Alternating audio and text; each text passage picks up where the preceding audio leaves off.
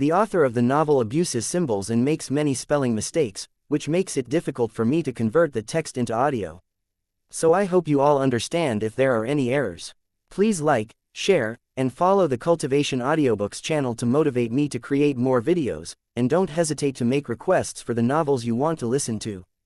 Chapter 451. Cruise ships need guests. Max led the group to the rooms he had picked for them, halfway up the cruise ship area, and well away from where the others were staying, just in case there was an incident or the negotiations fell through at the Black Wolf end. The last thing that he wanted was for one of their visitors from the Alliance to be injured or killed. It would ruin not only their reputation but the reputations of all humans in the eyes of the Alliance arbiters, even if the Illithid spoke on their behalf. Some barriers could be deployed all over the ship to stop a violent rampage, but even one casualty was too many at this point, and it was making even the most basic of hospitality seem stressful to Max. Mercenaries, like the Reavers themselves, viewed it as rude and a sign of distrust to ask them to leave their sidearms behind, so he couldn't even do that much to ensure the safety of his guests. The Black Wolf Company wasn't likely to start any trouble, though, and they were getting along very well with the Innu technician who had joined them for the walk. She was happy to discuss the technical aspects of the things they saw along the way, like the gravity slides, which the mercenaries didn't quite understand until they saw an off-duty pilot come gliding out the end of a tunnel and into a pool. So, you're saying that you built a giant waterslide network through the entire public portion of the ship? Exactly how many disposable resources do the Reavers have? One of the mercenary representatives asked. Oh, this is nothing. The water can be filtered and recycled, so we don't lose much of it, and Terminus carries enough resources to be self-sufficient for decades, assuming minimal casualties among the Mecha forces. Nico offered. You have a strong Mecha force. Most Reaver vessels don't. They prefer ship-to-ship combat and trade missions, with fewer rescues. That's what we usually do. The station captain asked. Terminus is an emergency response vessel, thanks to her unique technologies. We carry a full heavy Mecha regiment with some special surprises. Max informed them with a wink. That earned them a lot of respect from the mercenary company, who were quite eager to learn about the defensive capability of Terminus, which was the only vessel of the trade group that they were planning to join that was in the region around their base. Are they the new patterns that we have heard the Reavers are making in the Ray 5 system? I have seen some photos of them from our informants, and they look quite impressive. One of the mercenaries, a big man with a scar running from his mouth to the back of his head, commented. That's right, we were the test fleet for them, so our entire force is new pattern mecha made by the Reavers.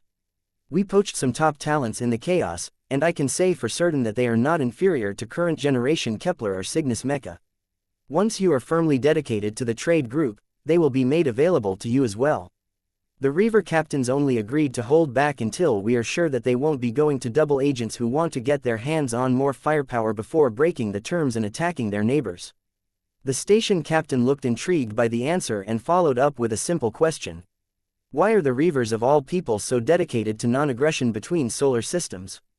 In the past, they kept neutral and served everyone equally. This could hurt their customer base and trust. The alliance that these alien species come from is a large part of the driving force. They have incredible technologies to improve humanity's standards of living, and we want access to them.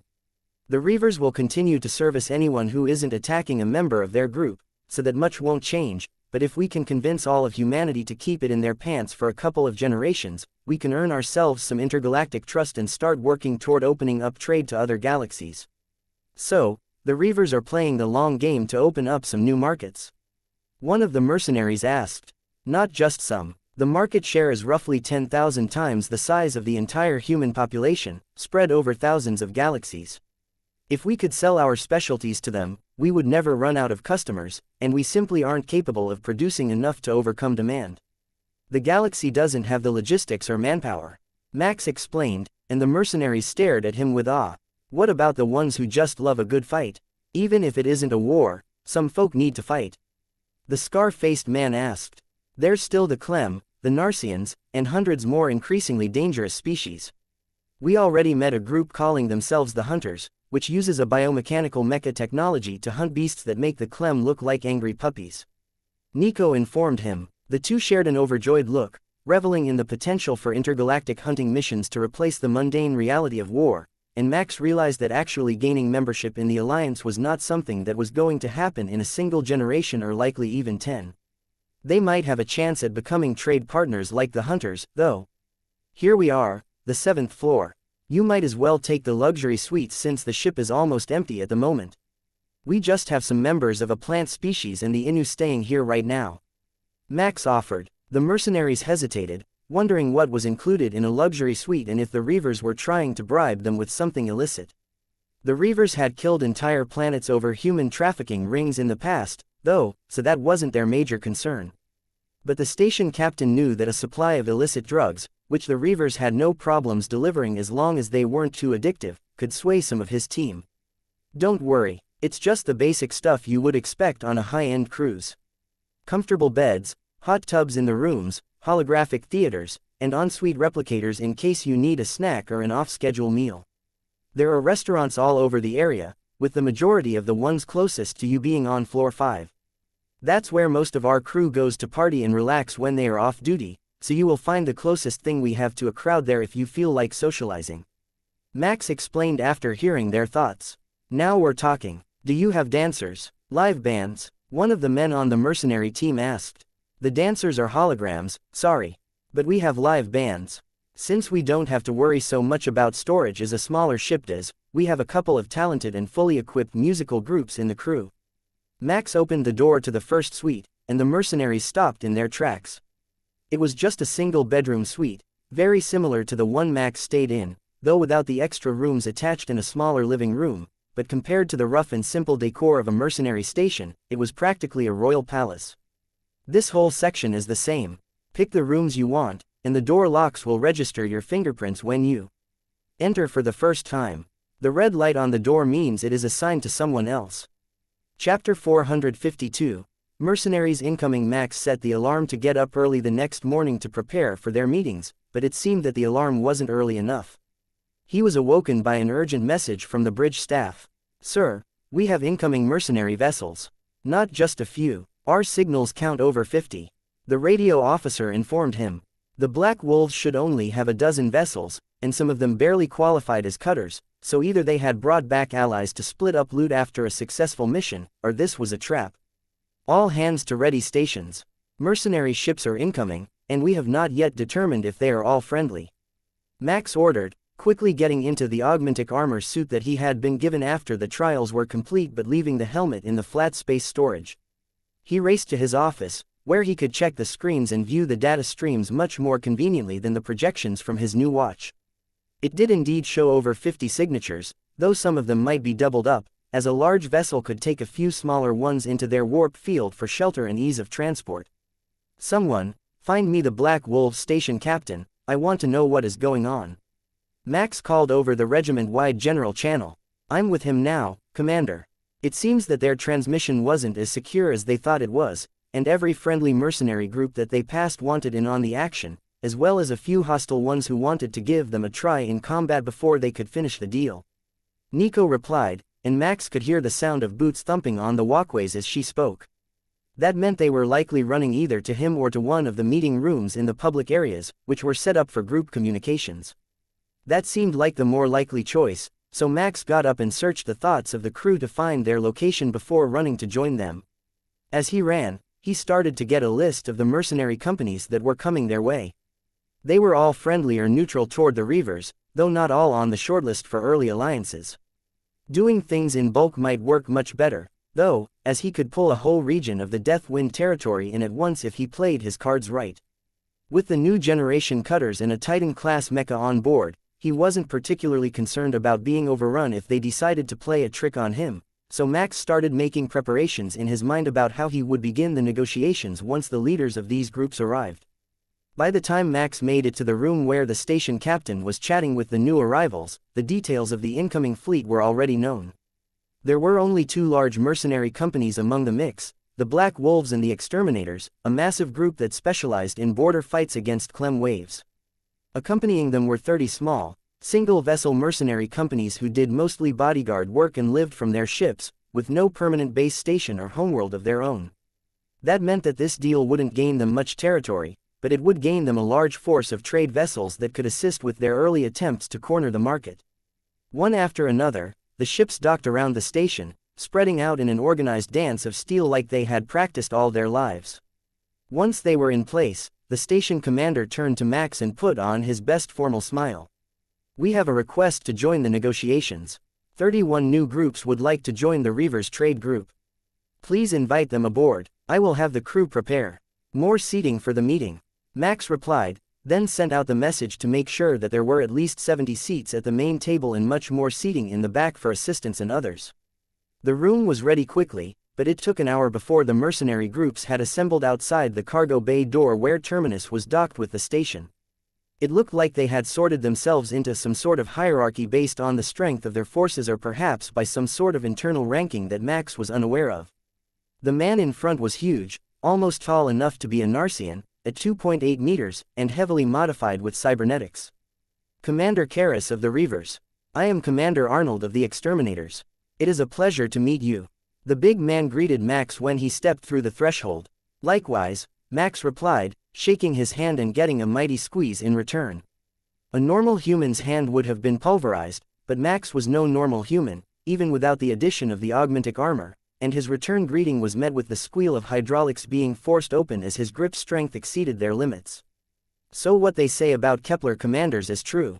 Small but mighty." Commander Arnold smirked, pleased with the result of his test. Max could already tell that this man was going to be difficult to deal with, but his fleet included a human-made colony ship, a planetary base, and over 20 other large vessels. They were supposed to be contacted by the main negotiating fleet more than a month from now, but Max's appearance at the Black Wolves base had drawn their attention. "Come, let's find a seat, and then everyone can introduce themselves," Max insisted, motioning to the huge round table that was now set up in 3 concentric rings, with the rear 2 on risers so that the occupants could see what was happening at floor level. "You don't look concerned with all these mercenaries aboard your ship," Commander Arnold noted as he took a seat next to Max in the central ring. "Terminus herself is a force to be reckoned with, and we have a few technological advances that can provide personal security." Max agreed, tapping the new augmentic armor he was wearing. Chapter 453. Expansion. Once everyone was seated, it became clear to Max that they were almost all subordinate to Commander Arnold and would follow his lead in these negotiations, trusting him to broker the deal on their behalf. "Now that everyone is gathered, we will start things over. I know some of you have been informed of the details of our proposal already, and I have sent a copy of the trade agreement to every captain and commander. So, that brings us back to the introduction of the benefits. The most important to the majority of you is that the Reavers are willing to share their advances in warp drive technology with all members of the trade group. I have seen that many of the ships in the fleet are Warp 2 and Warp 3 generation vessels. That is impressive here in Deathwind territory, but soon the embargo will be gone, and on the scale of the whole of humanity, it isn't fast enough. So, the Reavers have offered to help you retrofit your vessels or purchase new trade vessels that have top speeds exceeding what your current hull designs are capable of." The whole room burst into excited conversations as the mercenaries worked to digest the fact that the Reavers were capable of doing something that had been a mere dream to them for millennia. "At what cost?" Commander Arnold asked. "Just as you read in the agreement.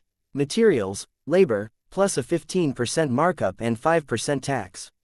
That goes for a retrofit as well as purchasing entire new vessels. The stations gathered in the Ray 5 system have already begun turning out new hulls. In preparation for the expected orders, and I am sure that at least 1 or 2 of the companies has gathered the assets for an upgrade that they were unable to obtain in the past." The commander's look was somewhere between placid and mildly surprised, but his thoughts were a jumble of shock and awe that Max was taking as a good sign. "So, you are saying that if I turn over the resources, I could have new hulls here within the year?"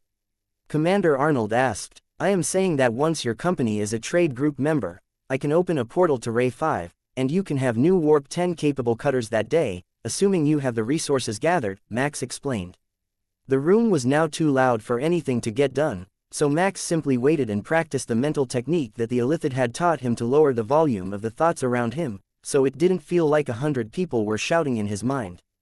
It worked very well, and he was able to focus only on the few influential captains within a minute, silencing everyone else's thoughts to a quiet murmur. "We will want a lot of vessels, both for ourselves and our vassals," Commander Arnold warned him, "as long as they are members. The agreement states that the new technology isn't to be spread outside of the trade group, an incentive to membership, if you will. But as of the last time I checked, there should be at least 24 vessels ready and waiting, though some will have been snapped up by the Reavers already. Don't worry, though, they have some earmarked for purchase by new members so that everyone understands that the trade group isn't just for the benefit of the Reavers. The materials printers and replicators we can build right here on Terminus, so that isn't going to be a problem unless you need more than we have the materials to create. They had a huge amount of suitable ore in the ship that they had saved from their previous trade deals, so unless they wanted to retrofit an entire planet, Max wasn't too concerned about that part of their orders. How good are the materials printers? We have some among the exterminators' fleet already. Max smirked at the question. They are an upgrade on the previous generation of Kepler military units. They might not be as good as the bleeding-edge units we are still experimenting on, but they are solid units capable of producing everything from domestic items to entire mecha if you have the plans. That got their attention. They hadn't expected to get technology at that level out of the trade deal, but more importantly, it meant that the Reavers were already working on an upgrade that would give them the upper hand on anyone who might oppose them. With all the chaos in the galaxy, it was unlikely that anyone else was devoting much manpower to research and development of non-combat technology. I want to see it, Commander Arnold demanded, producing a data card from his jacket. That was clearly a Cygnus military data card, and it didn't look too old, so it might even contain current generation equipment plans. How they got it was a secret that the exterminators could keep to themselves, but as long as the security measures didn't corrupt it during extraction, the materials printer could work with it. Follow me. We have a unit set up already, and you can input your blueprints and make whatever you like within the limits of the resources we have set out. Max offered. They had set out enough for most basic items, but if the commander wanted to make a whole mecha, it was going to have to wait. Commander Arnold followed him to the side of the room while everyone at the tables turned to watch them as well as they could. The big mercenary was clearly competent and familiar with the interface, quickly navigating the menus before inserting the data card that he had produced and beginning the process of creation. Only a few minutes later, a shiny new plasma shotgun, in light mecha size, suitable for such a huge man to carry as a heavy weapon, sat on the floor of the bay. With reverent hands, the commander picked it up, and a small cable extended from his arm, powering up the insert weapon and bringing up the menus, as well as a 1% charge notification. That wasn't enough to fire a shot, but it was more than enough to run the diagnostics and produce a puff of plasma at the end of the verification. It really worked. With this level of technology, the Deathwind territory would be on par with the major powers for the first time in their history. Are the Reavers sure that they want to sell such a valuable thing to all of their allies? Max snorted in amusement. Do you think there is a mercenary company in existence that could take the entire might of the Reavers and their allies if they broke the agreement and used the technology to attack their neighbors? That brought a few chuckles from the other captains. Of course, there wasn't. Not even the entire group of them working together would dare to declare war on the Reavers. They weren't idiots like the Tapani. You have a point. So the Mutual Defense Pact is also a way of maintaining order. What about domestic issues? Commander Arnold asked. What about them? This is a trade alliance. Internal issues are internal issues. They only become an issue if leadership changes. Max informed the room. Chapter 454. A New Hope. So, you don't intend to interfere in internal issues or issue governance guidance for members? The mercenary commander asked. No, we only intend to ensure that international incidents stop. There are too many humans for one leadership group to work for the benefit of everyone, but if we can stop the interstellar wars, we can expand our trade into the alliance after some time.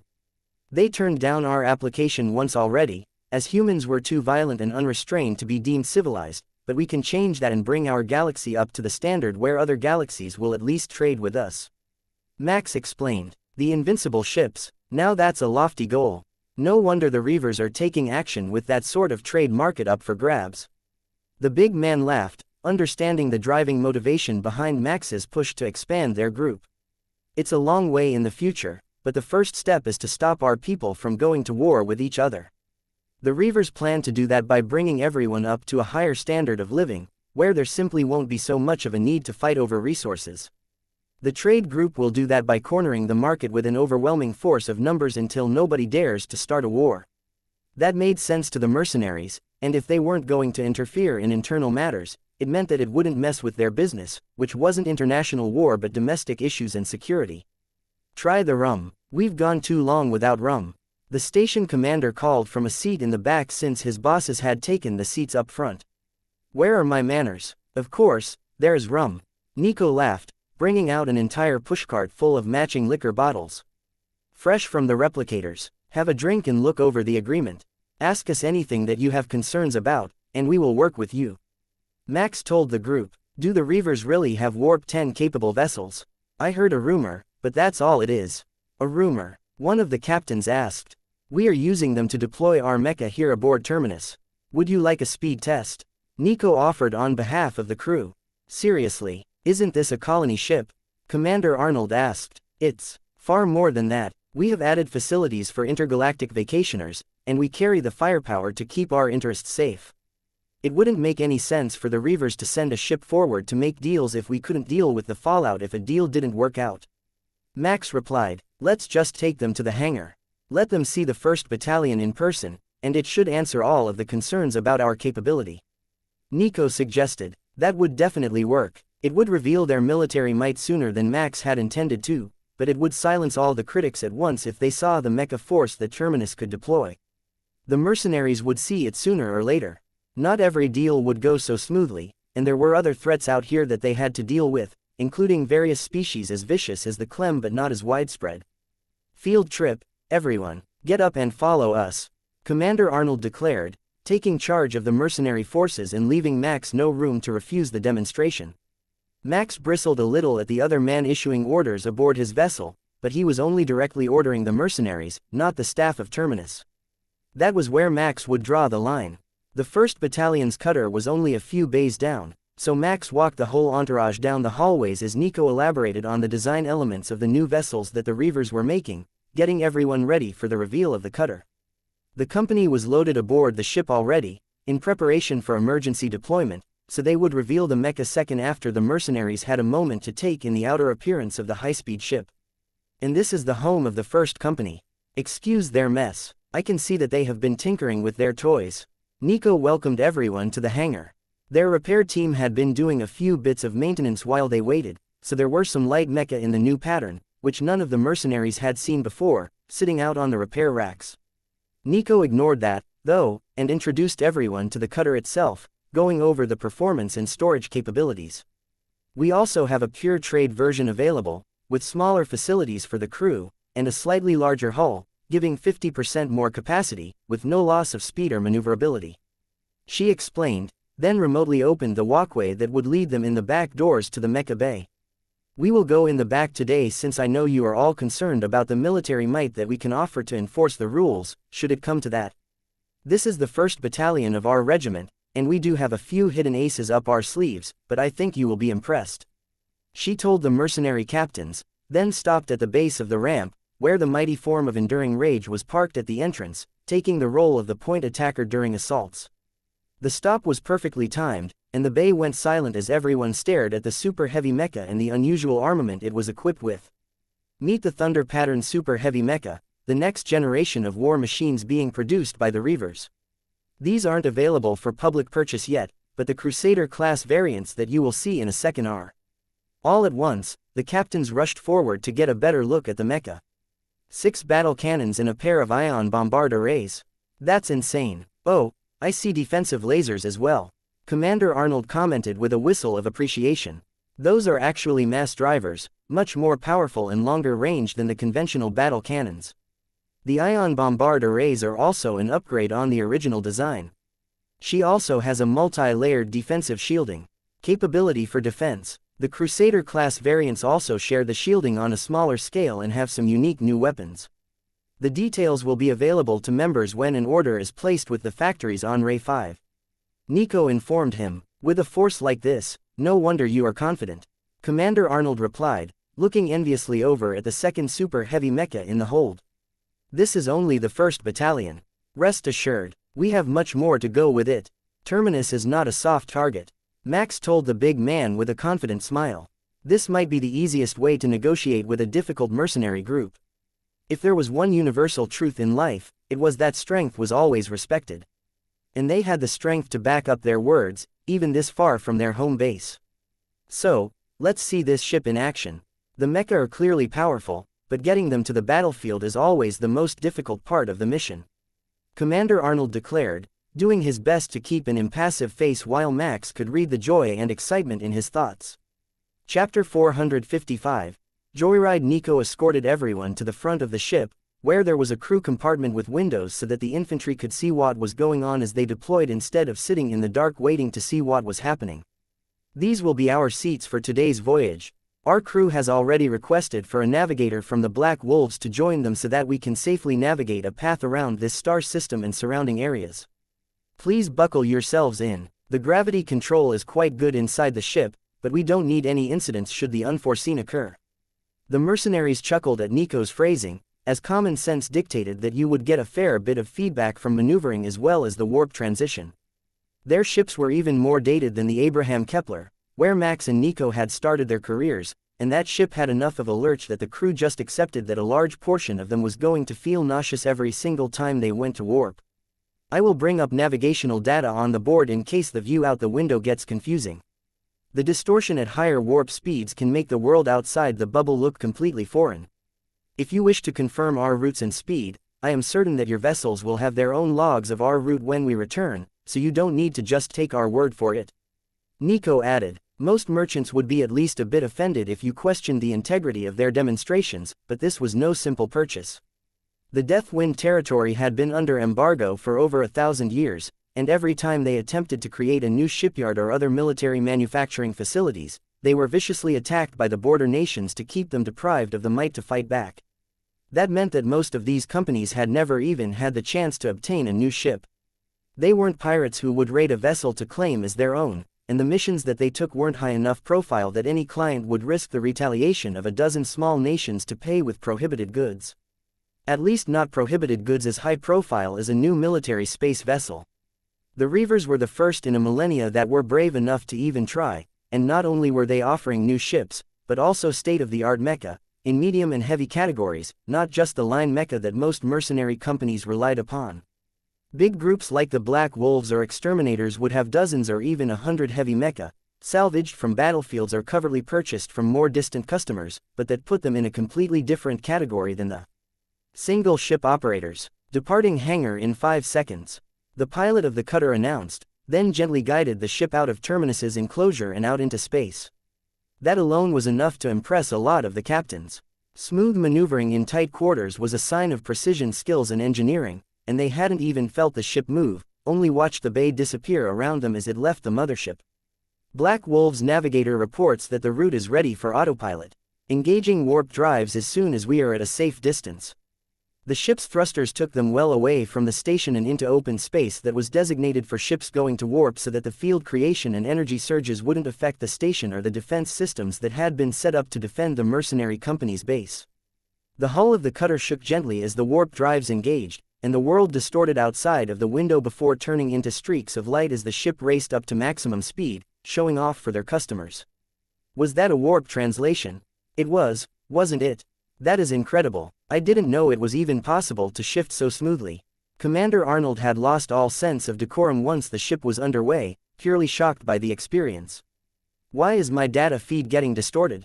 Is there something strange about the warp field that interferes with communications? One of the other captains asked, looking at the messages his crew had sent. We are currently heading away from your vessels at warp 10.5, and the subspace communications that your ships are using only travel between warp 6 and warp 8. The distortion is caused by the speed differential. But the high-speed vessels do come with upgraded communications so that you can keep in touch with others as you wish, though those without the new technology will still have trouble contacting you when the vessel is traveling away from them. Max explained. They completed the turning point of the demonstration, on the far side of a nearby star, and began heading back, which filled everyone's devices with a flood of notifications as they caught up to the messages that had been sent to them while they were underway. Commander Arnold's smile was getting bigger with every word that Max spoke.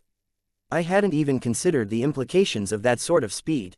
This means that if we run an embargo line, we will arrive before the messages warning the reinforcements of our impending arrival. That is a huge advantage when passing through hostile territories. At least for now. Before long, they had dropped out of warp and were gliding back into the hangar bay of Terminus, ready to continue the negotiations. Please follow me out of the vessel. and we can have a bite of lunch before we continue the meetings, Nico informed the crowd. Miss, we just landed. One of the captains pointed out. Oh, not a worry. The cargo bay shielding on Terminus has a hull temperature normalization feature. You only have to turn your engines off before you reach the bay and let the gravity beam to the work, and you can exit immediately upon arrival. Nico informed him, stunning the room into silence. Chapter 456. The Exterminator. So, you're saying that not only do you have the fastest ships in the galaxy, you also have the technology to let them unload shuttles the instant they arrive, without the half-hour waiting times every time they enter and exit a cargo bay? Commander Arnold asked. That's right. We can also keep a double barrier up, so we don't need to worry about pressure loss, and you don't need to evacuate the bay every time you need to move a vessel around for loading. It's a real time saver. Max agreed. That bit of technology alone would be enough for some of our traders to join your group. To think of all the contraband that could be moved if you could have a turnaround time of under a minute without worrying about damaging the cargo. One of the other captains sighed. You know, if you do it right, you don't even need to enter. The gravity beam can pull the container out of the hold as you pass by, and as long as the crate can hold up to vacuum and hold temperature for a few seconds, it's not a problem for it to move between vessels. Nico pointed out. That got the attention of every smuggler among the mercenaries. They had often thought of it, but it simply wasn't technologically feasible to do it when they needed to remove the atmosphere and evacuate both bays. The shielding around the bay doors wasn't unheard of, but it wasn't exactly common either. Very few Kepler vessels had similar technology, mostly due to the fact that the hull temperatures and hot exposed engine parts would affect the atmospheric temperature so severely that it was more efficient to remove it entirely. It's a small invention that makes life better, but it is standard on all of the new vessels that the Reaver shipyards are producing. Between the speed, the unique hull designs, optimized for maximum rear cargo space, and the added features, like onboard hydroponic supply systems for the replicators, and the docking system, the Reavers are hoping that their designs will stand out as a sign of excellence in shipbuilding. They might not have many customers yet, but once the galaxy starts to learn where the new vessels are coming from, it should really help their reputation. You know that a lot of nations view the Reavers in an unfavorable way, but we're hoping to change all that in the near future. Nico's spaceship salesman spiel made a few of the captains chuckle, but after having experienced the pure luxury and capabilities of the new vessel, as well as the hangar bay of Terminus, the laughter was all good-natured. What about a retrofit? For a lot of us, these ships are our homes. Not just for a few years but for generations. Many of the bunks in my ship have gone through 8 generations of mercenaries now, with dozens of names scrawled on the wall, reminding the future generations that they were here. Commander Arnold asked. That turned the mood much more serious. The commander had a point. As cool as a new, Warp 10 capable ship would be, for the long-standing mercenary companies, the main battleships were every bit as entrenched in their identity as any hometown could be. We can sell you the replicators, the materials printers, and the hangar bay door upgrades right now, and your own technicians can install and calibrate them, but Terminus doesn't have enough staff to do more than a few full warp drive retrofits. We could open a portal for you to Ray 5, where they could do a warp drive upgrade, bringing your main ships up to Warp 4 or Warp 5 capabilities, depending on the design and condition of the hull itself. That would at least put you on an even footing with the major militaries of the galaxy when it comes to ship speed, and then you can add the cutters to the fleet when you are ready to purchase fast merchant ships. Max informed him. So it is possible to keep these vessels up to standard. That is a good thing for the Deathwind territory. He agreed, accompanied by many words of agreement from the lesser captains. With enough resources, anything is possible, Nico added. Anything is possible, you say? Like our own shipyard, with design schematics to make those new cutters that the Reavers are selling? Commander Arnold asked with a sly wink. Nico returned his wink with a smirk of her own. Anything. But the price won't be cheap, and you would have to fight the border nations to be able to complete it right. Now, however, if you wait even 1 year while we finish the negotiations, I think that the Reaver captains might be able to work you a much better deal than they could today. Bah, they only leave us alone out here in the Deathwind territory because the stars here are strange anyhow. There are too many base elements missing from our star systems to be able to make ships without importing resources even if we had the plans. One of the captains complained. But once we begin working the trade routes with high-speed cutters, courtesy of the Reavers, we will be able to trade for what we don't have. Given enough time, we could do it. Another captain pointed out. And that brings us back to what Tareth Rage said to start with. It's possible if we have enough resources. Which means it's probably not worth it. Commander Arnold sighed. Every region of the galaxy has its own specialties, based on the resources they have available to them in abundance. As the Reavers learned when they tried to colonize a planet of their own, skilled workers are a vital resource too, and they can be harder to find than any rare element. Max comforted the big man. Isn't that the truth? Finding a skilled technician to run the materials printers and install the replicators is going to be hard enough for most of us. I hope they come with a warranty and an instruction manual. One of the captains laughed. That was a good sign. They weren't considering whether to join anymore but what to do with the resources they were going to get after they did. The mental resistance to change was often the hardest part of the negotiations to get through, and they had just glided right past it. Chapter 457. Mercenary Vacation. If we wanted to send some smaller vessels to Ray 5 for a full refit, how long would they have to wait until the work could begin? Commander Arnold asked once the crowd settled down again. At last update, there were 16 empty dry dock spaces in that star system that should be fully staffed. If you're only sending a few vessels, it shouldn't be a problem for them all to get started right away. But, as you know, Reavers are first come, first served sorts, and if another mercenary company or new ally beat you to the spot, you would have to wait. Max explained. Arnold nodded in understanding. That was how the Reavers always were. Getting priority and favors from them was nearly impossible. Then, how long would it take you to make a replicator for each of the vessels that we have here in the Black Wolves territory? We might have to wait for most of our ships to get new engines, but we can at least start eating well instead of recombined protein slurry. He asked. There's only about 50 of you here.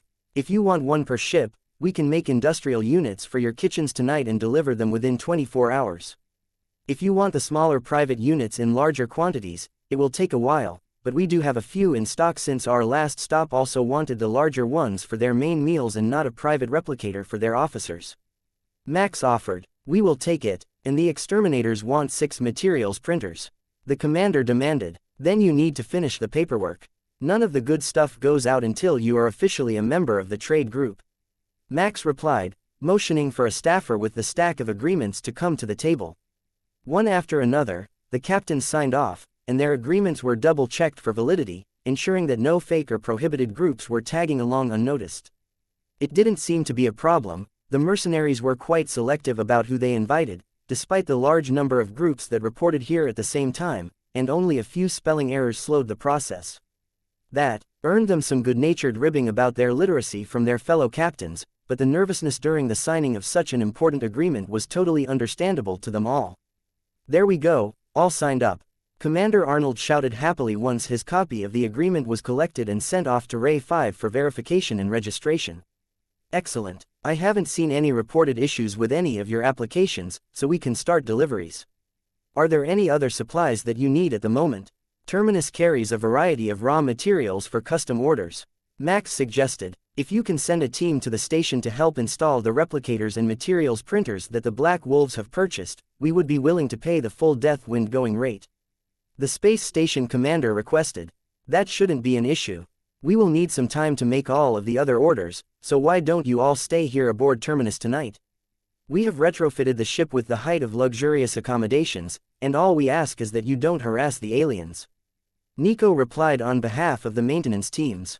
They would send human teams to the station for the safety of the Innu, who weren't familiar with any other human cultural norms and might inadvertently cause an issue due to the fact that they were only really familiar with Terminus, and mostly Nico's personal guidelines on behavior.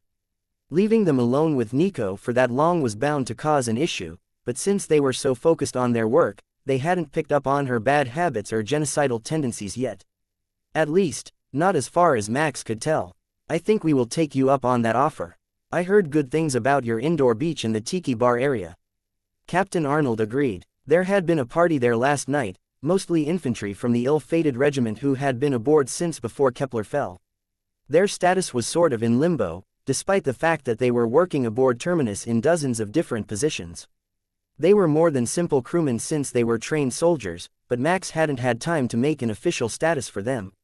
Terminus didn't officially have security staff since it was all military personnel, to begin with, but that would be the most logical position for the infantry, who didn't fall easily into simple service jobs or mechanical work. Call the staff and let them know we have plenty of guests for the tiki lounge area. We can house them all in that same area so they don't have far to stumble to get to their rooms for the night. Nico informed someone, who replied with a double beep of the radio as confirmation. You boys are in for a treat. We have the finest of rooms for you, and they come with energy credits to update your wardrobe for a beach outing, so I will show you to them now, and you can get ready for an all-night party. Nico informed them. Energy credits? Commander Arnold asked. There are replicators that only make a limited menu along with Terminus-branded clothing and toiletries installed in every suite. You can either buy swimwear at the kiosk or create it inside your room. The kiosk has a much better selection, as the room makes swimwear in one single style, as well as a bathrobe and slippers. Nico explained. You see, they're just flexing on us now. Oh, we have materials printers in every single room. Like that's nothing at all. One of the captains laughed. It's a replicator, actually. Since the clothing is all made of natural fibers, it can be created out of the basic replicator supply. No synthetic materials, but cotton and linen are no problem for the replicators. She explained to the confused captains. So, you're saying that if I had enough materials, I could just make myself fresh underwear every single morning and trash the old ones instead of washing them? Captain Arnold asked, intrigued. It would be wasteful, but it would be simple to do. You could even set a timer so that it made fresh underwear and coffee for you every morning. Pure luxury. The big commander agreed. Chapter 458. Can't be hungover if you are still drunk. Nico and Max led the mercenaries to the cruise ship area, and the station staff, who had been here last night, took it upon themselves to explain all the cool things they had seen along the way. Why do we need to change anyhow? One of the captains asked when the station staff stopped everyone at the first kiosk that they came across. Do you not know what a tiki bar is? It's on the beach, so relaxing in the loungers in the water with a margarita is a given. There are hot tubs as well as holographic dancing girls. I asked about real ones, but it seems that they are too short-staffed to have real dancers everywhere. The station commander replied. I asked the ladies if they wanted to dance for a living, but they got a bit stabby about it. Nico joked. The mercenary captains shuddered at the thought. The women in their companies were violent enough. They didn't need to risk death by trying to convince the Reaver's mecha pilots to change careers. Max left the mercenaries to their own devices for the evening and headed back to his office to ensure that everything was going smoothly with the production of the replicators and the materials printers that had been ordered. Sir, we have a private communication from Commander Arnold. He would like to have 4 new cutters delivered here to Black Wolf Station directly if possible. He has arranged payment with Ray 5, and they have his order in stock. A communications officer informed Max. That wasn't the sort of thing that he would have wanted to say in front of all the other captains, who mostly only had cutter and cruiser-sized ships of a much older vintage. It would make his allies look bad if he was flaunting his wealth in front of them, so he had done it afterward when everyone had settled in their rooms for an hour before they were going to meet for food and drinks. Inform him that I will have them brought through after the ships going for engine retrofit pass through the portals tomorrow. Also, inform Ray 5 of our intentions so that they can have them ready with a few tugs to make the delivery. Max replied, On it, Commander. I will make sure it is all organized and ready in the morning. Most mercenary commanders in the Deathwind territory didn't demand payment immediately from the Reavers when they worked for them. Instead, they would keep an account open with the Reaver company in question and use it to purchase goods and services as they needed them.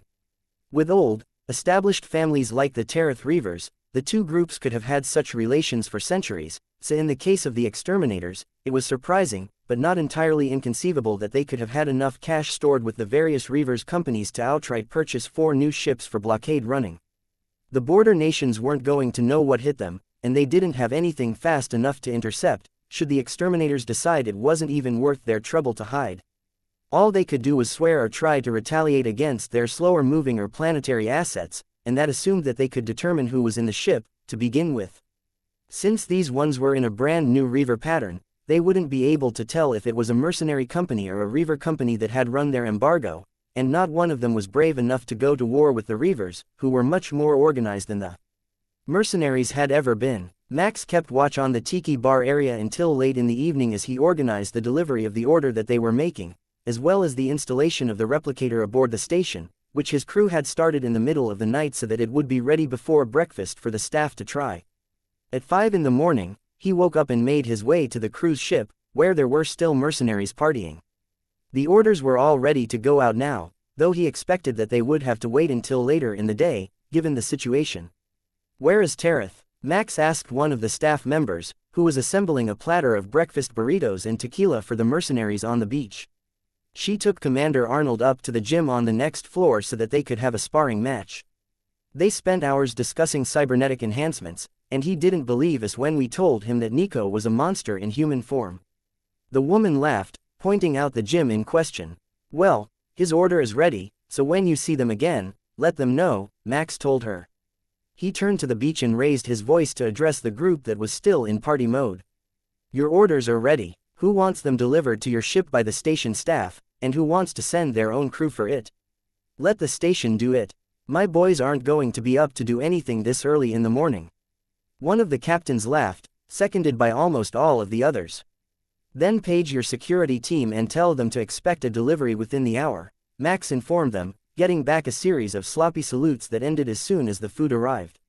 "I don't think we're going anywhere today. It will be noon before they pass out and night before they regain consciousness." The man cleaning empty bottles and trash off the beach laughed, watching the captains unwind with their friends. "That might be for the best. We can collect the orders that are coming from Ray 5 while they are all passed out and deal with the questions about them later. If they dock the cutters with the station, the exterminators could transfer their new crews over directly and without having to do it in the open where everyone else was watching. They might have also ordered more items to go with the cutters, which would be delivered in their holds, and this would give them a chance to transfer everything in one convenient spot." Chapter 459. Jealousy. While the last few hard-partying mercenaries retired to their rooms for the day, the teams from Terminus finished the installs of replicators on over 50 ships. They didn't take particularly long, they only needed to be connected to power and double-checked for functionality, but 50 ships in a day were far more than they had expected to ever have to do. They also delivered the materials printers to the dozen mercenary companies who had ordered one right away, while most of the others had held off on the spending until they had their ships refitted in the Ray 5 system, deciding to do all the upgrades at the same time. This end of the galaxy would surely see a resurgence in mercenaries competing for work in the upcoming years. Max could tell that most of them were planning to spend their entire life savings to upgrade their vessels and get the new technologies that the Reavers could offer. The construction facilities had already reported back to Max that they had orders for over 1,000 mecha just from these few mercenary companies, plus all the work on the ships and the materials printers that they were planning to have installed. It would be a big change for most of them, who currently only had obsolete line mecha they had customized making up their forces. Once they got the new Reaver pattern, line mecha that closely mimicked the samurai appearance of Max's cleansing light, they would more than double their firepower without increasing their numbers, and their survivability would skyrocket. The fact that all of the new Reaver mecha had shields, so they wouldn't need to be repaired after every single mission if they only took small amounts of enemy fire, was a great selling point for the ever-frugal mercenaries. In the long run, they would save far more than the units cost simply by not having to purchase replacement armor pieces to fix the damage that had been done to them. While they were finishing the work, Max received a status update from Mary Tereth on the happenings in the galaxy so that Terminus wouldn't be caught off guard during future negotiations and would know to skip certain systems that had proactively joined or had declined the Reaver's invitation. Some of the news was just as they had expected. The border nations between Ray 5 and Deathwind territory had all been approached, and they all turned down the invitation because the Reavers wouldn't accept their terms that the entire territory must be excluded and officially embargoed. More unexpectedly, the Cygnus forces were ahead of schedule, and almost all of the small nations that had attacked the Kepler Empire had been absorbed into their borders. Many went without much of a fight. Some even came willingly when the Cygnus fleet showed up, but one after another, they had all agreed to join. Unsurprisingly, the two regions governed by the Kepler princes were in a state of civil war with each other after a dispute over a group of small nations along their borders that both of them wanted to annex. The best news for the Reavers and for Terminus was that the Cygnus military had purchased the rights to produce the Tereth pattern shields that Nico had developed, and the royalties were astronomical as they retrofit millions of mecha with shielding units. The Kepler Free Territory had done the same and was purchasing entire mecha regiments from the Reavers since their facilities along the inner core of the galaxy were lacking in mecha facilities and focused more on non-military production, which was profitable enough that they didn't want to retrofit it. By any standard, other than the size of their fleet, Terminus Trading Company was currently the single wealthiest Reaver company in existence. They didn't actually need the money at the moment, but it was nice to know that they had the funds to obtain favors or resources anytime they needed them. Max had just finished reading the status update and planning their route, which shouldn't see any disturbances now that they were starting from the far side of the Deathwind territory instead of being closest to Ray 5 as the others were when the notification that the cutters were ready for shipment arrived. The mercenaries had partied well into the day when Max was expecting to have them depart hours ago, and the transport vessels were needed to move other ships around, so Max had to request for the station to give clearance to the 4 brand new vessels to dock with their bays. He called them Reaver ships for delivery, but the obfuscation didn't fool anyone. Only one of the assembled companies could afford 4 new ships, and the Black Wolves hadn't ordered any for themselves yet, though they could afford at least 1 new cutter. Did I hear that right, Terminus? 4 new Warp 10 cutters for delivery to this location? The station commander asked. That's right, we can't confirm the customer, as per standard privacy agreements, but they have been ordered for delivery to this location. Max replied. Fine, dock them next to Terminus on the spur arms. Whoever ordered them can move their gear to that location. The commander replied, sarcasm clear in his voice. News of the vessels coming through the portal that Ray 5 had opened using Terminus as a beacon spread quickly through their new allies, and everyone was out of their rooms, checking the public view screens, which showed the outside of the ship so that they could verify the news that their crews had sent with their own eyes. How much bloody money did they have to spend? I am not sure we have made that much in total, much less enough to have that stockpiled. Those new cutters go for nearly 10 times as much as our old ones are worth. One of the captains complained. Do you think that means they'll have old ships for sale? Or are they going to expand and try to corner the delivery market in this arm before the rest of us can afford to upgrade? Another asked and promptly got laughed at by his counterparts. Of course, they were trying to corner the market. Both in trade, since they could easily run the blockades with these ships, and for emergency intervention requests, since they could get to a call so much faster than any other mercenary company. Get everyone packed up. We are heading to the dry docks as soon as the replicators are installed. One of the captains declared, intending to be the first among the first come, first served priority. The replicators are all installed and functional. Most of your crews have already had a meal from them as well. Our teams worked all night to get you ready. Max informed them, and the captains started moving to their ships, which turned into a foot race as their competitive nature took over. Station command, prepare for multiple departures. Max informed the staff while he sent a message to Ray 5 to hold the portal open at maximum diameter, as they had a lot of ships incoming over the next hour. Got it. Good work, Terminus. This should make you the leader on the recruitment list by number of deals signed. There is no prize except pride, but you lot are rich enough. The Moon-based communications officer, who was in charge of all portals in the star system, replied. Find us some more staff as well. We need everything for the cruise ship and guest quarters, as well as an infantry regiment, preferably Kepler-born, so that we can test some new designs. Max informed them. Chapter 460. Delivery service not a problem, Terminus. We have a waiting list of applicants that we can pick from among the refugees, so at least a few battalions of infantry shouldn't be an issue, and we have lots of trained staff for domestic positions and ship logistics if you don't care what nation they come from. The Moon base replied. Make it as varied as possible. We get a lot of alien tourists, and I want them to experience the full spectrum of human culture and genetic variations so they aren't surprised at any of our stops. Max informed the base. If your precision portal function is working, open an interior portal at these locations in 6 hours. We will have your staff assembled since it is now early morning in the capital. The location was for a public promenade in the capital city on the plains, and 6 hours from now would make it the middle of the afternoon there when he was scheduled to pick up his new crew. That wasn't much time for them to pack, but the Reaver standard was much like the military. They would arrive with only a single duffel bag worth of gear, which most of them kept packed at all times.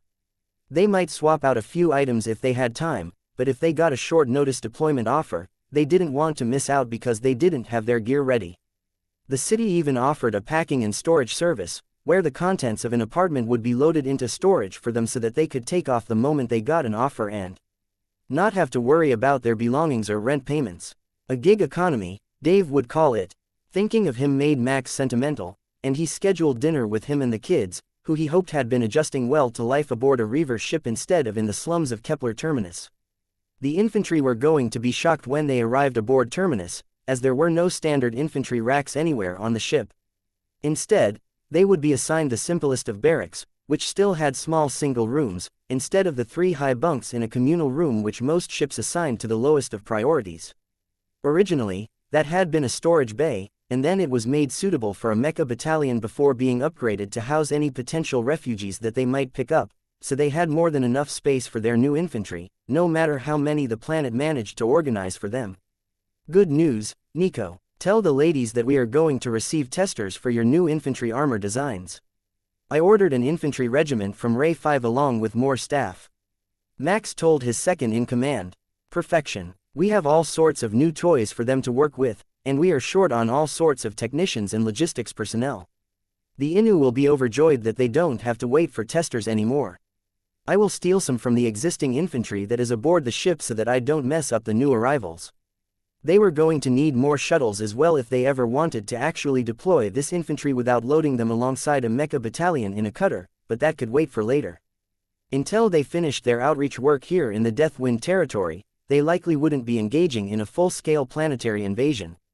The new cutters were securely at the dock now, and the transports had departed, leaving their cargo attached to the space station and unoccupied while they queued for the increasingly long line to pass through the portal. Once they got motivated, the mercenaries were in action surprisingly quickly, and they formed a double file line to depart for Ray 5, being just narrowly capable of passing through the portal that way. Exterminators, your presents have arrived. They are on the same spur as Terminus and are currently unoccupied. I will meet you there in 5 minutes to code your biometric information into the locks. Max informed Commander Arnold and his teams. Now that's what I call service. Same-day delivery of fully equipped warships with all the bells and whistles. I'm not sure if my ancestors would be proud of me or weep at the loss of all the savings they had accumulated. The mercenary laughed. These were all in the cargo pattern, which wasn't really unexpected, given their speed.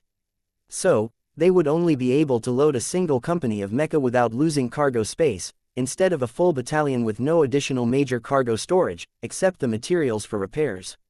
Max jogged out to the dock doors, joined by Nico and a team of technicians, who would program the initial biometric data and command codes for the 4 ships. They really went all out. The delivery order says they each have a full company of mixed mecha aboard. 100 line mecha, 50 corvettes, 30 crusaders, and 20 Infernus pattern fast attack crusaders in every cutter. The Reavers aren't willing to sell the Thunder pattern super heavy mecha yet, so this is the absolute best loadout that money can buy. They must have some additional connections beyond simple money after all these years, or they wouldn't have gotten approval for 4 cutters with all new mecha on a single night's notice. Nico whispered to Max before they passed through the barrier at the bay door, which blocked all sound from the other side. Good to know. I hate being surprised by our own deliveries. Max told her with a wink and led the team out into the corridor.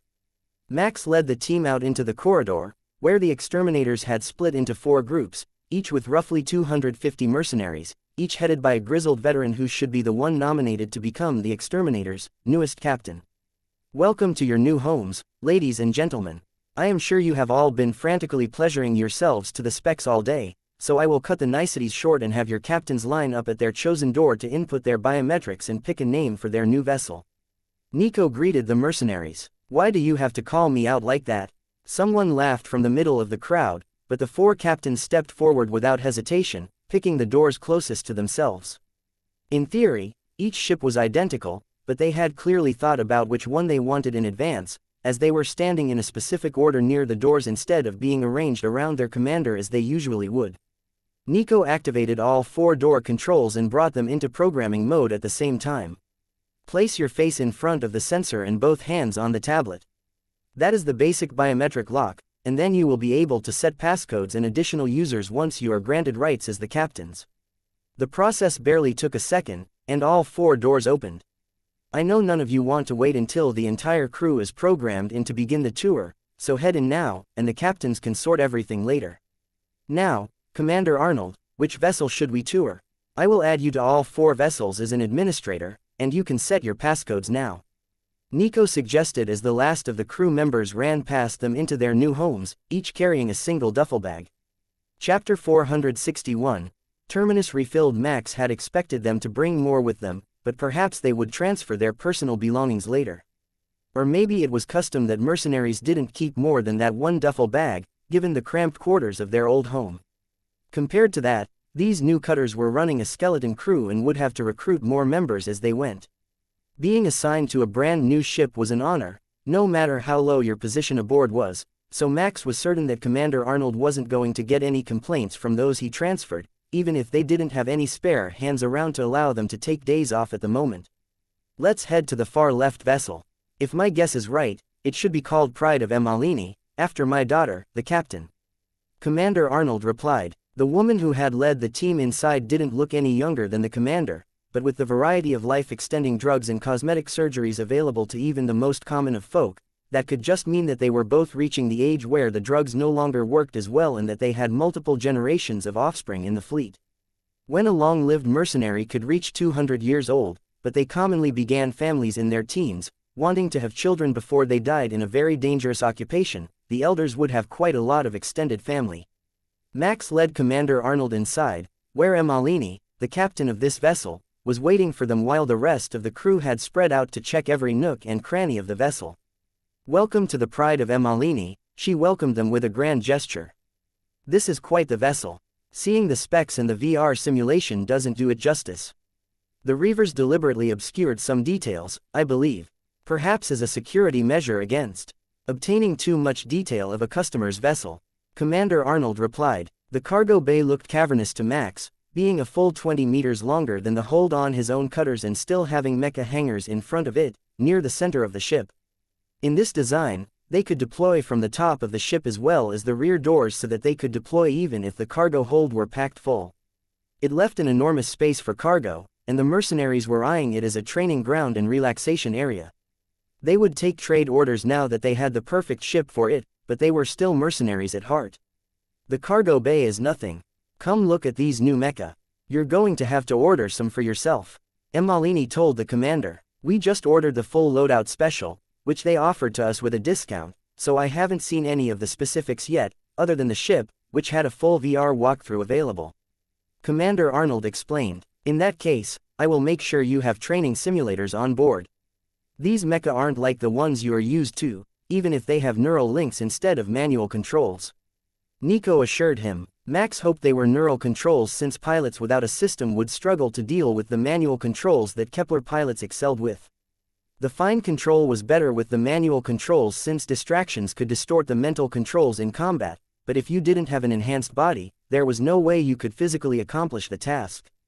They stepped into the mecha bay, where the new units were secured to their storage racks, row upon row, and both mercenaries gasped in awe while most of the crew was simply standing in front of them, staring at the glorious war machines, painted in the silver and black livery of the exterminators. So this is how it feels to live life without the threat of an embargo. This one ship has almost as many heavy mecha as the rest of the fleet does. We are going to need a lot of training. Emalini sighed. Max looked around and saw a room to one side marked training. That should be the VR simulators. I don't know which ones they installed, but we have very good ones available. Max informed them. These should be the Cygnus standards since they use the Cygnus neural link for all of these mecha. Nico clarified, taking her hand off the closest crusader. You got details of our delivery? Commander Arnold asked. No, I have a technology-related system function. With a single touch, I can learn an immense amount of data about a machine, and I am already familiar with these since they're nearly the same as the ones that we use on Terminus. Nico clarified. That's just cheating, but I am glad that someone knows how to use these things. We might have to send you messages later if we run into dead ends with our training. Captain Emalini informed her. They installed the melee combat training module that I created, as well as a number of targeting simulations based on Commander Kara's missions, so you should learn how to operate them quickly enough. The true challenge will be in your deployment orders and commands, but a mercenary captain has their own style, and I am sure you can adapt to having a plethora of heavy mecha quickly enough. Nico shrugged. So Terminus was the beta test for these mecha? Commander Arnold asked. From the very beginning of the design phase. We have been with them since they were drawings in a VR simulation. Max informed him. Then my little girl is in good hands. Commander Arnold chuckled. Aren't you going to upgrade your flagship? I had thought that the first order of business would be to upgrade your own vessel. Max asked. I have a custom warp drive coming. They agreed to ship it to our home base, where my flagship is currently in dry dock after a battle with the Magno. I might have lost the entire ship and crew that day if the demons hadn't shown up. Commander Arnold told them quietly. Demons? I don't recall there being any vampire forces in this region of space. Max asked, assuming that the commander was using a common slur for the species. Oh, not them. Real demons. 10 meters tall, as tough as Mecha, but they bleed when they are cut. They look almost like a human but with golden masks for faces and dreadlocks that have deadly spikes. Commander Arnold explained. The Magno was a species of heat-loving six-legged aliens, sentient but even more violent than the Clem if that was possible. They killed everything that they came across until they were the only animal species left on the planets that they took over, then recreated the plant life to better suit their needs. I think you mean the hunters. Did they look like this? Nico asked and put up a still from the fight she had with their leader. Yes, that's them, but they seem smaller than that one. And what is that fighting them? Is that some new super heavy mecha that I've never seen before? Commander Arnold asked. That is Shattered Pride, my personal mecha. She is 20 meters tall, give or take, so yes, the leader is twice the size of the others. But those aren't their actual bodies. They are biomechanical combat suits.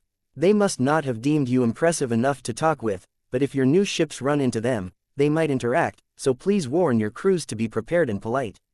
They love a good fight, and you won't win if you pick one with them. Nico explained. Chapter 462, Grand Tour, Shattered Pride is an apt name. I don't think any of my teams would have any pride left to mention after a fight with that thing if it is as impressive as it looks. Commander Arnold laughed. She won the fight. The mercenary commander, as well as the captain, and every crew member in earshot all turned to stare at Nico in awe. You won a fight with one of them. And not just some random fight. It looks like a duel with their leader. Captain Emalini asked. That's right. The two strongest females fight each other either in person or in Mecha as a way of judging whether you are worthy of their respect. I recommend that you fight in Mecha because they would tear a human apart in hand-to-hand combat. The captain looked Nico over for a second as if she wanted to ask if Nico wasn't, in fact, a human herself, but after realizing that she was entirely cybernetic, it made more sense. There was no vulnerable flesh or easily damaged muscle, only state-of-the-art technology with a human brain embedded in it. Even after conversion, you can still keep up to the Kepler standards. Or do you use a neural link? Commander Arnold asked. The system was the great advantage of the Kepler military, and every foreign attempt to create super soldiers on that level had failed, whether it was cybernetic or biological. I am a little slower than I was, but I retained enough of my system functions that it doesn't matter in combat, Nico informed him with a wink, letting the commander know that she wasn't going to reveal that sort of personal information. We should check out the rest of the ship while the captain works out a training schedule for her best pilots to learn the new heavy mecha. The line mecha is a bit more agile and more capable in close combat, so they all might need updated sword fighting training, but learning the heavy mecha will be a much larger change, especially the proper use of the fast attack mecha. Max told the mercenary leaders. That was when he noticed that the fast attack mecha were not the same as the ones aboard Terminus. They had the same chassis and the same jump pack, allowing for incredible mobility, but they didn't have the same signature weapons. Instead, they were equipped with a sword and shield, with twin shoulder-mounted plasma shotguns, the same as he had previously mounted on Stalwart, the first Crusader-class mecha that he had been assigned as a pilot. It would be devastating in close combat and not as difficult to use perfectly as the disintegrators were. There was no focusing distance, output calibration, or frequency adjustment. A plasma shotgun only needed to be pointed in the general direction of the enemy and fired. Perfect for new pilots. Not that the mercenaries were new, but in comparison, their skills were lacking. The VR trainers that came with the ship might actually prove to be as much or more valuable to the exterminators than the replicators and materials printer that they had been so excited to receive. Nico led the tour through the barracks, showing off the individual rooms for the crew, as well as the replicator in the mess hall, which had been set up like a traditional cafeteria where they could order at the counter and pick up their food in only a few seconds as if it was prepared in advance, but always hot and fresh, unlike a buffet. The boys are going to get inflated egos if we treat them this well. Captain Emalini laughed while gesturing to the diner in front of them. Just work them harder. That should keep them in place. The training run records for every simulation that Commander Karras and I set are all programmed into the simulations, so you can use those to keep them motivated. Nico told the older woman. You don't think they will overcome you? The captain asked dubiously. If they can get the mecha to 105% of its designed capacity for an entire run's average, they will defeat us. But if they can't hit the rated maximum mechanical output of the mecha, they don't stand a chance. Max offered an explanation. Exceed the rated output. Is that even possible? Even with a neural link, it's not possible to make the mecha move that fast. She countered. It is with mechanical controls, as long as your dexterity and speed are at least 5 times the human standard, and your mental acuity can keep up, Max told her. Commander Arnold shook his head in dismay. That's not even human anymore. Now that Kepler has been shattered, perhaps we will not have to deal with that sort of monstrous talent anymore. I heard a rumor that the system you all use was only willing to activate for members of the Kepler military and could have a strong backlash if the nanotechnology realized you were a traitor.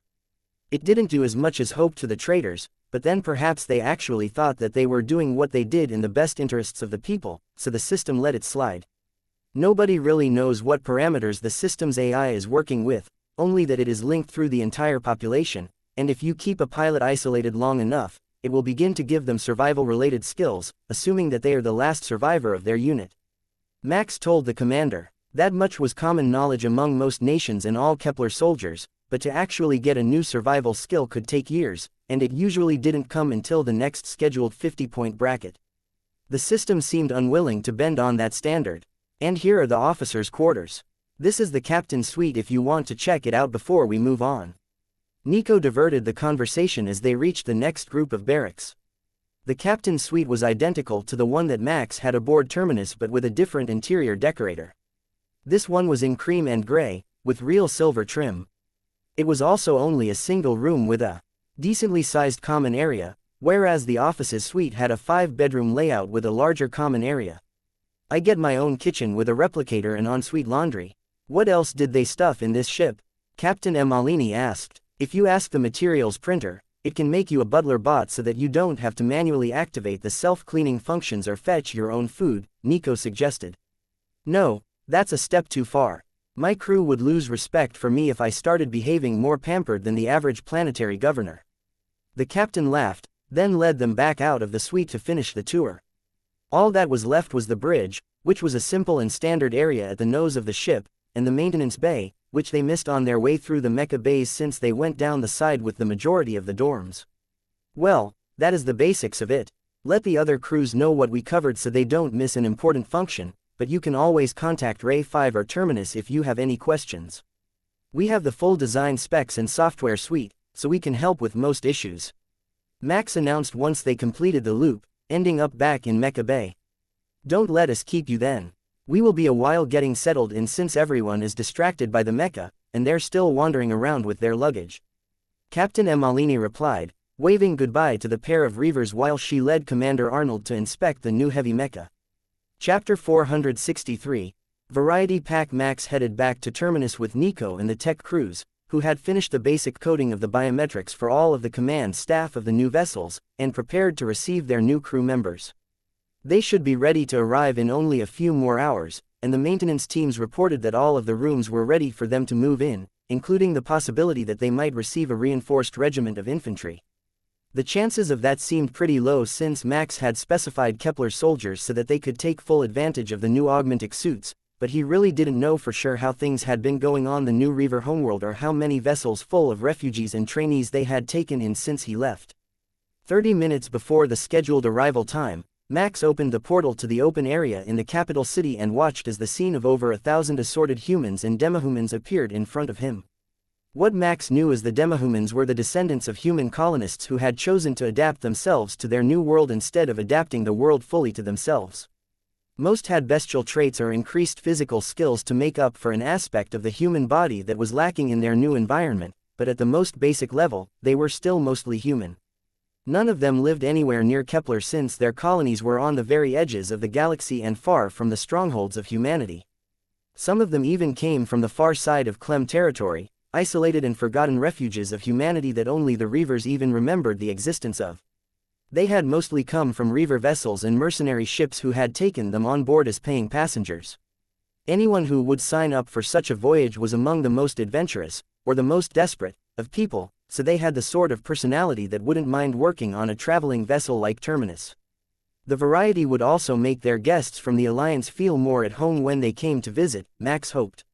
Like the wuxia, there were others with wings here, as well as many who could be called giants by human standards, but unlike the Alliance members, they all shared a common genetic base. Max stepped through with Nico at his side, and the crowd burst into applause for their new employers. The sight was enough to crack Max's serious demeanor, with his telepathy skill flooding his mind with positive thoughts and hope for the future. The jobs that almost all of these people were applying for weren't skilled trades, so very few of them would have much education, and even fewer would have any sort of trade skills, but Max could always train from within if they needed more professionals in the future. That was how most Reaver companies did it, but until this moment, Terminus hadn't had enough people to fill their staff, much less enough to be diverting them for extended onboard training. Welcome, everyone. As you have guessed, I am Commander Karis of the Terminus Trading Company, and this is Terith Rage, my second in command.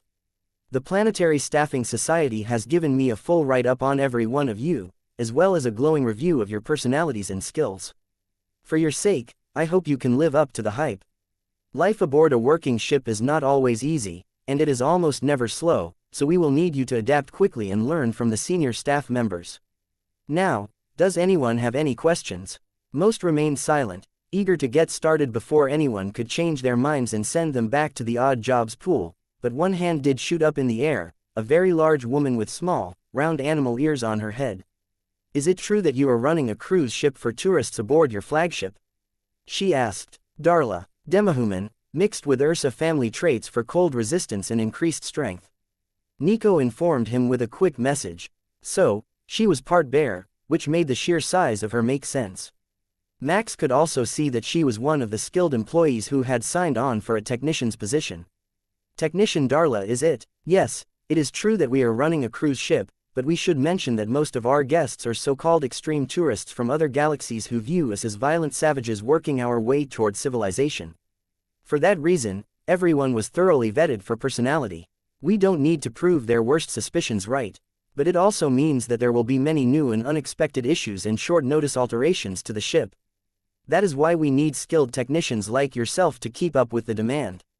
Max explained. Oh, there was a thing like that back on my homeworld. People would go and see the primitive tribes and how they lived. One of the other new hires whispered to the person next to them, catching Max's attention with their thoughts. It wasn't that far off the truth, at least for some of the species.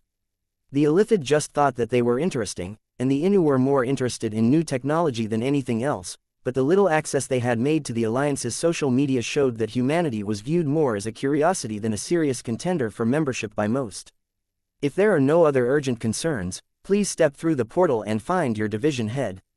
They will have signs posted on the bay wall to guide their new members to the correct locations.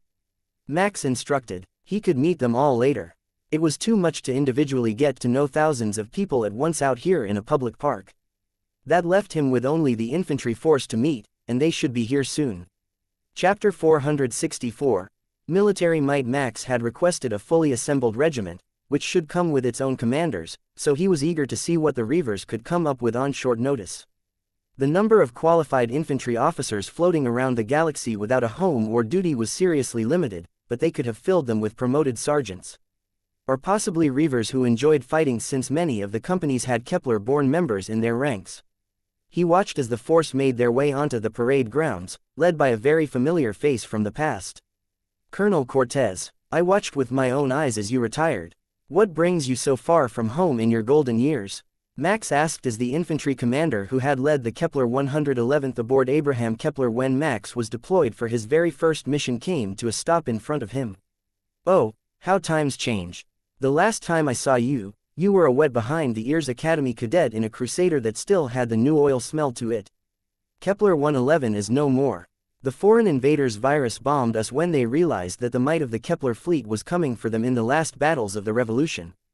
Most of us were already in orbit, fighting against their fleet. My team and I commandeered a fast attack vessel that I would call a cutter if I were feeling generous. More like a shuttle with guns and a warp drive, but it got us out of the system after the Titan-class Mecha showed up and wiped them out. We thought about picking a new home among the Kepler-free territories, but you know how it is. We are all retired soldiers, we served our time, and none of the boys wanted to keep it forever, so we came here. But, All we know is soldiering, so here we are again. Colonel Cortez elaborated. Well, I have some good news for you. We don't need an infantry regiment as the Kepler military uses them. We need a force for boarding actions where the mecha can't gain access due to their size, and we have a new generation of powered armor for all of you. Max offered. I thought that might be the case when they told me it was a Reaver colony ship that needed an infantry force, but imagine my shock when I saw you on the recruitment sheets. You can hide behind a mask, but you can't hide from soldiers who have spent time in the trenches with you by just covering your face. Max laughed at that and took off the golden mask that he wore to public engagements, letting the colonel see him in person for the first time since the retirement ceremony. It has only been a few years, and you've grown up so much. No more fresh-faced kid. Should I know the little cyborg beside you? Perhaps another of the pilots from your wing? The colonel asked. That would be Tereth Nico, formerly of Tereth's Rage. There were some issues while fighting the Narcians, and she got a small cosmetic upgrade. Max explained, bringing a double take from the colonel. Well, I'll be damned. It's good to see you again. My apologies for not recognizing you. I had thought you were a distant relative from the Tereth family. There are quite a few here on the planet, after all. Nico nodded. That was the point of changing only my given name for public use. We didn't want to sever the link to the Tereth Reavers at first, but the rebels were still calling us war criminals and even allied with the Tupani to hunt us down, so hiding in plain sight seemed like the best option. Two more men walked up as they chatted, both wearing captain's bars in Reaver fashion. We were short on experienced commanders, so I took the liberty to recruit from the Reavers' vessels. These two needed a place to go but couldn't land a command position elsewhere due to political concerns. Both their families are currently under censure, but I can personally attest to their character. Meet Aaron and John, who prefer to go by their bare names only. Max could see that they were Kepler citizens, with blonde hair and blue eyes much like his own, which were uncommon in the Empire, but sharply angular and distinctly Kepler facial features. Good to meet you all. I won't ask about your past unless it is relevant. And honestly, I don't care as long as you are loyal and hardworking. I trust the colonel, and I will take his word that you are worth trusting as well. It looks like we have 3 battalions of infantry, which is better than I had honestly expected, so let me show you all to your barracks. They might not be as fancy as the pilots get, but you lot are likely used to that, and you will still have full access to the cruise ship amenities in your downtime. I will set up training schedules and courses to get used to the tactics and equipment that Terminus employs once we are on our way to the next stop. But first, let me address the men. Max stepped past the 3 officers and saw the moment that the survivors from Kepler 111 recognized him, sharing the information with the soldiers from other locations and deployments. Almost all of them were from Kepler 111, but other than a few hundred veterans, they were mostly children, likely rescued from the Academy or hastily deployed to defend their planet against assault, leaving them in orbit when the planet died. It is good to see so many familiar faces among the new ones. For those that haven't been informed yet, I am Commander Karras of the Terminus Trading Company, a former Kepler military Crusader class pilot with an Alpha-ranked system compatibility. Why do I tell you this? Because it is important that you all know that we are coming from the same place. Some of you spilled the same blood in the same mud that I did in the past, and it will be an honor to do it again if the time comes. You will become the boarding action team for Terminus, and we have prepared state-of-the-art mobile suits for you to fight in. But more importantly, you are now members of the Terminus Trading Company, with all the benefits that come with the title.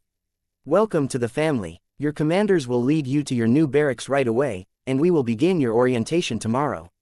Now, let's get a move on so that the city can have its park back. Max ordered. Chapter 465. Crew Orientation. Max gave the infantry a few hours to get settled in while he went to check up on the other workers, who were currently in the middle of orientation with their section managers. So far, they all seemed eager to get started, and there weren't any major issues that the managers hadn't managed to solve, but Max was sure that there would be at least 1 or 2. Many of the workers were bound to have strong personalities, and some would be convinced that they would be much better managers than the one that they were under, which was guaranteed to lead to conflicts in the future, but that was an essential part of any Reaver ship. Weak minds wouldn't hold up to the stress, but strong ones were bound to have conflicts. The first incident that he came across was with a particularly snobbish woman who was completely convinced that she deserved to be the hospitality manager for the cruise ship, in charge of setting all schedules and the individual requests of the VIP clients.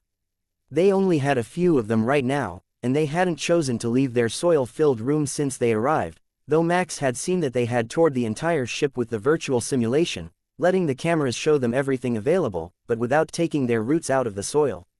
Do you not know who my father is? I was born to lead, not work a schedule set by a peasant like yourself. The woman was demanding, and Max looked over to see who their manager was.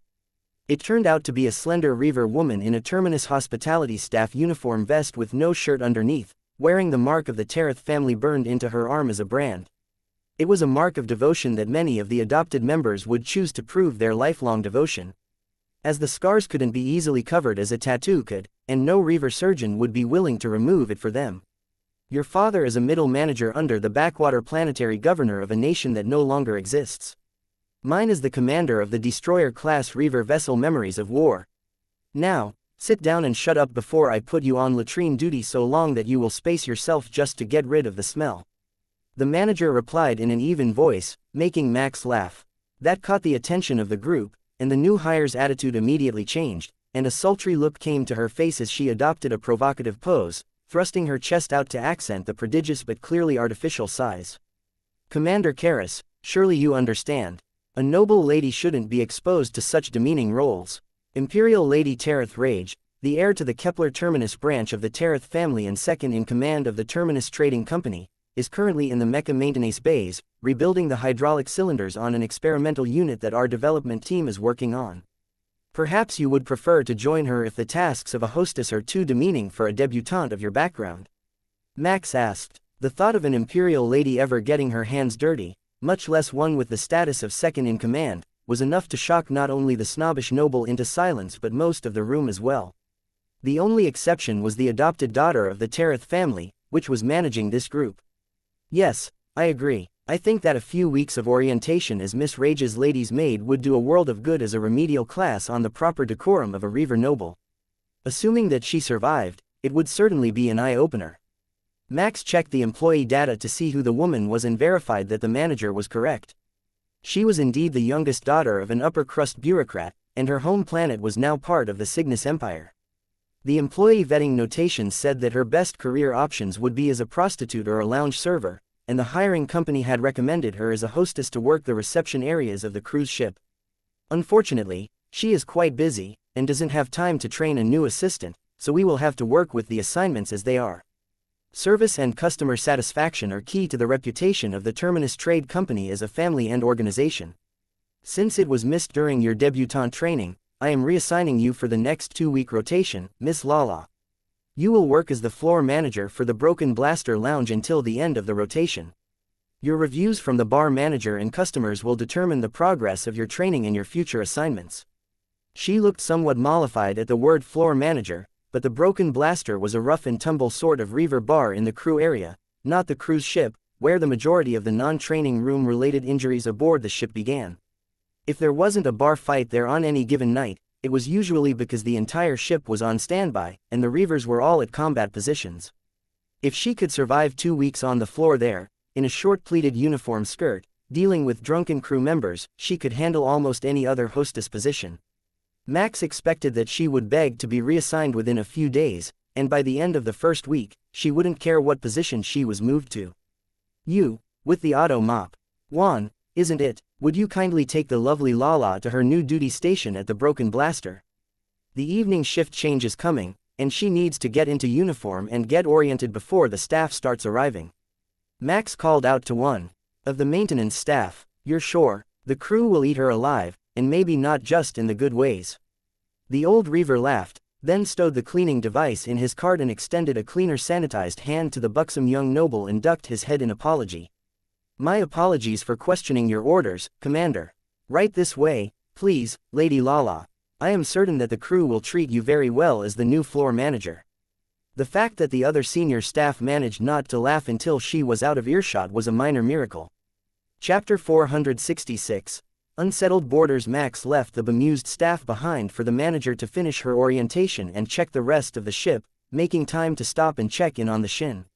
There was a chance that they were just shy around so many bipedal mammals and were afraid to leave their rooms, despite the fact they could move quite well with their gravity control technology, and Max wanted to make sure they were having a good time.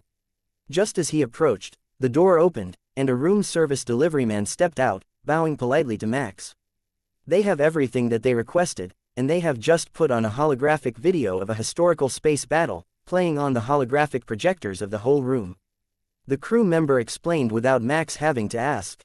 That would make it look like they were either looking out from a ship or at a very close range on a planetary surface as the battle played on every wall and the roof, an immersive experience that Max hadn't expected them to be interested in. Perhaps it was like watching horror movies in their culture. Terminus certainly had enough footage of various battles taken from the historical archives for training purposes. Max sent them a notification that they might enjoy the Battle of Tana, a jungle world that had a decade-long, mecha-based civil war, whose footage was the basis for most nations' jungle piloting training. Thank you, Commander. We will watch your recommended film right after this one.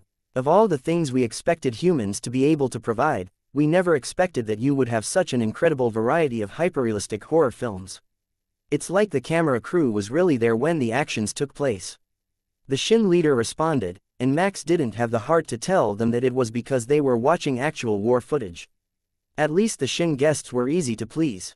Max was finishing his rounds when the long-range scanners detected a group of warships in the pattern commonly used by the neighboring border nations approaching at low warp, giving themselves a bit more time to maneuver if they detected traps or an ambush. All combat staff to your positions.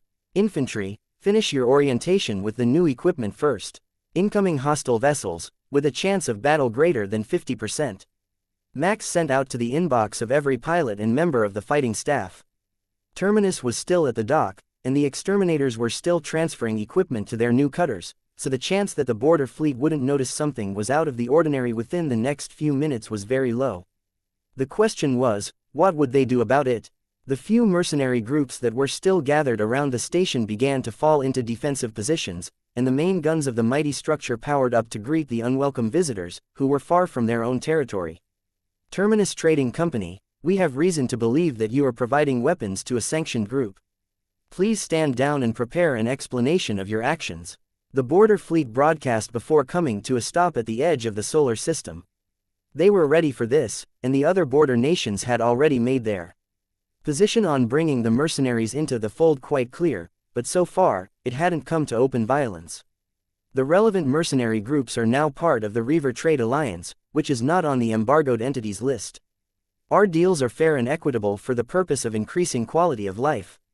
The trade group is open to all who are willing to abide by its terms and conditions.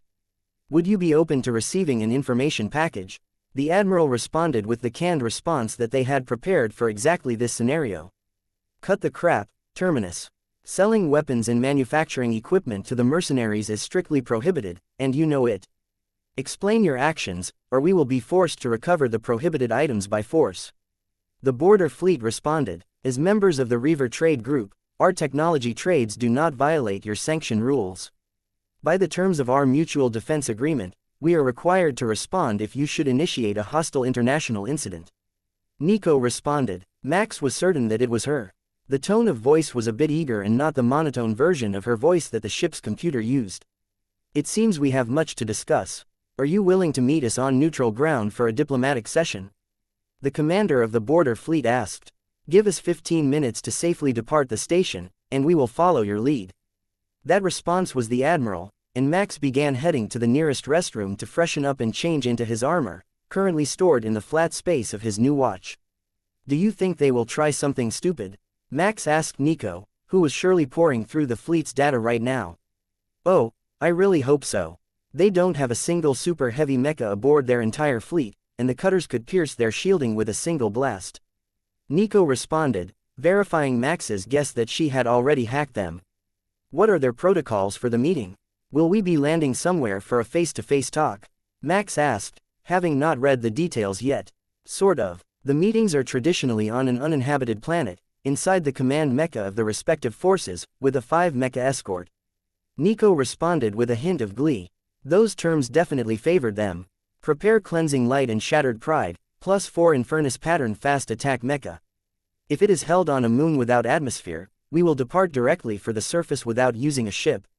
Max ordered. That way, they could have all 5 battalions at the ready, with only one of them being a wing of Crusader-class mecha short of full capacity, and none of the cutters would be distracted from their duties.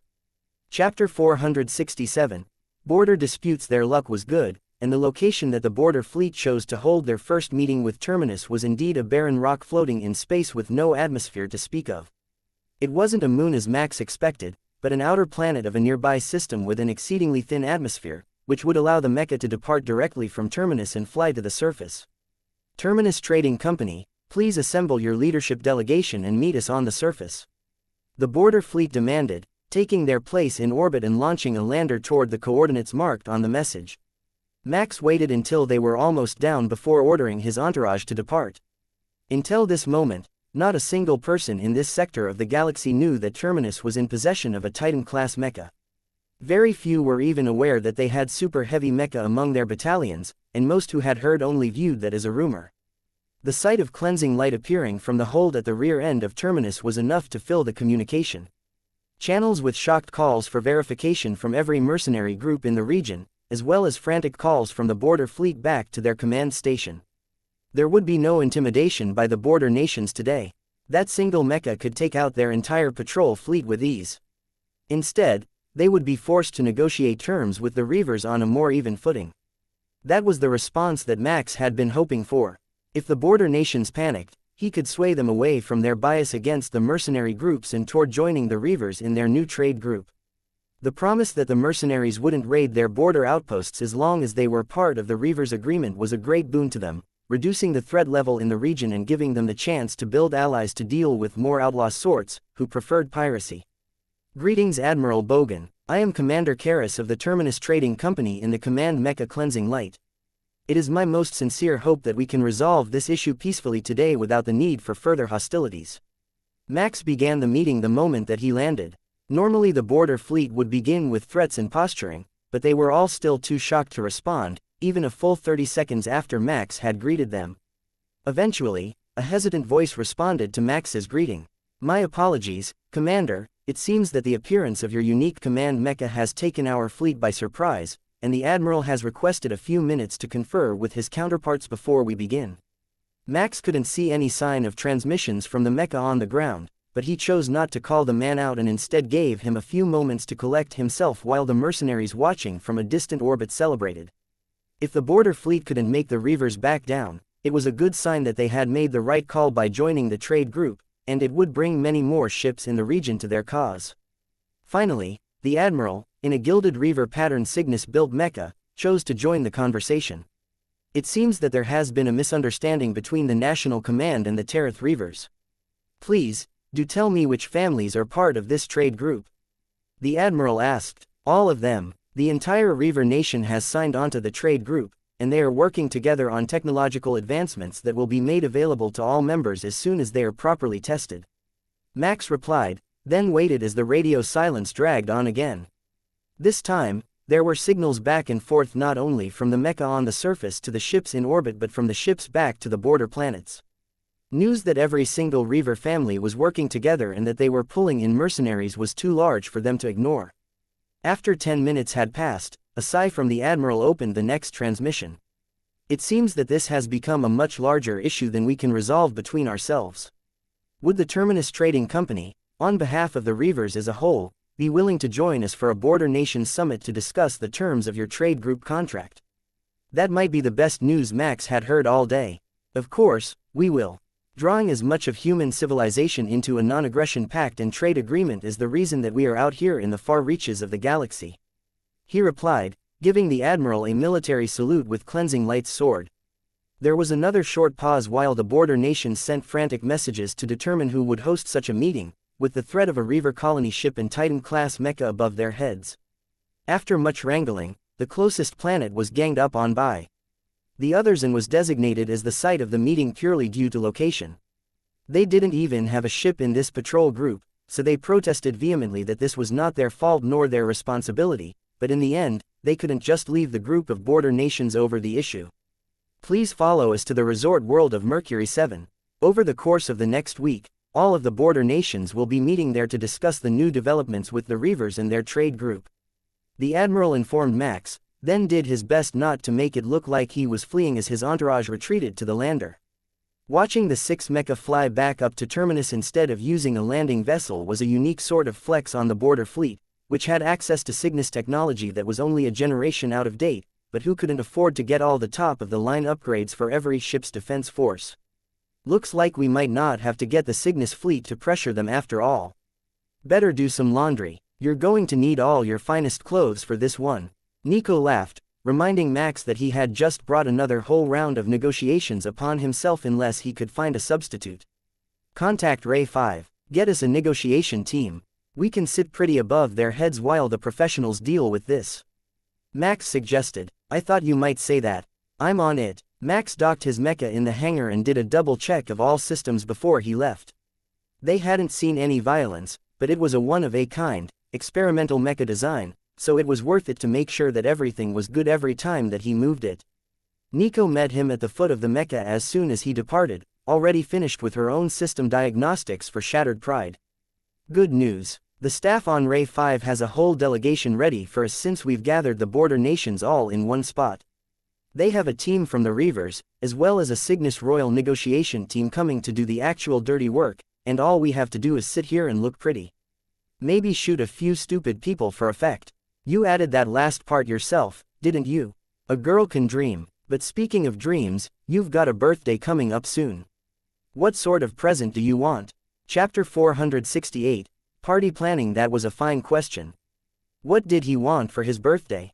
He had ignored a couple of birthdays since becoming a pilot, but the ones he did celebrate in the past were a source of mental trauma for him. Why don't you pick whatever you think I will like? I don't really do birthdays. Nico raised her hands with the index fingers crossed in a gesture that children use to ward off evil and unwanted things.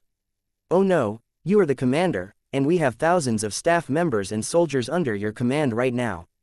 A commander's birthday is a big thing, and most companies make it a statutory holiday, with almost all duties cancelled for the day. You can't just ignore it. The crew would get offended. She had a point. The commander's birthday was a big deal even in most mecha regiments, and since the Reaver companies were basically nations to themselves, the leader's birthday was one of their biggest holidays. You can organize the party as you like. Seriously, I don't care what the theme is. Just make sure it is enough to keep the crew happy and talk to the group leaders to ensure that the shifts are altered for the day as an official holiday. Max reluctantly agreed. That's the spirit. Now, let's head out to meet our guests. They will be arriving by a portal, so we will be arranging transport for them to and from the meetings, as well as a security detail, which will give us a chance to show off our new augmentic suits. Nico informed him. They had just arrived in the cargo bay designated for portal arrivals and business meetings when a new thought occurred to Max. His birthday was also Nico's birthday. What are you planning for your birthday celebration? Since we are born on the same day, if I can't escape a birthday party, neither can you. Max insisted. Why would I avoid a birthday party? I look amazing in a princess dress. But this year, it will be a crew-only celebration, while yours will be for all of our assembled guests and friends since we will be in the middle of a negotiation. Nico teased. Fair enough. I am sure that the Innu won't let you get off without some sort of celebration. They do celebrate birthdays, don't they? They Innu have a fun birthday tradition. To mark the celebrants' entire home with their new age. Balloons, signs, even the plates for their meals will have their new age marked on them. That did sound like a lot of fun, and Max hoped that they would make it a crew-wide thing. A few of the veterans might take offense to having their age broadcast, but if it were just in their own quarters, it would only be seen by their friends and a few close subordinates, not the thousands of members who would be joining the celebration for Max's birthday. Wait. Are we telling them our real age or sticking with the modified version that is on all of our documents? Max asked before Nico could cause a scene for her own entertainment. If he didn't clarify, there was a very real chance that she would actually put his age since rebirth on the walls. He didn't feel that age anymore, not since all of his memories had returned, giving him a lifetime of experience, the same as Nico was born with, so the thought of reverting to a younger age just made him feel even more disconnected from his childhood in this life. It's been a long time since we had the minds or bodies of someone our own age, so we will stick with what is on the paperwork, which makes this your 18th birthday. An important one for Reavers, though you jumped the gun a little, and we won't be bringing in any senior officers to give you an official rank and position in the company. The thought of that was enough to make Max laugh. Who would even be qualified to grant him an official position in the Terminus Trading Company? An outside Reaver force, maybe the Admiral. Certainly, it wouldn't be Nico, no matter how much she might enjoy the prank. And what do you want for your birthday? Max's question brought a smirk to Nico's face, and a strange combat song that he recognized as a battle chant of the Reaver forces blocked her thoughts from his detection. I have already made plans to get what I want for my birthday. No peeking into my thoughts, no matter how easy it is with your new skills. She reprimanded him. Fine, keep your secrets. I will find out soon enough. Max agreed and sent the Admiral directions to follow the border fleet back to the meeting location. The journey wasn't a long one, and they were there by evening, just before the negotiation teams were scheduled to arrive, after a few hours worth of delay, as they prepared more materials for the upcoming deals. The materials printers would hold low value to the border nations, as they had access to a version from their Cygnus allies, but the replicators would be in high demand, so the Reavers arranged more raw materials to be sent to Terminus, as well as some other civilian technologies that they thought the locals would like. While Max was preparing to meet the new arrivals, Nico was involved in a deep technical discussion with one of the Inu technicians, the new bear hybrid technician Darla, and one of the Shin. They had all been informed of the upcoming birthday holiday and the party plans that would involve the whole ship, and they all had ideas on how to make it better from the viewpoint of their own culture. Nico had explained the Inu's tradition, but Darla wanted them to assemble a moonlight walk through the woods, a tradition on her planet for birthdays, to help them align themselves with the stars, according to the big woman. Shin tradition had nothing for birthdays, as they only celebrated seasonal changes, but the talk of a forest aboard the ship was enough to catch the aliens' attention, and they wanted to convert a cargo bay with holograms and actual living trees. The replicators could do the task, but it would be a huge waste of biomass, in Max's opinion, to convert an area just for a party. Fortunately, the Shin had thought of that objection. They suggested that it might be better to convert a forward section in the cruise ship, which was currently an unused space with vast armored windows overhead. The forest could extend the height of the ship, and their unique abilities with plants could grow a world tree, 300 meters tall, to extend the height of the open central column. It would be a masterpiece of botany worthy of any planet's praise if they could pull it off, but they only had a few days until his birthday, and they would be busy dealing with negotiation teams until then. Even a basic party would be cutting it close. Fear not, we have friends arriving to enjoy the luxury of your soil rooms, and they can bring all the tools we need. The Shin informed them. Excellent. There are more Inu coming as well since this is a long holiday on our homeworld. If we put the commander's birthday celebrations in the feed, I bet we can fill the cruise ship. The tech nomad turned employee informed Nico with a giggle. I will take care of the scheduling, and I have rooms planned for any delegates that we might receive from the humans. Go ahead and advertise, but warn them that we might run short on hangar bays if they're all bringing private ships, so be sure to book space in advance if they're staying for an extended period. Nico was definitely taking this whole birthday celebration over the top, but it would be great to see their ship full for the first time. Chapter 469. Hectic schedule. The portal was open to welcome the delegations the moment that Terminus came to a halt in orbit around the planet where the meetings were taking place. The technology that they had wasn't advanced enough to pull them aboard while the ship was traveling at faster than light speeds, so the negotiation teams had been waiting for multiple hours already, and they were eager to get checked into a room and settle down for a nap before the meeting started. The border nations were also assembling, and they wouldn't be ready for at least another day due to the traveling distance from one side of the Death Wind territory to the other.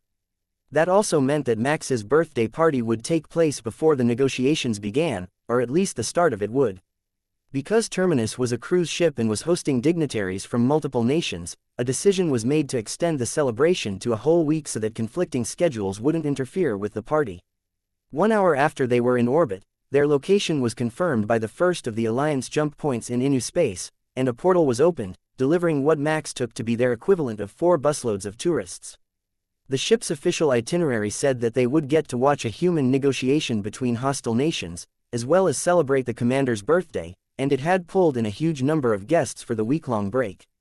They weren't the only ones, though. A small vessel full of Shin arrived soon after, followed by 24 private yachts from the Wuxia and finally a shuttle from the Hunters, containing members of a hunter team that they had yet to meet.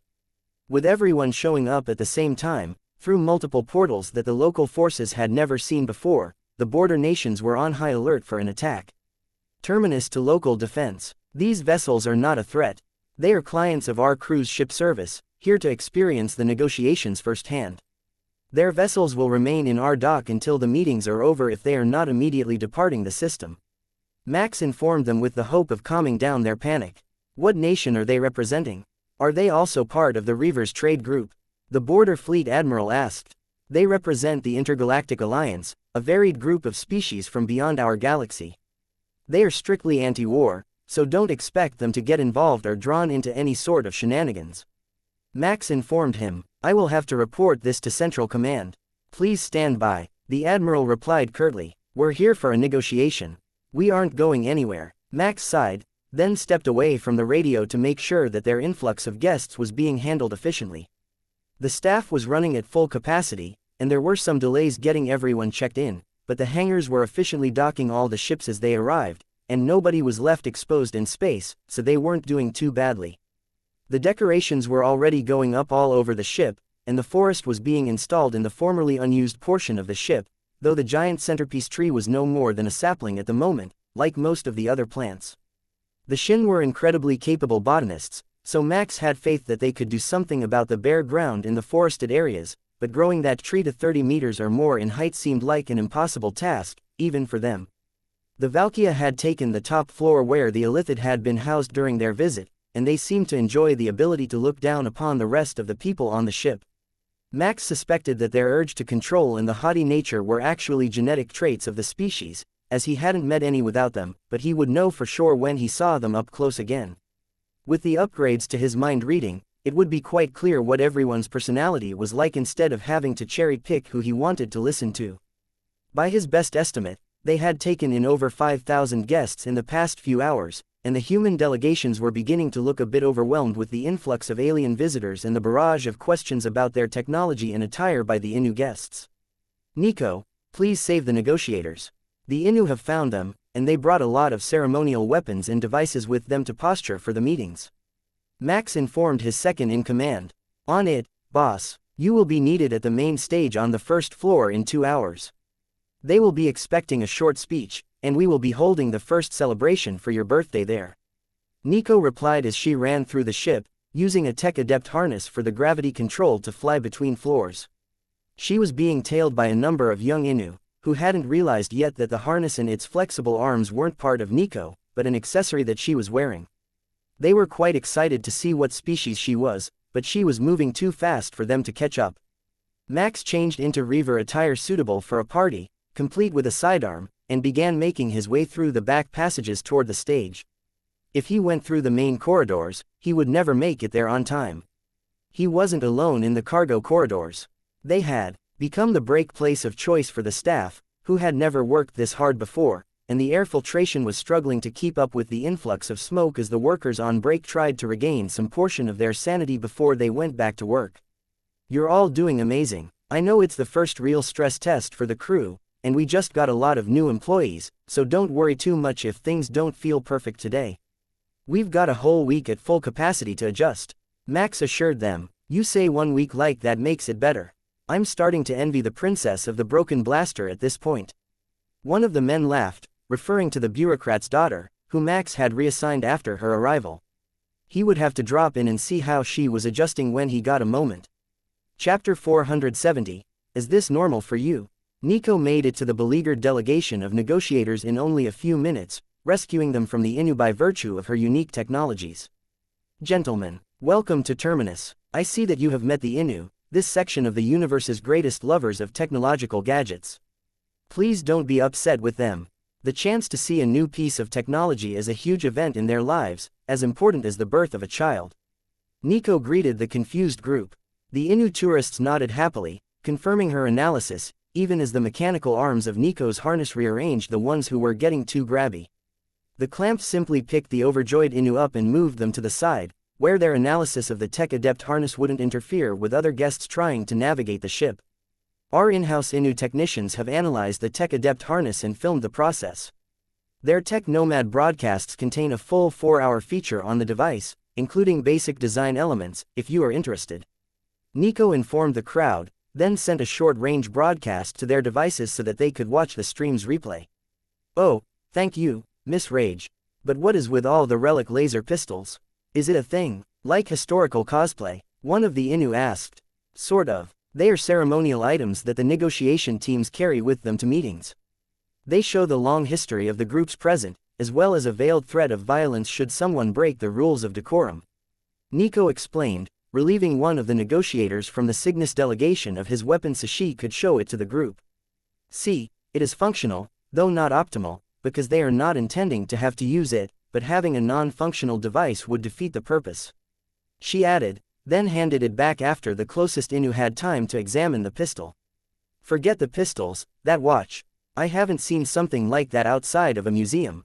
Is it seriously just a timepiece and communication device? A tall girl whose hair tentacles were adorned with braided ribbons in a rainbow of color asked. It really is. Even among the humans, this is a relic, made of precious metals and worn as a show of simple elegance.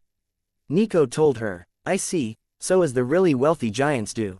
They don't wear any technology at all and have a servant with anything that they might need. The girl suggested, similar, but without the assistant having access to his private communications. Nico agreed. The team looked a bit miffed at being talked about like they weren't present, but with so many new species roaming around, they weren't willing to say anything that might be taken as rude. They were professional mediators, after all. While they were talking, one of the wuxia landed on a tentacle that Nico had extended overhead to keep it out of the reach of the Inu, then hopped down to examine the humans. How quaint. Are these the primitives of your species? They don't have any of the nanotechnologies that your crew does, and they aren't enhanced to the same standard that you are. The winged alien with satin-smooth silver skin and long black hair asked Nico. It is considered rude to call them primitives. They are unaugmented humans, yes. Their culture is catching up quickly, though, and they are our allies. They will be doing the actual negotiations here. Nico informed the haughty wuxia. I like them. They're like wet clay, just waiting to be molded into a masterpiece.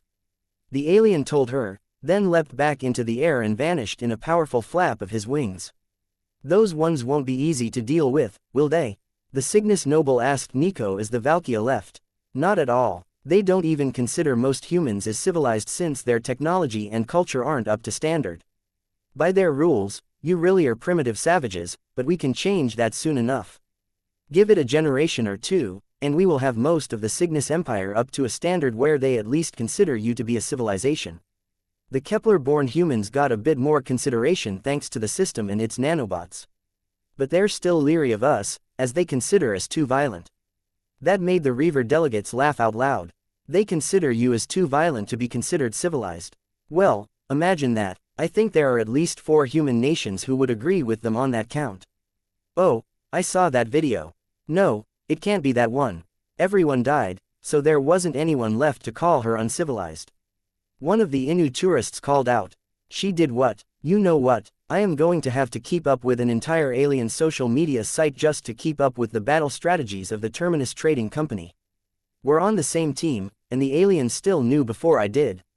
The delegate replied with a frown. That one wasn't broadcast. My sister is working here as a technician, and she sent me a snippet. The girl told him, then smiled at Nico. Who would have thought that there could actually be violent bugs or humans who tried to integrate with them? The Reaver glared at Nico. I need a full debriefing on this one. Seriously, doesn't anyone report important developments to the council anymore? I did report it, though. There is a whole incident report waiting for them to review it. It only happened a few weeks ago, and they are pretty backed up with all the battles that have been happening, so fights in Clem space are low priority. Nico offered. Fair enough then, as long as I'm not out of the loop on anything that might come up in the negotiations. He agreed. You are going to negotiate the new trade deal with these humans. Can I come with you? Do you have good cameras? Is there a live streaming agreement? The Inu closest to the Reaver asked, clinging to his side and giving him her best version of a pleading look. The Inu did that by twining their hair tentacles together like crossed fingers, as well as wide open eyes and pouted lips, so the man might not understand right away, but even the best pleading wouldn't change the answer. Negotiations are confidential until the deal is signed. I am very sorry, miss, but no unauthorized personnel is allowed, and absolutely no cameras. What sort of a negotiation is that? Surprise plot changes or so last decade. The girl complained. The Reaver turned to Nico for an explanation, only to find her laughing silently and failing to hide it behind her hand. Trade negotiations aren't a reality TV show. They are a serious political deal, like a royalty adjustment. Nico told her. Oh, we are here for something really big, then. The royalty rates haven't been adjusted in decades. If human nations are doing something like that right now, it is huge news. We should set up daily updates when these guys come back. She cheered. Is this what Inu paparazzi look like? The Reaver questioned, but Nico could see softness in his smile as he noticed the genuine excitement in her attitude. Perhaps she should provide the humans with data on intimate interspecies relations before they got into a situation they didn't expect. Chapter 471. Not so fast as Nico got all of the chaos sorted out and the humans introduced to the myriad of cultures that had arrived in the last few hours, doing her best to keep things under control, using data pilfered from the various ships which had visited Terminus in the past, or were here now. Max made it to the stage to give the first speech for his birthday celebrations. Welcome everyone to Terminus, home of the Terminus Trading Company and official ambassador of the humans to the Alliance. It is good to see such a wide variety of faces here to celebrate my birthday. Today I will be celebrating my 18th birthday, the age at which even the slowest developing of human cultures consider their citizens to be adults. We have a variety of events planned, and all amenities of the ship are included in your room fees for this week, so let loose and enjoy anything that you see. If we can accomplish it, and it doesn't break any laws, we will do our best to provide it to you. Max's last line caused a round of laughter from the crowd that had assembled by the stage, and he stepped aside, letting a holographic dance show begin while staff moved through the crowd with snacks and drinks. The contents were clearly listed, as some species that had arrived with the Inu buses couldn't tolerate alcohol or various foods, but that didn't calm the enthusiasm of the crowd at all. The dance show that was playing in the hologram was all Kepler citizens, enhanced well beyond regular human standards, and performing gravity-defying moves that had the crowd in awe of the physical abilities of humanity. Max made his way through the crowd, shaking hands and exchanging pleasantries while the party atmosphere spread through the ship. The older infantry soldiers had been pressed into duty as security, though the crowd was peaceful so far, and they were more of an armored tour guide than anything. Putting them into the augmentic armor might have been a mistake, as most of the Inu hadn't watched the live streams where the design was explained by their technicians, and the guards were all swarmed by excited tourists, eager to find out more about their armor, and the flat space technology in their new watches, which held weapons, in case they were actually needed. Among the crowd, Max managed to find one of the representatives of the border nations, who had arrived by shuttle only minutes earlier, according to the ship's data. Welcome to Terminus. I am sorry we didn't put on a proper welcome for you, but as you can see, things are a bit hectic here for my birthday, and everyone is occupied keeping Terminus at full readiness. Max greeted the older woman and her two much younger assistants. No offense taken, we didn't send any advance notification. We just snuck over when we saw all of the alien vessels. This is quite the sight. Is that normal for your ship? She asked. Not really. We usually aren't nearly this busy, and some of these species are visiting us for the first time. This galaxy is a restricted area for them, and a vacation here is akin to war tourism, going to an active conflict area to see what the locals live like. Max explained. I see. I can understand why they might view us that way. Normally they don't respond to communications at all, so the chance to meet and interact with them is a novel experience for us. It will also help convince others that your goal of mutual defense and non-aggression has a valid basis in the situation as you are experiencing it. The mercenaries have mostly been a threat because of their penchant for taking missions to attack outposts, so if they aren't going to be doing that anymore, there is a very slim chance that the border nations will consider taking some of them off the embargo list. Max smiled at the good news. Glad to hear it. The more of us that can work together, the less we have to spend on our militaries, and the more that we can spend getting our citizens up to standards. The Reavers have a number of valuable new technologies to that end, and you will have a chance to experience them tonight. All of the food and drinks here have been made by our replicators, so you have an opportunity to enjoy the luxuries of one of the most important pieces of new tech that we are offering to our allies in advance. They can make all of this out of nearly any sort of biomass, and I am sure that an ambassador can see the advantage to that. Max handed the woman a flute of champagne and a small plate of spiced fried mushrooms that the Inu were particularly fond of. Oh, this is divine. Where did the recipe come from? The ambassador asked. You see the pink-skinned aliens with the tentacles for hair. This mushroom recipe is one of theirs. The mushrooms are a species that was known to the Kepler Empire, but the combination of spices comes from their homeworld. We can include it in the programming of the replicators that you order if you choose to join the trade group. Max offered. One of the assistants chuckled. See, this Reaver knows how to properly bribe an official. No threats or cash, you give them things that they can't obtain on their own. Max shook his head. This isn't a bribe, it is a normal menu item here aboard Terminus that everyone has access to. That makes it a negotiation tactic and not a bribe. The two young assistants looked dubious, but once they tried the mushroom bites, they were as hooked as the senior was. There will be a grand banquet later, available at every food service station aboard the ship, so feel free to indulge in anything that you would like to try and enjoy your time here aboard Terminus. You are welcome to return in the evenings after the meetings as well, as I see that you have managed to procure a suite on the 5th floor. Max reminded them, then moved on to talk to the Shin, who were gathered together with huge containers of some mysterious liquid that was making the sapling on the main floor grow to enormous heights in a matter of minutes. Commander, I told you we could grow you a world tree in time. Well, almost in time since everyone showed up so early. But the nutrients are in, and we have modified its genome to reach the desired growth parameters, so it will be on the top floor by the end of the night. It will also give off a healing aura, a form of non-visible light that stimulates other plants to self-repair and maintain their peak growth state for extended periods of time. The Shin leader informed Max as he approached. That is incredible, though maybe I shouldn't be as surprised by the abilities of your flora since I have met you, and your entire species is beyond what humans considered possible even a few years ago. Max replied, just wait, we have planted moonflowers as well, and once they finally open, it will be incredible. They are bioluminescent, and many consider them a treasure of genetics.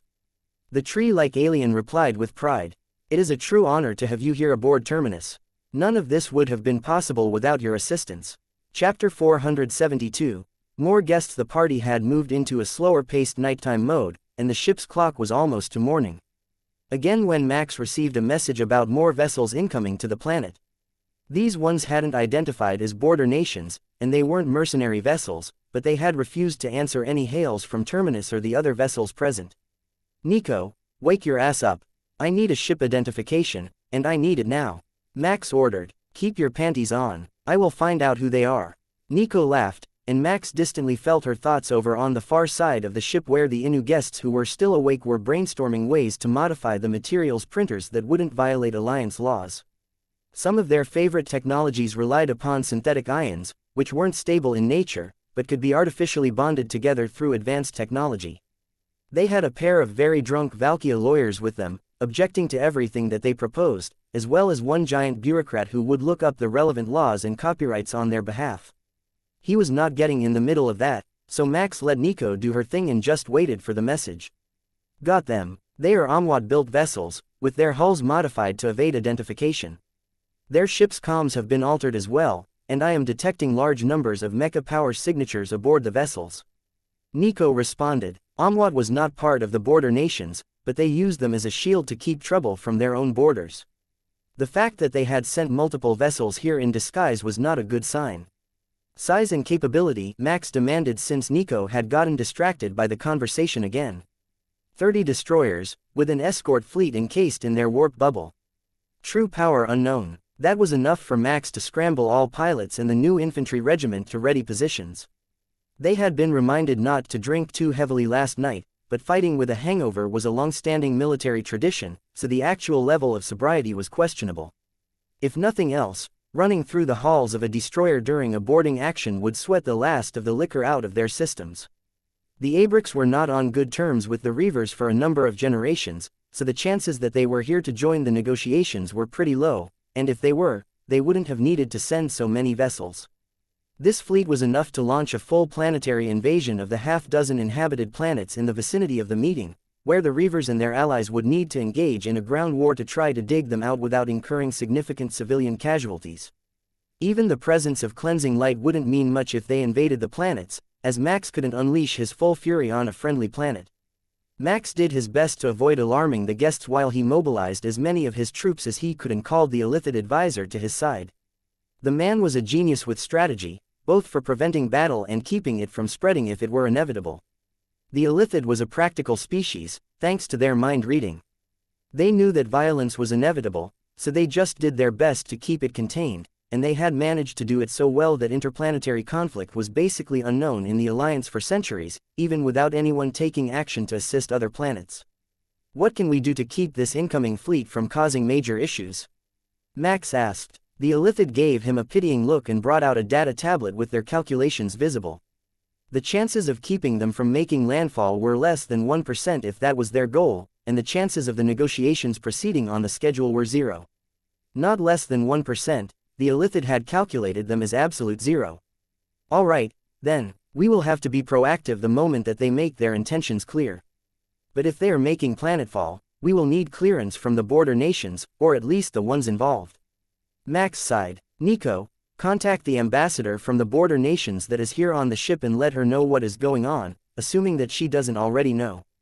We might not have an agreement signed, but some goodwill will go a long way if we can keep their planet from getting overrun by their neighbors.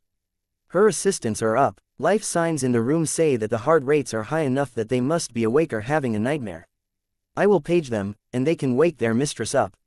Nico agreed. After a few minutes of frantic motion behind the scenes, the ambassador was coming toward Max in her evening gown, and the mecha were loaded and ready inside the cutters. Commander Max, is what I hear right? The Reavers are willing to come to our defense, despite our history. The woman asked as she ran up, much faster than her abundant and aged physique would suggest was possible. Since there is no agreement at this point, our intervention will not be free of charge. But we are willing to provide as much force as we can to ensure that the Amwat fleet does not overrun the border nations in this region. Max agreed. With only a single colony ship here and a few mercenary groups nearby, what can you even do? She asked, afraid that her home planet was going to take the brunt of this offensive. We can call for reinforcements, but Terminus herself has an entire heavy mecha regiment, as well as a few specialized units. I thought your military would have informed you already. Max replied. The border fleet was holding the data of your interactions until everyone was assembled so that they didn't cause a panic, or so they said. The assistant replied on his boss's behalf. Fair enough. We have a Titan-class mecha here, and we are perfectly capable of dealing with the destroyers, but we will be unlikely to stop the majority of the planetary landing fleets. Max informed her. The woman held up her communication device, a handheld version of the smartwatch Max and most others wore, showing him that everything they said had been transmitted to a group chat. She kept silent for a moment while they argued, then turned up the volume so that everyone nearby could hear. The border nations are willing to submit immediately to the trade agreement terms as written. The paperwork will be signed and submitted within the next 15 minutes. A very official voice announced. Well, that was certainly one way of doing it. They would lose out on any potential benefits and freebies, but they would save the cost of a Reaver military intervention, which might save them money in the long run. It was a calculated risk on their part, but Max would take a win where he could get it. Nico, inform the Reavers that we have the entire border nation group coming into our fold within the hour and that they are under attack by the Amwat. We need anyone who is free for defense, and I intend to take the entire nation of Amwat as a Reaver territory as compensation. Max informed the war crimes-loving cyborg. You're so good to me. And on my birthday, no less. I will have to find you a much better present than I had planned. Chapter 473, What? Amwat, I am sorry to cut you short, but please deal with my assistant while I head to my mecha. I will be needed for the defense fight. Max informed the older woman, who just waved him away and turned to her communicator to make sure that she had heard their instructions correctly. As the Illithid had predicted, there were no messages before the fleet left warp, and the second they did, the fleet at the closest planet started dislodging landers from 5 destroyer-class vessels, as well as 15 mecha carriers roughly equivalent to Kepler's President-class vessels. That should give them a force of 30 mecha regiments headed to the planet in the next 5 minutes. All forces deploy. Nico, get the drones active and shoot down those landers while we deal with the fleet. Max ordered. She was way ahead of him. Max had only just stepped out of the hangar, and Shattered Pride was already ahead of him, surrounded by dozens of drones, which were headed for the atmosphere while she was headed up into open space to confront the fleet. Max focused all 6 disruptors on the closest destroyer and launched the equivalent of an orbital lance at their shielding, making it flicker and flash, then fail entirely as the blasts from the cutters reached a second later. The massive vessel, only a half-kilometer shorter than Terminus herself in size, violently exploded, filling the space around the Amwat fleet with debris before they could even react to the incoming Reaver vessels. They didn't hesitate at all, and the cutters were forced to evade as a barrage of incoming fire came for them. The shields on the cutters were tough, but the destroyers weren't lightly armed vessels, and a single hit could well drop the shields of even their new pattern cutters. The border fleet was only a breath behind them, launching missiles and ion beams toward the carriers, hoping to reduce the number of landers that could be successfully launched. Ahead of Max, traveling as fast as her mecha would carry her, Nico plowed into a carrier blade first, with both of her disruptors firing a continuous beam. Shattered Pride punched through the shielding, then the bay door of the carrier, and the super heavy mecha disappeared from sight. Max dodged a few volleys of fire from the Amwat fleet, moving upward so the angle wouldn't put any of the ships in orbit behind him, which would risk collateral damage from the shots he dodged. Before he could get in place to fire again, a carrier exploded, and Shattered Pride flew from the ruins with a foreign-designed super heavy mecha speared on her blade. Nico threw it at a destroyer and moved to attack the bridge of a damaged carrier, tearing apart the command center, then firing directly inside the vessel, setting off a chain reaction from the ship's engines that completely destroyed it. Shields flared as landers, which were almost ready to launch, were thrown clear, only to be targeted by the border fleet ships and the drones. Max coordinated with the cutters and a second destroyer went up in a fireball as the ruptured engines burned off the ship's atmosphere. The cloud of landers was thinning already as the emergency deployment came to an end only a few minutes after their arrival, and Max detected signals indicating that the fleet was preparing to run away from the unanticipated level of damage they had taken. That would leave the force on the planet vulnerable, but they could still threaten for control of the surface with the numbers that they had managed to get to the surface, even with the defensive fire and the drones attacking them. Max knew that they had it easy. They had destroyed nearly half of the forces on their way down and crippled the fleet in orbit. The other planets which were under attack were unlikely to have fared nearly as well. They had defense fleets and orbital defenses, but they didn't have the orbital lances that the cutters launched by Terminus had deployed to deal with the destroyers, so the larger vessels would have been capable of covering for the carriers while they finished their deployment. A red streak raced through space, and Max watched as the engines of a destroyer, formerly glowing with intense blue light, went dark. Nico had taken advantage of the vulnerability in the shields as the vessel prepared to go to warp to enter the enclosure and attack their warp drive, leaving the ship dead in space. The last two destroyers managed to transition to faster-than-light travel and fled the system, leaving behind the carriers, who needed more time to activate their engines, and who were taking much heavier fire since they were the ones most likely to be destroyed by the border nation's firepower. 1st and 2nd Battalion joined Shattered Pride and board the disabled destroyer. "We will take it intact as reparations," Max ordered. He would hold off on the infantry for now until the ship could be secured with Mecha. After that, they would be ordered in to take the ship and clear out the defenders. They couldn't space the attackers today, as so many aliens were watching and wondering how close to civilized humans were, which did limit their options, but it could be done subtly later, in the form of a funeral rite. The only hidden blessing in this situation was that the Amwat were not human. They were similar to humans in the way that the vampires looked vaguely human, but they were shorter, with 4 arms and 4 eyes set into thick, leathery skin. That would let Max play this off as humanity being attacked by hostile aliens, a situation that the Alliance was very familiar with. The fact that humans and the Amwat had been doing business with each other for over 1,000 years, and living side by side, could be glossed over for the sake of posterity. Max and the other 3 cutters continued to bombard the Amwat fleet until the last few carriers chose to stand down instead of fighting to the last.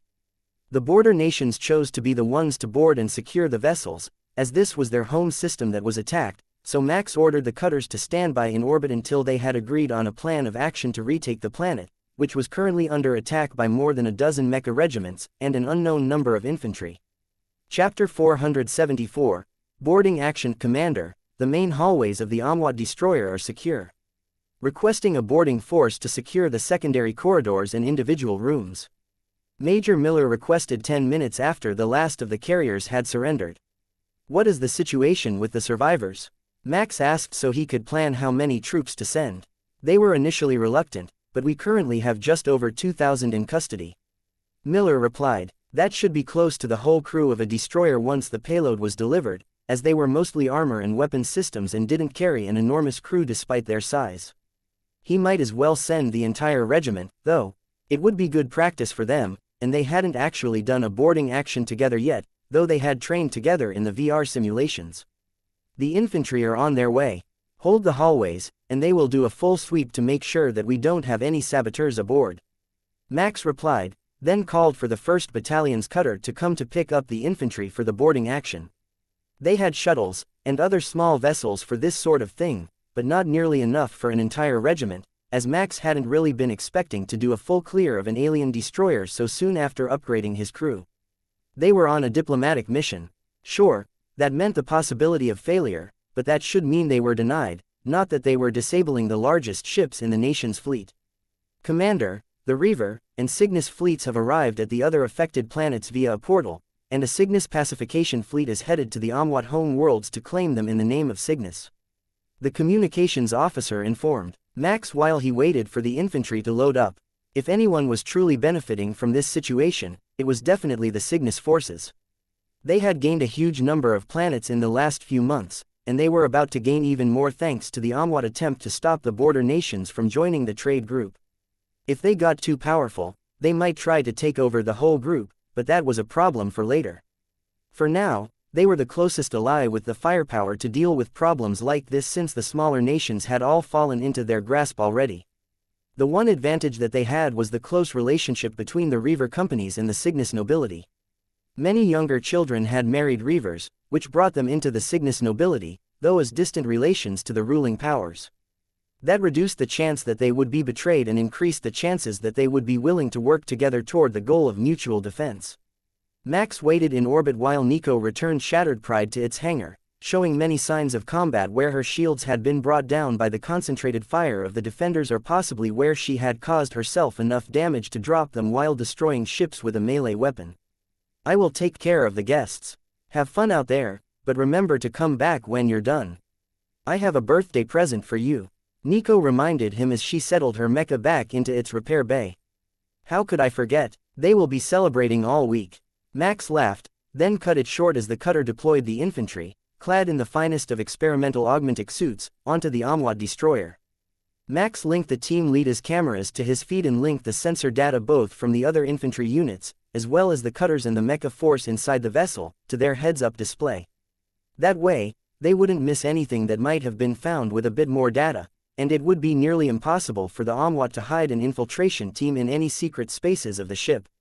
They had a number of technologies that could block an area from Kepler scanners, as well as the new versions that the Terminus design team had come up with, but those showed up as black spots on the display. It practically begged the boarding team to search those areas to see what had been hidden in them.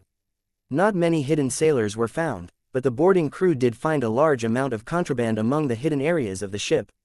The crewmen knew where the sensors couldn't penetrate, so that was where they hid all their liquor, drugs, and porn. Amwat porn was of no interest to the boarding team, but the rest could be either resold or given as presents to the border fleet if they hadn't prohibited them. Sir, the ship is clear. All rooms have been searched.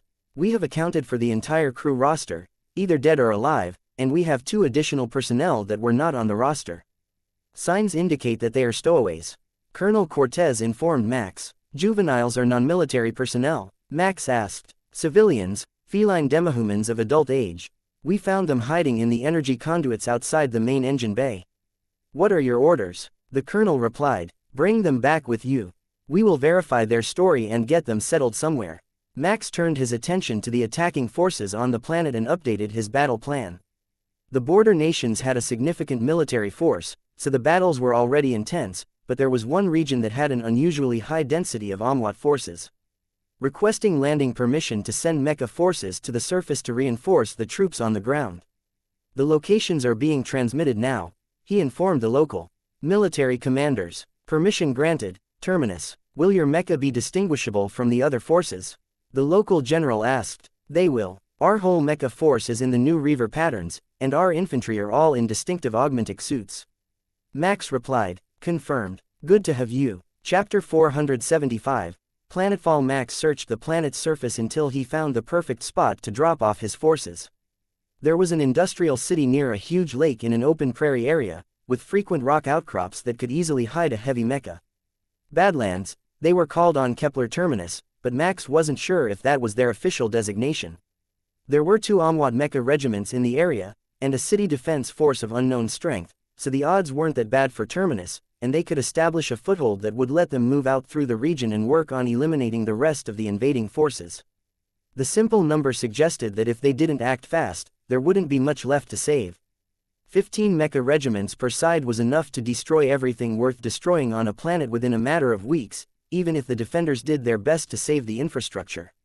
It would be even worse if Terminus were on the attacking side, since the super heavy mecha had incredibly capable artillery mounted to them, so they didn't need to bring in any additional forces to level a city and move on. The cutters were just finishing the distribution of infantry when Max got the official arrival notice of the Reavers and Cygnus forces at their targets. They had used portals to speed up the process and had decided to split the attack on the Amwat home worlds, with each force taking half as reparations, while a combined force of Cygnus and Reavers would be sent to each border planet that was under attack. That way, neither ally took heavier casualties, at least not by much, and the border nations would see that they were working in good faith. The mercenaries were also on their way, looking to get in on the action so that they could salvage the Amwat mecha for themselves once the battle was over, in lieu of payment for their services. Everyone but the border nations viewed the situation as a win, as they were all getting significant gains out of it, while the border planets would have to bear the brunt of a massive interstellar battle. Amwat would be required to pay reparations, likely through the sale of their military assets, as their nation was about to be split up like a holiday turkey, but the border planets would get funding to repair the damage, as well as access to the new technologies that the Reavers had developed, which would let them make state-of-the-art, futuristic cities on the affected planets. Cutters, you have your destinations. We expect minimal anti-orbital fire, as the cities have not yet fallen. Get in there and drive the Amwat back, then cleanse them from the Badlands. Max ordered. Copy that, Commander. The pilots of the cutters replied in unison and turned their ships toward the planet. Max was about to join them when a message from Mary Tereth arrived at his mecha from an incoming Reaver vessel, carrying a full mecha regiment to reinforce them. I like your new strategy. Capture the largest enemy vessel to add to your fleet every time you engage in battle. At this rate, I will have to start looking for fights, or my own son-in-law will overtake my fleet. Nico's mother laughed. Pure coincidence, I swear. But we're not doing badly, are we? 2 cruisers and a destroyer in the last couple of weeks alone. I'm keeping those, by the way. I will find crew for them later or split off my battalion leaders to take charge of them once we get one more ship. Max replied, see, for such a young commander, you do us all proud as Reavers. My regiment will be just south of yours, reinforcing the military-industrial facilities. We will meet later, Mary Tereth informed him. Then landers began to launch from the carrier that she had arrived aboard. The data that her ship had transmitted to the Allies indicated that this force was implemented the same way that Max's had been, with 4 super heavy mecha per battalion and 5 battalions in the regiment, using entirely new pattern mecha. The Amwat were going to have a very bad day down on the planet's surface, and there was still 2 Cygnus regiments inbound on the far side of the planet. With the cutters on their way down, Max dived down toward the surface of the planet, intending to take a position above the city to ensure that the Amwat forces couldn't overrun it before his men arrived. He was joined by hundreds of drone fighters, as Nico used every spare pilot and infantryman that they could train to expand the remotely controlled force. Attacking from above, they were already taking shots at enemy forces in the open when Max arrived over the city, bringing a cheer from the defense force that had dug themselves in along the outer perimeter of the city. Keep your heads down for now. The drones will hold their attention for a while, but they are fragile, and heavy weapons will take them out soon. Max informed the defense force leaders. Will you be staying here with us, Lord Commander? A wheezy female voice replied immediately after, giving the impression of a lifelong chain smoker nearing retirement age. I will make this my command post for the day. I have an entire regiment coming this way in the next few minutes while the drones distract the enemy. The cutters were already coming over the horizon, firing their retro thrusters to slow their approach as they spread out to deploy their forces in a defensive line. It was unfortunate that they couldn't just blast the area level and eliminate everything with the orbital lances, but this was an inhabited, friendly planet, and they likely wouldn't take it well. Especially not when Max could see a network of roads winding through the Badlands on his scans. If they weren't mining the area, it was a major tourist attraction, and destroying that would breed even more ill will than lost infrastructure. Chapter 476. Command and control. The 5 cutters touched down on the east side of the city at the same moment, and the thunder guns could be heard the second that the doors opened, with the battalion commanders leading their forces out. The drone fighters combined with Max's unified force system talent gave them precision targeting data on every detected Amwat mecha company, and the battalion commanders were determined to thin their ranks as much as possible using high explosive shells before the enemy had even realized where they were being attacked from. Thanks to the high-capacity organic power cells in the new augmentic armor, all of the infantrymen were equipped with ion cannons as well as sidearms, letting them take out light mecha with relative ease once they were in range, but for now, they were taking the back lines, and spreading out to make sure that nothing got past the lines of mecha using terrain to block their presence. Incoming artillery, Max's onboard computer warned him as rapidly approaching targets appeared on his screens.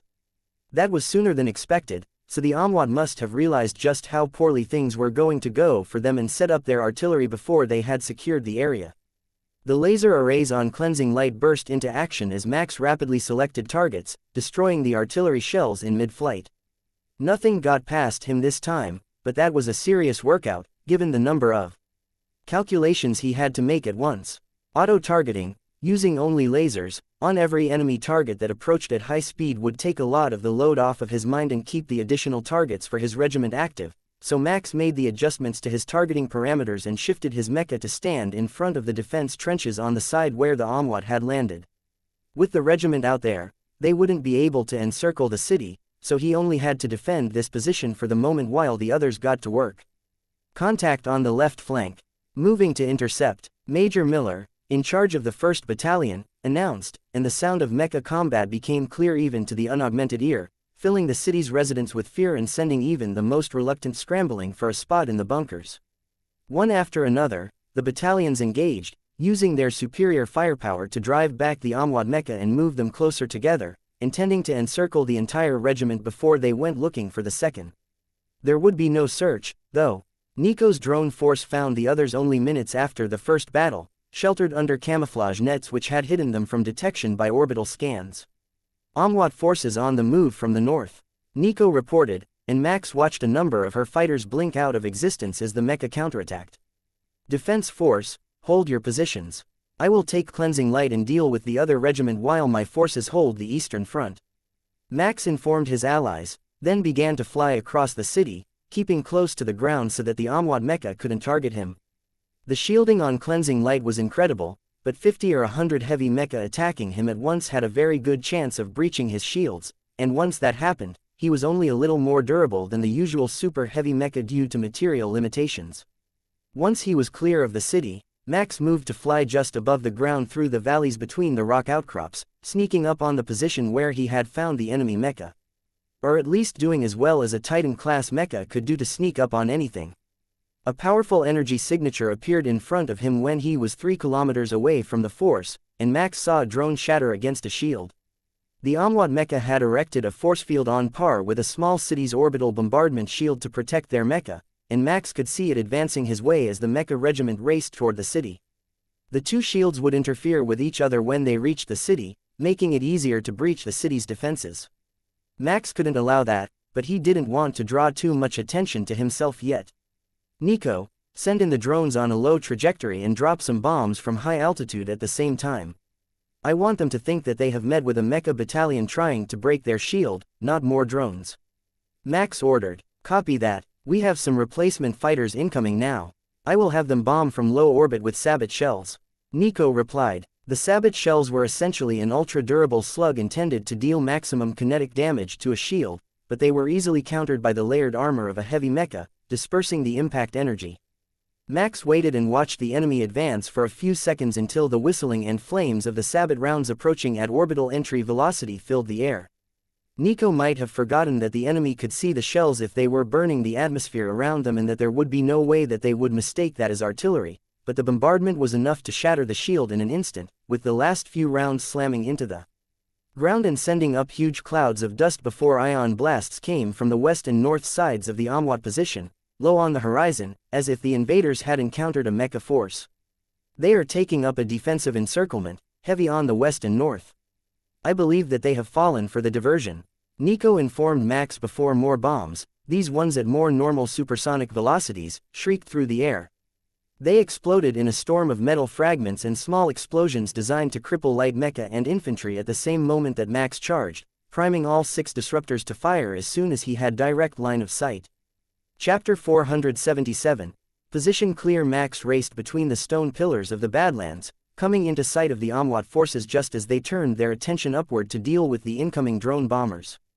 They had a single super heavy mecha with them, a development that Max hadn't expected since the designs were so hard to obtain outside of the Reaver factories where Uncle Lou was doling out the good stuff like candy on Halloween. It was turned to face the west side, where a number of ion blasts had just come in, so Max unleashed 2 of his disruptors into its back a quarter second apart. The first disabled its shielding, and the second punched through its torso, vaporizing its cockpit and power plant at the same time, sending it crumbling to the ground as Max picked off the leaders of the heavy mecha battalions. Rule 1 of causing chaos: target the leadership first. Then, once the enemy has no leaders, you can rampage. The tactic was one from Nico's memories, but it was especially applicable here. For almost a half second, the enemy hesitated, letting Max's shots cripple their command structure before they got their act together. Max set the defensive lasers to maximum attack rate, targeting everything not tagged as friendly, and cleansing light began to glow in blue light, discharging lasers all over the encampment while he charged and prepared for his disruptors to be ready again. The Amwat mecha moved to encircle Max, causing him to take damage from multiple sides, but that also moved more mecha into the targeting range of his lasers. Max raised the mighty sword straight out on his right side, sweeping it through a dozen light mecha at the same time and ending with a blow that chopped a Crusader-class chassis in half. Then he turned and targeted the next batch of leaders with his disruptors, this time on wide dispersion, wiping out the entire wing of mecha around them and killing the pilots inside dozens of other units who happened to be too close to the blast's core. Max could hear the panicked thoughts as seemingly undamaged mecha stopped responding, and the command structure vanished again, but he didn't hesitate, tearing his way through the Reaver pattern Crusaders with a combination of blade and his handheld shield. He probably shouldn't use that as a bludgeoning weapon, as it contained a number of defensive lasers, but it was just so convenient to crush mecha with it that Max didn't hesitate to use it if a mecha got close enough to his left side. The fact that there was a Titan-class mecha in their midst had dawned on the survivors through the fog of combat, and the Amwat regiment began to scatter, running through the hills and valleys to get away from Max's wrath. Max cleared out the last few stragglers who were in the area, then pinned the location on the map so that the defense forces, or his own teams, could come and recover the mecha that his disruptors had disabled. With a quick rebuild of their electrical systems, most of them could be put back into action. Cleaning the smell out of the cockpit would take somewhat longer. Not all of the Amwat forces had run away from the city inn. Their rush to get away, so Max turned back in the direction he came from and moved to intercept the ones who were heading toward the trenches. A dispersed disruptor blast to the back took out an entire wing of Crusaders while a swipe of his sword dealt with their line mecha escorts. That was one down, and his sensors picked up 6 more that were heading the same way. The drones were also moving to intercept, doing their best to keep the casualties inside the city to the bare minimum. Both Max and Nico had learned during the rebellion in Kepler how deadly a desperate enemy could be, and these Amwat mecha were beyond desperate after seeing cleansing light in action. It wouldn't be surprising if they detonated their power cores when they saw him, just hoping to deal some sort of damage to his mecha. If they got close enough to the trenches to encompass them in the blast, it was almost guaranteed that they would use an explosive last stand. With the shielding and failsafe in place, it wasn't even guaranteed that a disruptor blast would stop the power cores from going critical and blasting the immediate area into ashes. Nico must have been thinking the same thing because when he approached, she sent him a message. Turn back and take care of the fleeing forces before they can hide again and switch to guerrilla warfare. I will help the defenders take care of these groups. That might lead to a few casualties from the border nations, but it was for the best. Mercury 7 was a resort planet, and every bit of it was precious to the border nations, so letting the Amwat run free and destroy what they would actually be a worse outcome than letting them attack the city defenses. Max doubled back, racing between hills as he searched the satellite and drone data for more targets. There weren't many of them left, and they were running at full speed, but that wasn't going to save them today. Cleansing light could attain orbit on its own. No ground-based mecha would outrun it. The first group fell before they knew that they had been detected, but the next heard him coming and began firing wildly in his direction, hitting him with a half-dozen plasma shots before he could eliminate them. One more group had fallen to the drones, and Nico was sending him a report of a strange signature. There was mecha, according to the visual scans, but no life or power signatures. It was possible that the Amwat had ditched the mecha and made a run for it, thinking that they would have an easier time hiding in the rocky terrain without the armor. It was the last group that had fled from the scene of his battle, so Max approached with ease, walking up to a few hundred meters away. When he did, a single life sign appeared on his scanners, but Max chose to pretend not to have noticed yet and kept walking toward the abandoned mecha. When he got to 50 meters, the energy readings spiked, and the power cores immediately began to overload. The thrusters on cleansing light threw Max hundreds of meters back in an instant, so fast that the gravity made blood vessels burst in his eyes, healing seconds later, thanks to the nanobots, but turning his vision red for a bit longer. The explosion was truly impressive, ripping through an entire kilometer of grassland and vaporizing the one who had stayed behind to trigger it, but it wasn't enough to take down Max's shields from that distance. City defense, the 2nd Amwat Regiment has been dealt with. An unknown number of infantry survivors have fled into the Badlands, with possible light mecha reinforcements. Max reported, just in case they had missed something on the scans. Understood, cleansing light, good work out there. Chapter 478. Hold fast. The appearance of cleansing light had put new urgency into the actions of the Amwat attackers in the region, not only the ones closest to them but even the next city south, where Mary Tereth had landed her forces, was reporting a full-scale offensive. Nico, send drones south to reinforce the Reaver force. We are down to 1 regiment here, and we have the superior force.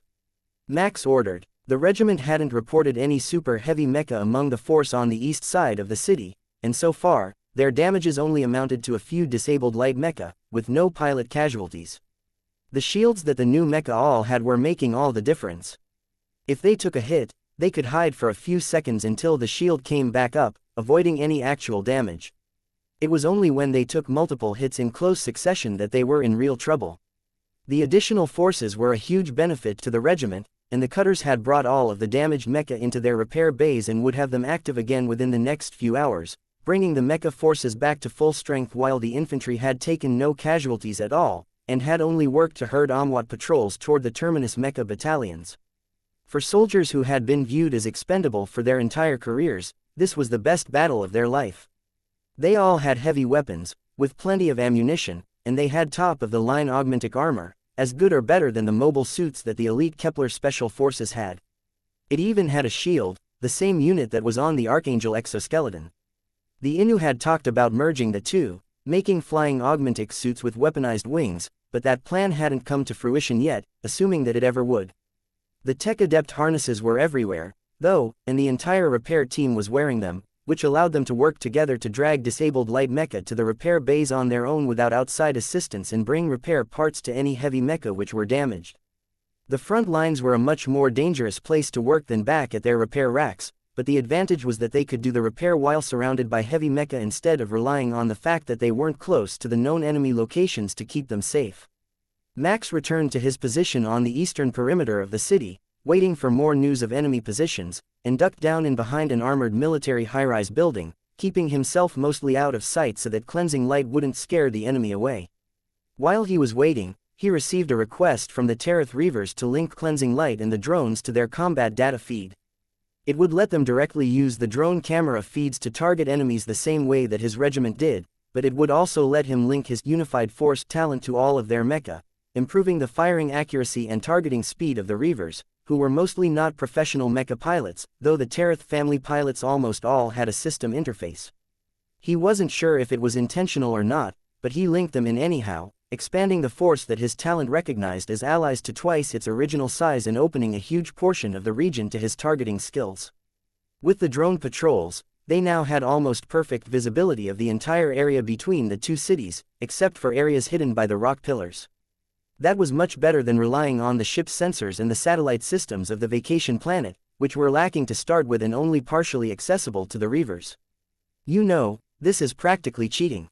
Is this your system function adding all of the targeting data? Mary Tereth asked Max from her position on the defense lines of the city to his south. It is. I share it with the entire regiment as a matter of course, and it's why we send out so many drones. Max agreed, knowing that Nico was weak against her mom and would cave the moment she asked about it. Cleansing Light will have quite the legend with you at the helm. Nobody will forget the Titan-class mecha that can calculate targeting data for entire mecha regiments at the same time. If we didn't have pilots with systems, the difference would be enough to sway an entire planetary battle. She had a point. Without a system function for targeting, many pilots could only fire half as fast. With his function improving them, it would double the firepower of a non-Kepler force without adding a single new mecha to the lines.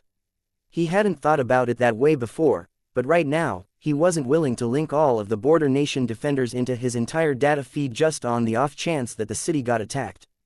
They would do what they could do, and he would send his regiment to reinforce them. The locals already held the Terminus Trading Company in awe thanks to the show of power, so they would accept being overruled on matters of defense, at least as long as the enemy didn't breach their lines. When it came to fighting inside the city, they would be much more territorial, Max was certain. Short of manually searching through the entire wasteland himself, there wasn't much for Max to do at the moment except watch the screens and keep the targeting data up for everyone else, so he plugged a meal order into the mecha's replicator and made himself dinner. The novelty of a fresh, hot meal in the middle of a battle might never get old, even if it did come in a magnetic bowl that wouldn't fall if he had to move in a hurry, and the drink had a sippy cup lid. Chapter 479, Infiltration. Commander, we have reports of Amwat infantry in the region around the city. No confirmed scans, but the drones have picked up some suspicious signals.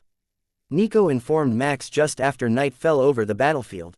The data that she sent seemed to show that the shape of the ground as scanned didn't match the surface as it was viewed by the sensors, which Nico believed indicated that some sort of camouflage was being employed. If she was right, that meant that a large infantry force was approaching the city, and they had no way to accurately predict their location or strength at the moment. City defense, we have received data signals that indicate an infantry force capable of hiding from sensor detection is approaching your lines.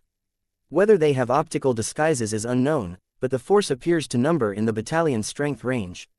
Max informed their allies. Copy that, Cleansing Light. We have heard of this phenomenon before, and the last time that they appeared, their disguise included optical cloaks, though they were far from perfect. Our sensors haven't detected anything. How did yours find them? The defense general replied, we used sonar on the drones, and their map of the ground didn't match the reports of the other sensors. Max reported, we will keep that in mind. I will requisition some sonar units from the fishing fleets and distribute them to the units on the line. The general's decision seemed like a solid one, and Max wished that they had the option for all of their mecha, but even having it on the drones was a good start.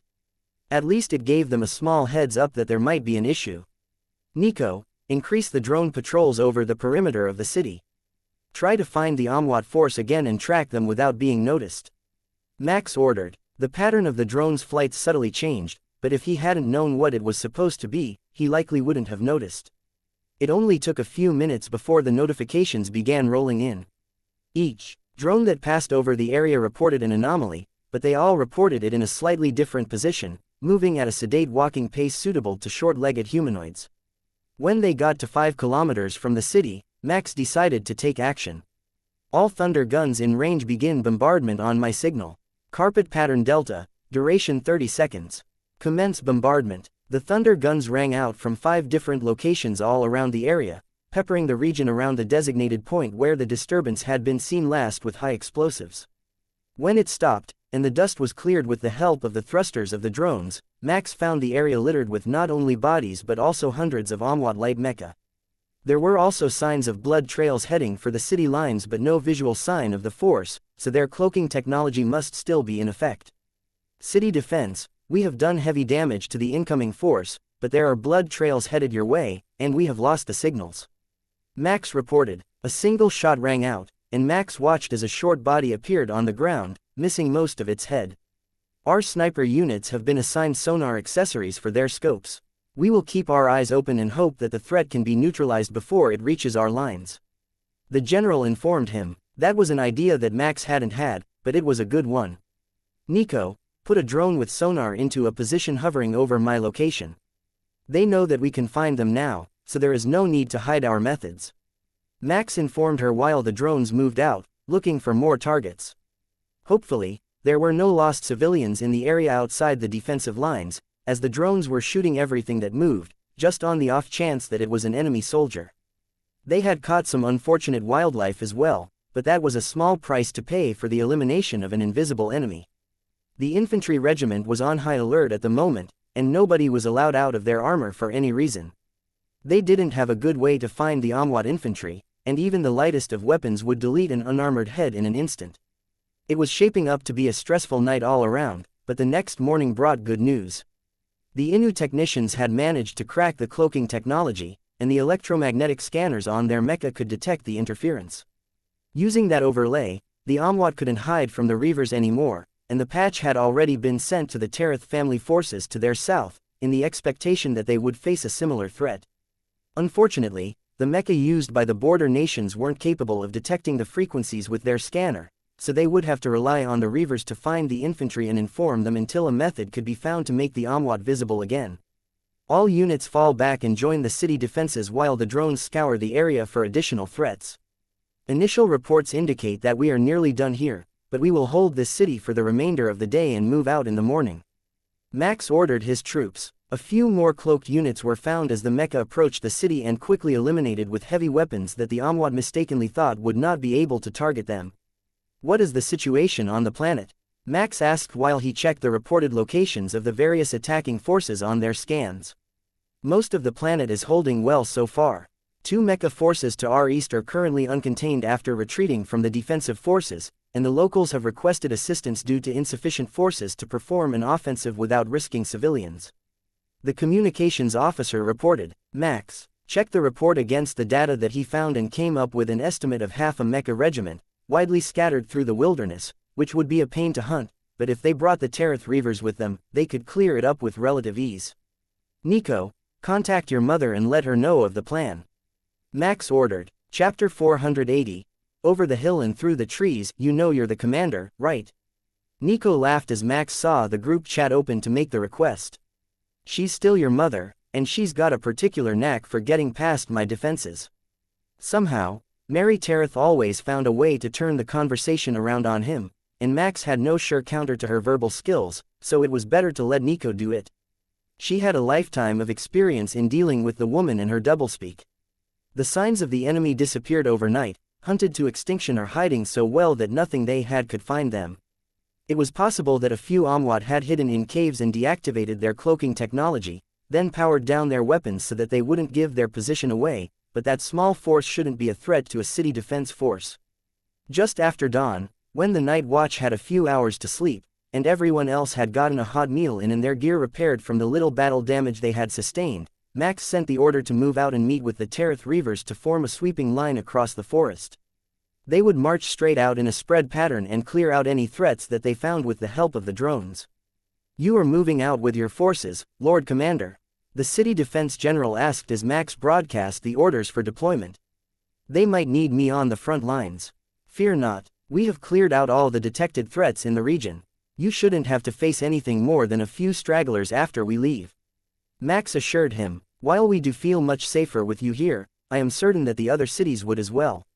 Safe travels, Commander. Max walked a few kilometers behind the main lines so that he wasn't a shining beacon alerting the enemy to their presence before the regiment could get into weapons range while Nico and the drone pilots flew patterns overhead, keeping up an active sensor net that gave them a good idea of what they would find in the forest, right down to animals smaller than the common housecat. As they walked, Max collected updates from the other planets that were under attack, listening to the reports of entire Reaver companies and mercenary forces landing on the surface, with the Reavers using disruptors near maximum range to disable the enemy mecha without destroying them. They hadn't shown up with just a few ships per planet as they had promised. They were on a mission to full-out loot the Amwat forces before the border nations could make a claim on the military assets as reparations. The Cygnus Compliance fleet was also competing with the majority of the Tereth Reavers for the Amwat home worlds, which were largely depopulated by orbital strikes already, a fact that Max hoped had been withheld from the aliens aboard Terminus, who were watching intently as his regiment marched through the woods. The Shin would be somewhere between overjoyed and shivering in terror at the footage, as they viewed the trees as the victims of this battlefield, and unlike the open Badlands where the first fights took place, they were marching into a thick ancient forest now. The occasional flash of ion fire from the drones was followed by the report of thunder guns blasting at the marked threat from beyond visual range as the regiment herded the enemy force in front of them. The Amwat had given up on communications, as it was all being intercepted and decoded by the border nations anyhow, so there was a chance that they hadn't yet noticed that the line was as wide as it was or that they were being forced into a dead end, where the 2 mecha regiments would force them back into the guns of the city defenses. Contact with the 2-3, a wing leader reported, meaning the 2nd Battalion's 3rd Company, giving the regiment a good idea where the enemy was along their line. The Mecha had stopped to take up positions while the flanking units split off half their members to reinforce the unit under attack, keeping the integrity of the line intact in case this was a diversion. This time it wasn't, and a reinforced wing of Crusader-class Mecha was quickly eliminated when the company commander managed to get a firing solution and turn her ion bombard arrays on them. Good work, everyone. Back in position, and let's keep our pace up. The faster we push them, the less likely they will be to realize what we are doing. Max ordered. Sir, we have a large incoming force on the western edge of the city. How far out are your forces? A frantic voice asked a few hours later. That must be the commander of their destination city's defense forces or the commander's radio officer anyhow. Terminus Trading Company is holding pace with the Terith Reavers to sweep the forest clear. ETA to your location is 4 hours. Max reported, requesting an advanced force. We are taking fire from enemy super heavy mecha, and our lines cannot hold against that. The voice over the radio reported, reinforcements incoming. Max replied, then changed to a secure channel to hail Nico. What do you see? How strong is the force attacking the city? Max requested. The city is taking zero fire at the moment, according to orbital scans. There is some movement along the lines as the shifts change, but I do not detect any damaged mecha.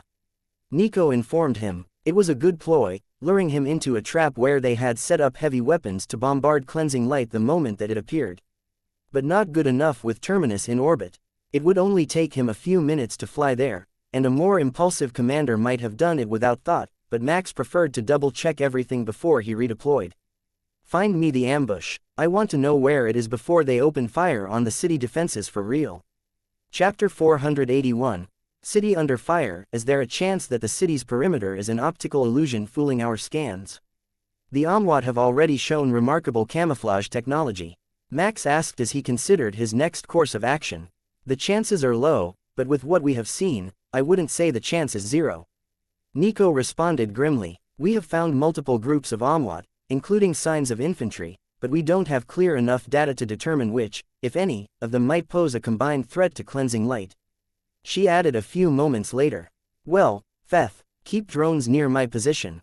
I am going forward to see what the actual situation is. Max replied, unwilling to leave a city to be invaded, even if it might be just a trap. Instead of staying low to avoid notice, this time Max took cleansing light up to 20,000 meters altitude and flew toward the city as fast as he could inside an atmosphere, arriving at the center of the city in under a minute. The reports seemed to be incorrect at first, but the communications were erratic, and the orders didn't make any sense. They would countermand each other only seconds after being issued. None of the defenders knew where they were going, and from the sound of it, the shifts hadn't changed yet. Max had a strong suspicion that he knew what had happened here. The Amwat had infiltrated the command structure and were sending fake signals out to the defenders, causing chaos in preparation for a full-scale attack. Nico, send a jamming signal over the whole city. I don't want them to hear anyone but me until I am finished. The telltale buzzing on the common channels began a second later as Nico used the drones to activate the jamming signal, and Max got to work. City defenders, this is the Titan-class cleansing light.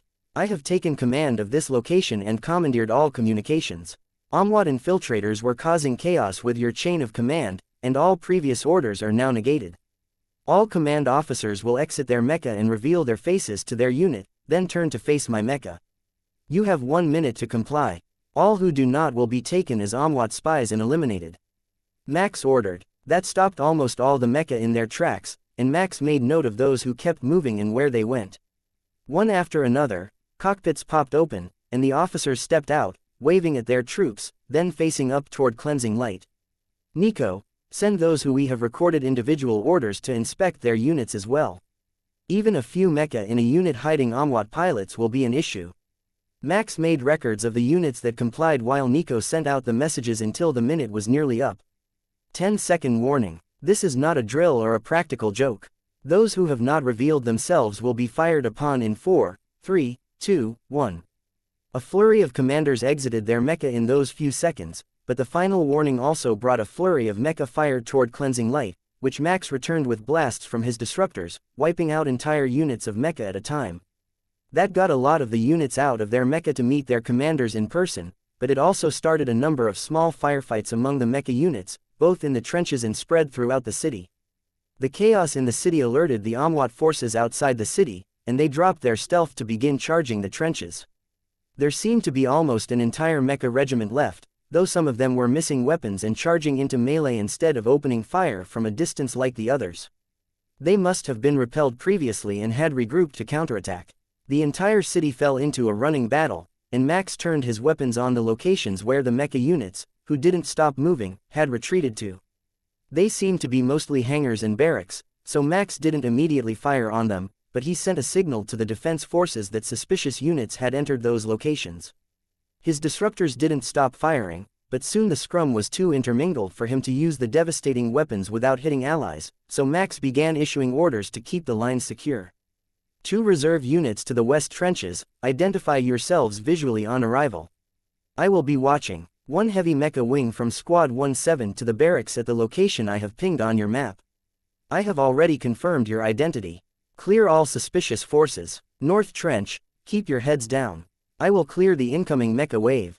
Max used all 6 disruptors on a wide pattern to take out 5 kilometers of Amwad light mecha that were heading toward the city, leaving only the more heavily shielded units for the defenders to deal with.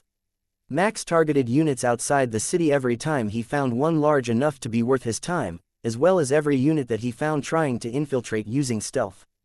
If he could convince them that everyone could see through it, they would give up on the practice for the duration of the battle, and it would make life much easier for the defenders. The fury of the battle annihilated the meticulously groomed forest and pristine beaches surrounding the city, leaving the former resort city a shining beacon in the rubble, but within 2 hours, the defenders had brought the chaos back under control, and they had distributed new tracking devices to their units. They had found an alternate way to overcome the stealth, using radar imaging overlaid with a visual image, to find hidden targets. The cloaking mostly blocked radar signals, but that was the key to the detection method.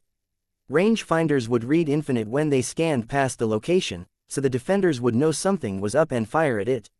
Some were false signals, and some were misses, but if they hit, the enemy would become visible again, and that was good enough for them. They had also changed their helmet settings, eliminating the anti-glare function, and letting their allies see their faces. Most humans were too tall to be mistaken as Amwat, but it made the troops feel more secure to be talking face to face after all of the betrayals that they had suffered today. Chapter 482, Change of Heart. The defenders spent most of the day digging the rest of the invaders out of the city, with many of them choosing to surrender rather than die today. In the forests, the situation was much the same, only with less mercy. Many Amwat pilots chose to abandon their mecha and flee into the forests, relying on their stealth technology and hastily discovered hiding spots to keep them safe from the advancing line of Reaver mecha. The mecha were destroyed as the line passed by them, leaving nothing to be recovered if their pilots should return, not even the food and water rations, which the infantry claimed and added to their own stores. The supplies they had were much better quality, but you never knew when you would need more supplies. The infantry hadn't been with them long, but their senior staff had mostly served with Max before, and they had been chatting with the commanders of the regiment to get a feel for how he liked things to be done. The Battle of the Bridge, where an undergeared and outclassed unit, led by Max in the Crusader-class stalwart, had become a regimental legend of tenacity and innovation. The story of putting Crusaders in hiding holes to ambush and renovating civilian vehicles with captured heavy weapons was the sort of heroic last stand that all infantry aspired to be in. One where they lived, the reminder that they might be stuck on this planet indefinitely, and they only had so many replicated meals available led the infantry to hoard the Amwat supplies in the flat space of their devices as much as they could without removing the heavy weapons and power packs that they had loaded up on before deployment. The way the battle was going, they had hoped to get to leave this location soon, but there was a whole planet out there, and there was no way to tell how many enemies mecha remained since it was impossible to know what was actually inside the landers that had made it to the surface. Every lander that they located was relayed to planetary defense for recovery so that they could obtain the materials and technology inside to reinforce their own regiments and deprive the Amwat of the chance to resupply. Madam Mary, how are things going down at your end of the line? Max asked since they weren't heading for the same city that he was. We have advanced scouts in the city now. No signs of infiltration, and we are driving a small force their way to close the trap. But don't call me madam. It makes me sound old. She replied, Got it, Lady Tereth. Report any unusual findings and let me know when you are close to the target, so I can have drones reallocated to make up for the lack of firepower at your end of the line. Max could almost hear her screaming at him that they didn't lack any firepower. With 20 super heavy mecha at their end of the line, but this end of the line had a Titan-class mecha waiting for the line to arrive, and that was hard to compete with. By the time the line came into sight of the cities, the force that they were pushing in front of them had dwindled to under 100 mecha from the multiple attempts to break free from the trap and the numerous pilots who had abandoned their mecha in vain attempts to survive. After such an intense, though short-lived, battle in the city, which was still clearing out various buildings in case there were stragglers from the infiltration teams, the arrival of the Amwat that the regiment had trapped was severely anticlimactic. They didn't even try to fight when they saw cleansing light in the sky in front of them. Instead, they knelt their mecha on the ground and stepped out with their hands in the air, surrendering to the Reavers. Local defense: capture and disarm the Amwat forces, then lock them in your local prison to await sorting to a long-term facility or return to their homeworld. Max ordered. The prisons here were mostly empty and largely for show anyhow, meant to help scare tourists into behaving instead of using the "they can't arrest us all" logic to justify bad behavior. The beautiful, Gothic architecture of the 4-story prison building was enough to assure them that, yes, the locals could, in fact, arrest them all and would if they had to. The situation was similar on the other end of the line, though they did put up a small fight before realizing that the Reavers had brought so many super heavy mecha to one single location. Terminus communications: how are things going on the other planets and the Amwat home worlds?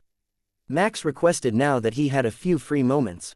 No significant progress on the other worlds. All are reporting ongoing battles, with no confirmation of progress due to the myriad of forces that flooded them and the lack of coordinated information systems. The negotiations for the Amwat home worlds have begun already. The planets have fallen, and the politicians are working out the deal to determine their future. The communications officer replied, accompanied by a small data file of relevant communications and data. Max scanned the reports of their own theater of war for a while and realized that they, too, would be finished soon. Between Terminus Trading Company and the portion of the Terrath Reavers that had landed nearby, they had eliminated 6 of the 15 or so mecha regiments that had landed on the planet in the last few days. With the remainder of the Reavers still active and 2 ships full of Cygnus mecha, plus the border forces that were already in orbit thanks to the meeting, this was not going to be a long battle at all. No matter how Max looked at it, there really was no kill, quite like overkill. Do you see what I see, Commander Karras? We are almost finished here, and a little bird tells me that there are still a few days left in your scheduled birthday celebrations aboard Terminus. Mary Terath asked with a laugh. Will there be cake? Chapter 483. Allies secured for the next 2 days. Both Terminus Trading Company and the Terrath Reavers held their respective positions, with their units spread out over the territory that they had covered, looking for stragglers. That was when the area was declared officially cleared and under the control of the locals, allowing the Reaver forces to return to their ships. The final signatures had all come through without issues, and deals were being made to secure the technology that they had missed out on by signing in a panic during the invasion. Overall, it was still a win for the border nations, and the Terminus Trading Company hadn't lost a single soul during the mission, only some equipment, so it was a very low-cost intervention on their part, while they would get a nice share of the profits from the replicators that they were making for their new allies. So, when is your mother arriving? She seemed quite determined that she was going to make it here before my birthday celebrations ended. Max asked Nico once he was comfortably back in his office, where she had prepared him coffee and a list of notable events aboard the ship while he was away. Within the next few hours. You know how she is. She needs time to prepare herself to make a grand entrance everywhere that she goes. Nico laughed. Yes, I certainly do know that. Nico smiled at his frustration, then hopped into his lap and took over the console that he was working at, finishing the daily ship's logs in an instant using her innate talent. You really aren't good at dealing with her, are you? Just think of her like me, but older. Nico suggested. Max snorted in amusement. He wasn't good at dealing with Nico either. He just went with the flow and stopped her when she wanted to go overboard. But maybe that was what she meant. Just let her mother do her thing unless it was too outlandish. Nico turned around so she was seated facing Max, straightened his hair, then adjusted his collar. Perfect, now it is time to greet the tourists. They have been waiting for you to come out after your post-mission quarantine, and everyone is eager to congratulate you on defending a human world from alien invaders. The Shin particularly wished to convey their deepest regards for making the live footage available to them. What live footage did I make available? You were in control of the ship while I was gone. Max reminded her. Can you at least tell me what this big birthday surprise is now? Max asked. I'm not sure we have enough time. It will take a while, and you have a meeting. How about tonight, right after dinner? Nico suggested. Fine, but I will hold you to that. You have been dodging that answer all week, but I can sense that you're secretly excited to tell me all about it. Nico laughed and flipped herself off the chair into a standing position, making even the sturdy alloy creak with the weight of the two of them combined, then held out her hand to lead him out the door. While you greet the guests, I will go change for the formal dinner. The planetary governor will be arriving with my mother and some other border nation dignitaries for a very political birthday dinner. It should be exactly as annoying and stressful as you think it will be, but it is the last one before we depart. Fine, but only because it is necessary. Max sighed, following her out of the office. The moment that they reached the cruise ship area, a full fanfare welcoming party launched into action, with confetti, thousands of strangers congratulating him from a dozen different species that Max didn't recall being on the ship when he left, as well as some political brown-nosing from the border nation delegations that had been left aboard during the battle. Compared to that, even the fur-covered species that licked your hand as a greeting was tolerable. Max reminded himself to start carrying hand sanitizer in the flat space of his watch and trudged on through the celebration until the official announcement was made that the buffets would be opening for a grand feast drew most of the crowd away. That was also his signal to head for the private dining room that had been reserved for their meeting and face the exuberance of the politicians and Nico's mother. Nico met him in the hallway on her way there, holding a pile of clothes for him, and wearing a floor-length gray silk ballgown that accentuated her curves while hiding the fact that she was wearing platform heels to increase her height from 150 to 160 centimeters. You can change in the room to the side here. It is secure, and you can store the uniform in your flat space if you have room. If not, I will hold them for you. Nico informed him, tapping an elaborate gold necklace with a pendant that Max recognized as the same base device as his watch, only hidden behind an enormous diamond. That was an excellent idea for noble ladies at parties since they wouldn't be wearing a watch or carrying a purse of any sort. Are we selling those yet? I am sure that at least a few of our guests will be interested in knowing about your jewelry. Max asked. Not yet. We aren't distributing them outside the Reavers until we have a new and improved version. The only other person who has one is my mother, whose jewelers set the device for me, so you can tell the guests that it is a handcrafted family specialty. Got it. Now let's get in there and get drunk. I suspect I'm going to need it. Chapter 484. Birthday Presents. Max entered the ballroom with Nico on his arm, much to Mary Tareth's delight, when the Reaver met him just inside the door. Happy birthday, Lord Commander. It is an honor to be here for your 18th birthday. Such a momentous occasion for all Reavers, even ones who have distinguished themselves early in life. I suppose it is a bit different for me. I won't be receiving an official placement within the company for one, and I won't be saying goodbye to a mentor for another. Max agreed. That's why we have to try harder to make it noteworthy so that you don't forget about it in the future. This is supposed to be a memorable event, a coming-of-age rite, and not just another week in your past. Mary Tareth informed Max with a smile. I would say it was fairly memorable.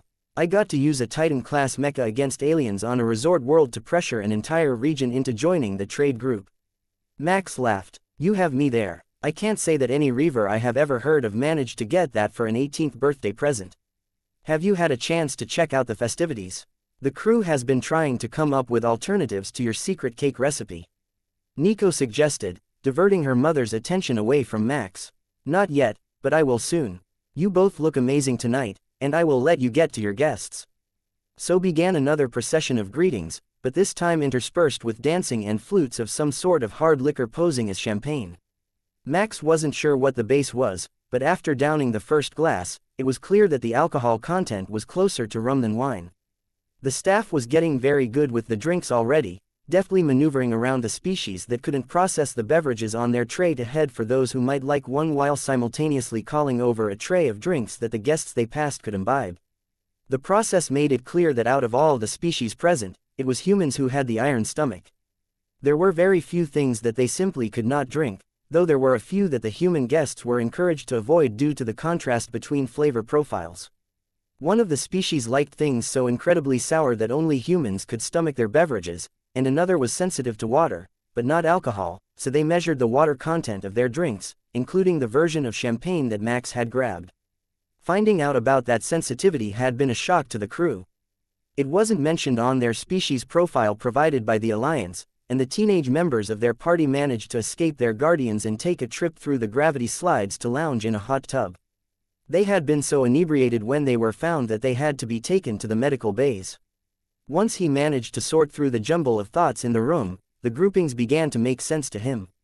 The species were sorting themselves by where the best drinks and snacks were coming from, naturally grouping similar species together inside the room. That made it easier for Max to find dance partners to keep the conversation flowing all night, though Nico managed to cut in every third song or so, each time picking a song with a different beat so that she could pull him into a different type of dance.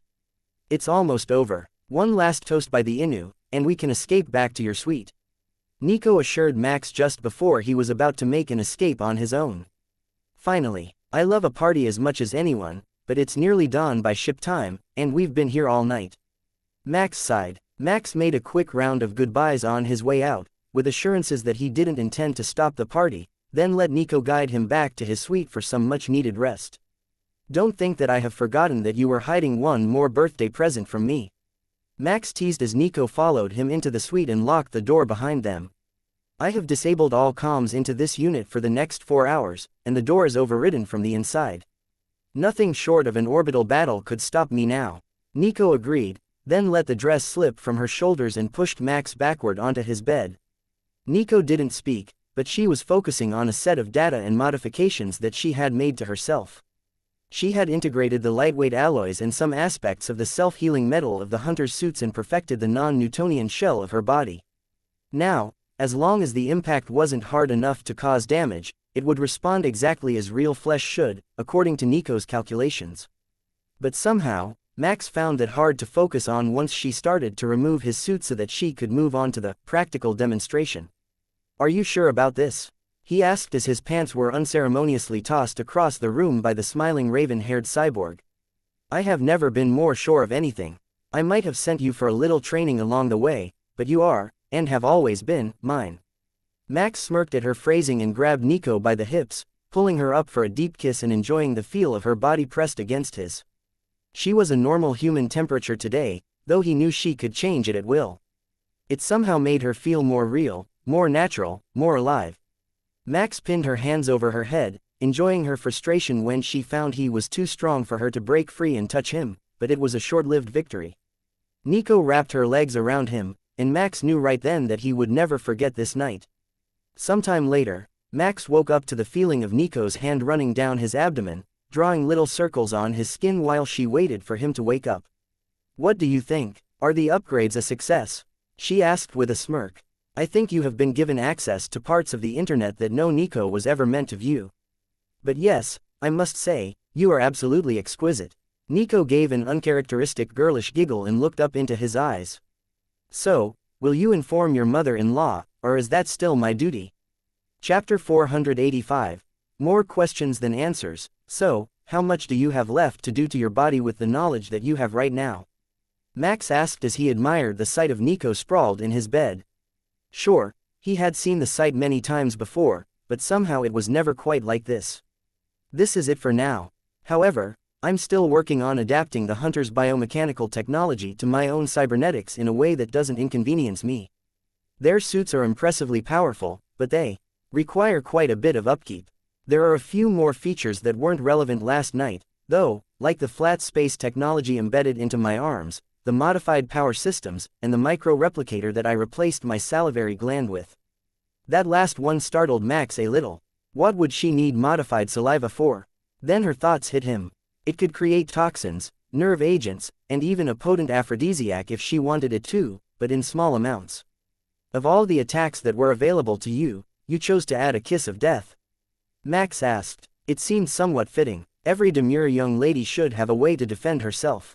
Max wasn't sure how valid that self-description was, but he was having an amazing day, and he was not about to start arguing semantics with Nico this early. What's on the schedule for the day? He asked instead. We have meetings with the border nations to make the first of their replicator orders, while the other companies will be working on the rest of their requests. We also have to open a portal back to Ray 5 since none of the other vessels here are large enough, and the moon base is busy. That's easy enough. I will make some time to circulate through the tourists as well since I know that running a tourist vessel is all about appearances. Max agreed. Then you have a suit fitting with my mother and one final dinner party before the dignitaries depart. She added just before he could leave the room. See, you left that for the very last because you know that she stresses me out. Nico laughed at his pouting face. It's only because she's obsessed with grandchildren, and she forgets that I can't give them to her. Just bear with it until she either manages to get some from my siblings or she steals genetic material from both of us and bioengineers herself one to keep her busy. See, that seems like the most likely course. You two don't know what the word overkill means. But you love us for it. Now, we've killed all the things we get to kill this week, so let's go get dressed up and have some cake. Max laughed and accompanied her out of the bedroom and across the ship to where the VIP guests were staying. Mary Tereth had an entire staff of tailors and seamstresses waiting for them and a huge smile on her face. Well, don't you two look chipper this morning? Did something good happen? Perhaps a birthday present that was better than a planetary invasion? She taunted. Oh, he's blushing. You really did, didn't you? That's my girl. Max shook his head and looked at the rack where a number of clothing samples were waiting. So, what am I dressing up as today? He asked. A proper nobleman. The Cygnus delegation has sent a number of higher nobles, and we still have the border nation's dignitaries here for one more night, so we are obliged to entertain them, and that means dressing up like real nobles and not reavers for a night. Mary informed him. So, you will be showing up without a gun? Max asked. Now, who is the one who takes things too far? I will hide it under my dress. Max tried on a few styles of the available suits until he found one he liked, a simple suit with a vest and a flat cap worn with a wool coat, despite the fact that the ship was climate-controlled. The tailor insisted that it completed the look and it would be taken by the doorman when they entered the meeting room, so Max didn't argue with him about it. The custom-fitting machine made Max's new gray suit exactly to his measurements, including an allowance for his sidearm, which was worn in a hidden pocket inside the vest and accessed from the top. Looking at him, it was impossible to tell that he was wearing it at all. Of course, he had heavy weapons and an augmentic suit in his flat space storage, but that wasn't the point. Reavers never went anywhere without a gun on them, and it would be strange to the others when they scanned him if he didn't have a weapon on him. As Mary Tereth said, it was all about appearances. Nico was fitted with a cocktail dress in the same midnight blue as Max's shirt, while her mother chose a silver ensemble in a similar cut to Nico's. Looking at the two side by side, it was impossible to miss the fact that they were related, though Nico's appearance was artificial. Shall we, Sir Karis Max? Mary asked, extending her hand. Max crooked his elbow for her to take, then the other for Nico, who wasn't bothering to hide her mental jokes about the chances that he could bolt at any second, so he needed the double escort. What are we going to do about the production materials? We only have so much aboard Terminus, and we've been too busy to go asteroid mining. And the takeover of the Amwat home worlds, how is that going? Max asked as they began to walk. Worry about that later. We will ship you materials from the storage stations to make up for the orders that you have to fill, and the others are taking care of the negotiations for the new worlds now. It is going to take a while, though, since the two parties are so far apart. Mary replied. Far apart on the negotiations? What are their positions now? Nico smiled up at him. We want the whole cluster of systems, with payment to the Cygnus for their assistance. Their delegation requested exactly the same thing. What do we need entire star systems for? Max asked. There simply weren't that many reavers in one spot at any given time. Even keeping the star system that they had claimed fully staffed was a challenge. What don't we need entire star systems for? Seriously, it's a whole star system. If I were in charge, I would name it after myself and put statues of shattered pride in every city center. Nico reminded him. She would do it too, he was certain. Chapter 486. Dignitary dinner. Navigating the tourists was getting easier every time Max did it, and soon he found himself in front of a crepe stand that had been set up near the base of the world tree in the nose of the cruise ship. The root system of a world tree was like nothing Max had ever seen before. It was a semi-sentient living being that lived almost entirely off of photosynthesis and water, but it adapted its roots to attract other species, who would drop foodstuffs for it to absorb for additional nutrients. That meant that the walkways were all wooden. There were benches, flower gardens, artificial rivers, and much more that the tree thought would be attractive to the species on board. They didn't stop at one level, either. The 3 levels below the base of the tree were all engulfed in the roots to a distance half again, as large as the crown that filled the hollow vertical void of the atrium that had been turned into a terrarium. A number of the Xin were relaxing in the garden near the crepe stand when Max and the ladies stopped in to get a breakfast snack, so he stopped to say hello. Excellent work on the world tree. I must say, it is a unique marvel among all of humanity. The gardens that you made with the roots are truly impressive. Max congratulated the tree man.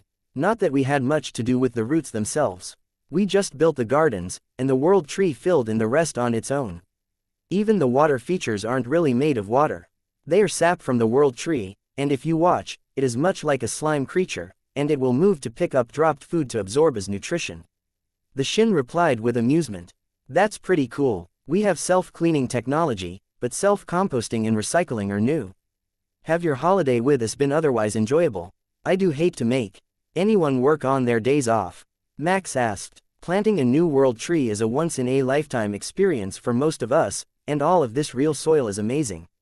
I have sent pictures back to the homeworld, and they thought that humans might actually be benevolent gods until I sent them the footage of your battles. The Xin laughed. I hope they were prepared. You can't just send random people live-action battle footage without warning them. Nico giggled. We warned them, but they didn't understand the word mecha, I don't think. They freaked out when they saw the artillery start firing through the lens of the drone footage. It was amazing. They think that the humans are terrifying, but a lot of them are eager to come here and enjoy the facilities. The war footage should be enough to keep them all on their best behavior. Have you ever seen human gardeners in action? Mary Tereth asked. Oh, yes, the shaping and the binding and trimming. They're like sadistic barbers of your species, right? But the results that they come up with are to die for. I might even let 1 or 2 of my branches be trimmed if I could look that good. He told her. If you want to find out, let me know. I specialize in flower arrangements and bonsai trees. Mary answered with a smile that made the Xin shudder. We will have to update the dictionary once we get home. The bonsai tree is a new word, but the implications are terrifying now that I know what it is. Would you like to join us for a formal dinner with the human dignitaries? Max asked. Thank you, but no, definitely not. Politics are not my thing at all, he denied directly. I don't blame you, I feel the same way, but as commander, I have to be at every one of them. With their snack finished, Max led the group through the ship, checking in with everyone and collecting compliments on their fashion sense. That killed enough time that they could head to the dinner, where a pair of butlers were on duty to take his coat, as well as the latest shawls, before calling staff to lead them to their seats. Max was impressed by the professionalism of their new staff. He was a bit worried that they wouldn't manage to present a properly high-class front for such multi-nation meetings, but this one was going very smoothly, even with the variety of guests that they had invited. Lord Commander Karras, it is good to meet you. I am Lord General Samwise. Lord General Kirkland sends his regards, but unfortunately, he is occupied at the negotiations for the Amwat home worlds and is unable to attend tonight. An older Cygnus noble with a tobacco-stained gray handlebar mustache greeted him. It's hardly reasonable to expect to keep him on call as my own personal negotiator. It is good to meet you, and I hope that you are enjoying your stay here aboard Terminus. The old general smiled happily. It has been a highlight of my long life. To think that I would see so many new things in one mission. Alien engineers, machines that make elaborate dinners with the press of a button, cutters doing warp 10, and talking trees.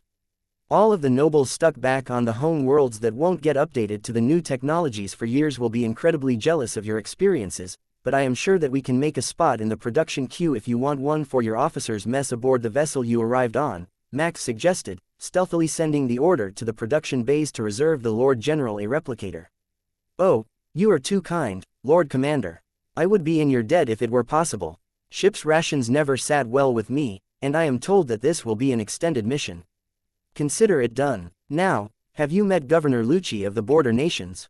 He is the planetary governor here, a most tragic position to be in. But we hold high hopes that his world can recover from the invasion in good time. Max said, turning the conversation to bring the nearest guest into their conversation, a tactic that he would be using all night long. Yes, we were talking earlier about some business. They are short on many things right now, and Cygnus is in a position to deliver. With the help of the Reavers and their fantastically fast new ships, that is. The Lord General replied, then pulled in even more nobles while Nico and Mary split off to chat with the other ladies. The dinner went smoothly, and when it was time for the dessert course, Max couldn't help but notice Mary Tereth's excitement. She had actually had the staff make her famous birthday cake for him in large enough quantity to serve the entire room. This will be a treat, gentlemen. The dessert today is not from our world-class replicators but handmade by the lovely Lady Mary Tereth. Max informed the room, bringing a round of polite applause as the cake slices were set out in front of them. I can feel my diabetes acting up already. One of the border governors laughed, looking down at the cake. It is sweetened with a unique plant from Kepler 142. It tastes sweet, but there is no sugar at all in the cake. If you can take a few slices of bread, the cake is safe enough to eat. She replied. That was a good hint she had given out, assuming it was true. He just had to find the sweet plant that was not sugar from Kepler 142, and he would have one of the secret ingredients. Chapter 487. Next up, nobody. The next day at noon, Max was relaxing in one of the many hot tubs in the cruise ship area, having finally gotten rid of all the foreign dignitaries. Even Mary Tereth had left off to reinforce some of the other Tereth Reavers who were still fighting. All that Terminus Trading Company had left to do was to finish making the orders that they had received and accept delivery of raw materials sent from Ray 5. It was the most relaxing morning that he had enjoyed in quite some time, and he was determined to make it last for at least a few hours before someone interrupted him. The pools near him were full of the Innu technicians out for a midday swim on their break, reveling in the ability to stay properly hydrated even while living among a land-based species. Their versions of swimwear were getting more and more risque though, despite the fact that Max knew that skinny dipping wasn't really a thing among their people, especially not in public. The humans might be rubbing off on them, as tiny bikinis and tight shorts were popular among the pilots and infantry, who were usually quite proud of their bodies, even with the plethora of scars that they had accumulated over the years. Most of the other species seemed to favor minimal coverage as well, at least the ones who were likely to enjoy the water features. Max wondered if it was an international standard, with humans being the prudes, or if it was just a case of tourists kicking back and unwinding to an extent that they couldn't at home. He even had time to order lunch to be delivered to a poolside table and eat before anyone bothered him. The production bays had finished up the replicators for the ships that were present from the border nations, which was all that they were responsible for, and the resupply of materials would be arriving soon, requiring his permission to dock since the Admiral was off duty at the moment. That all looks good to me. Arrange for deliveries to be made. You can use our shuttles for the deliveries if the other ships can't fit it into their schedules. Send me a message when the materials are unloaded and verified. The duty staff for the bay can take care of that. Do we have any more requests? The technician shook her head. Nothing at all. From what I can tell, we have no specific requests once these tasks are complete. Perfect. I could use a day off. Now, off you go. The sooner you finish, the sooner we can all relax. He was left alone again, and returned to the hot tub for another half hour, letting the jets work the tension out of his muscles, only roused from his relaxation when he saw a new set of posters going up on the notice boards that he didn't recognize. According to the sheet, the game's room had obtained a new virtual reality simulator. A mental control line mecha simulation for the truly adventurous. You could run simulations from guarding against animal attacks or helping with construction tasks to a full-scale battle. He hoped that they had toned it down enough that it wouldn't traumatize their guests, but more importantly, he didn't recall authorizing the renovation, so someone had spent their own energy allotment to have the software created and then put it in the public arcades. Max looked through the ship's logs to see where this all originated and traced it back to one of the Valkyria VIP clients. They had shelled out a significant amount of Alliance credits to the Innu Tech nomads, who had spent their ship energy allotment to have the programs created and distributed. Most of the guests had VR headsets in their suites, which could play the game, but it wouldn't be as immersive while the body was in rest mode as on the mecha simulators in the arcades. The muscle activation made it feel much more real and helped the body retain the memory once the event was over, which was why the simulators existed in the first place. Since it was just line mecha and the standard Kepler pattern with an added neural link, not the same as the ones that they were using aboard Terminus, Max didn't see much risk to their security, so he didn't do anything about it except head to the arcade and see how it was being received.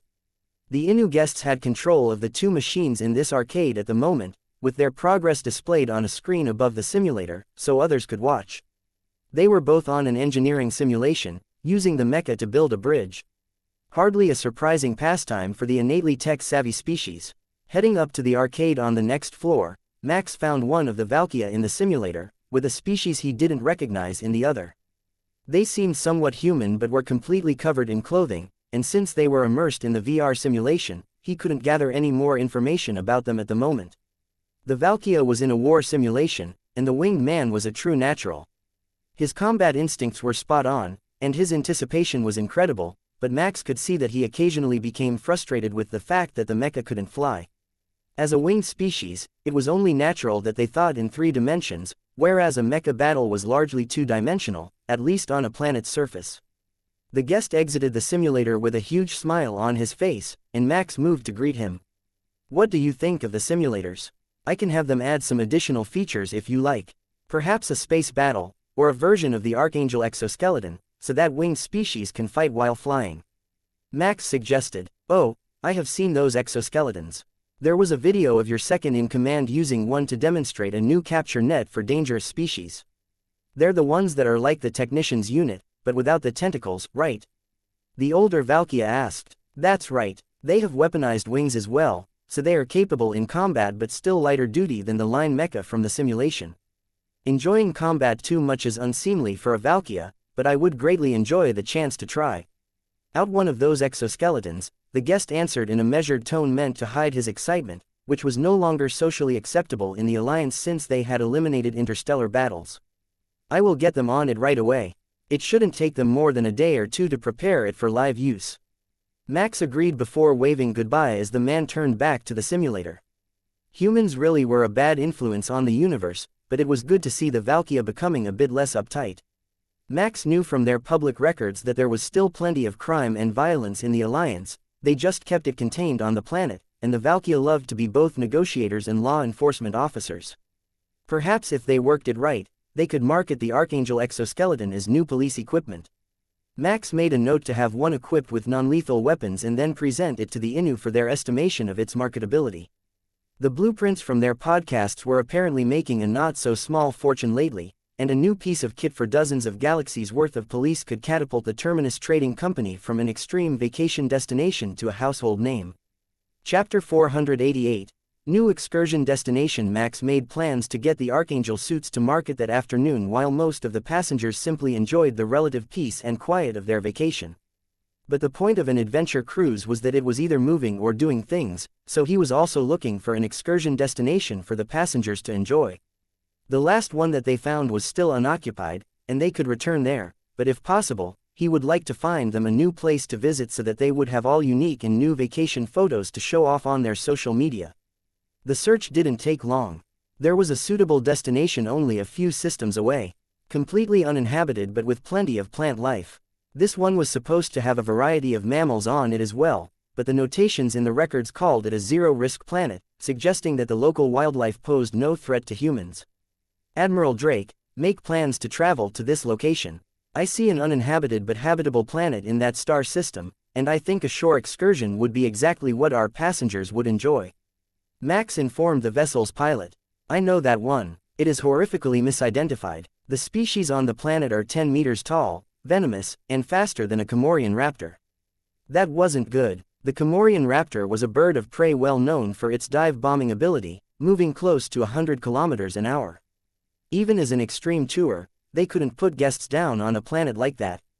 "What else do we have as options?" Max asked. "Why not ask one of the mercenary groups? They often hold uninhabited planets out here, so we could visit almost all of the world and never see anyone if we stay away from their outpost. That would make for a great tourist stop, and it would earn some credits for our allies through docking and landing fees." The Admiral suggested. "Perfect. I will get on it and let you know what I find out." Max started sending messages to their new allies, looking for a suitable planet, while explaining that the visitors needed to be isolated from all chances of infectious diseases that the locals might be carrying since their varying biologies could be an issue in the unregulated environment of a planetary colony. Aboard a ship, everyone was tested and quarantined and decontaminated every time they returned, but for citizens on a planet, illness and disease were just a normal part of life, and if it wasn't serious, it often went untreated as a minor inconvenience. Minor to the locals, but to the aliens, it could very well be fatal, or worse, mutate and begin to spread through new species. It didn't take the mercenaries long before Max got a plethora of replies, some more suitable than others. The one that really caught his attention was a note from the Stardusters. It wasn't a planetary excursion but an abandoned moon base. It still reported a habitable atmosphere, and for a small fee, they were willing to prepare and stock it for the visitors while maintaining sanitary conditions so that they could visit safely. It also had a view of the remnants of a gas nebula at the edge of the system that constantly changed colors, providing a spectacular view from the moon base, whose orbit and polar location provide a constant view in that direction. What do you require for compensation in order to prepare the facility for our arrival? We will need it stocked with local plant life, as well as some data about the local phenomenon that you believe is worth noting. Max requested. We request 8 units of the replicators and 1 materials printer. Our crew will prepare the mineral caves with safety markings, as well as clean the base and maintain the plant life before your arrival. Mineral caves sounded like a lot of fun for everyone to visit and a distinct change from the gravity slides and newly grown forest of Terminus. You have a deal, we will be there in 72 hours.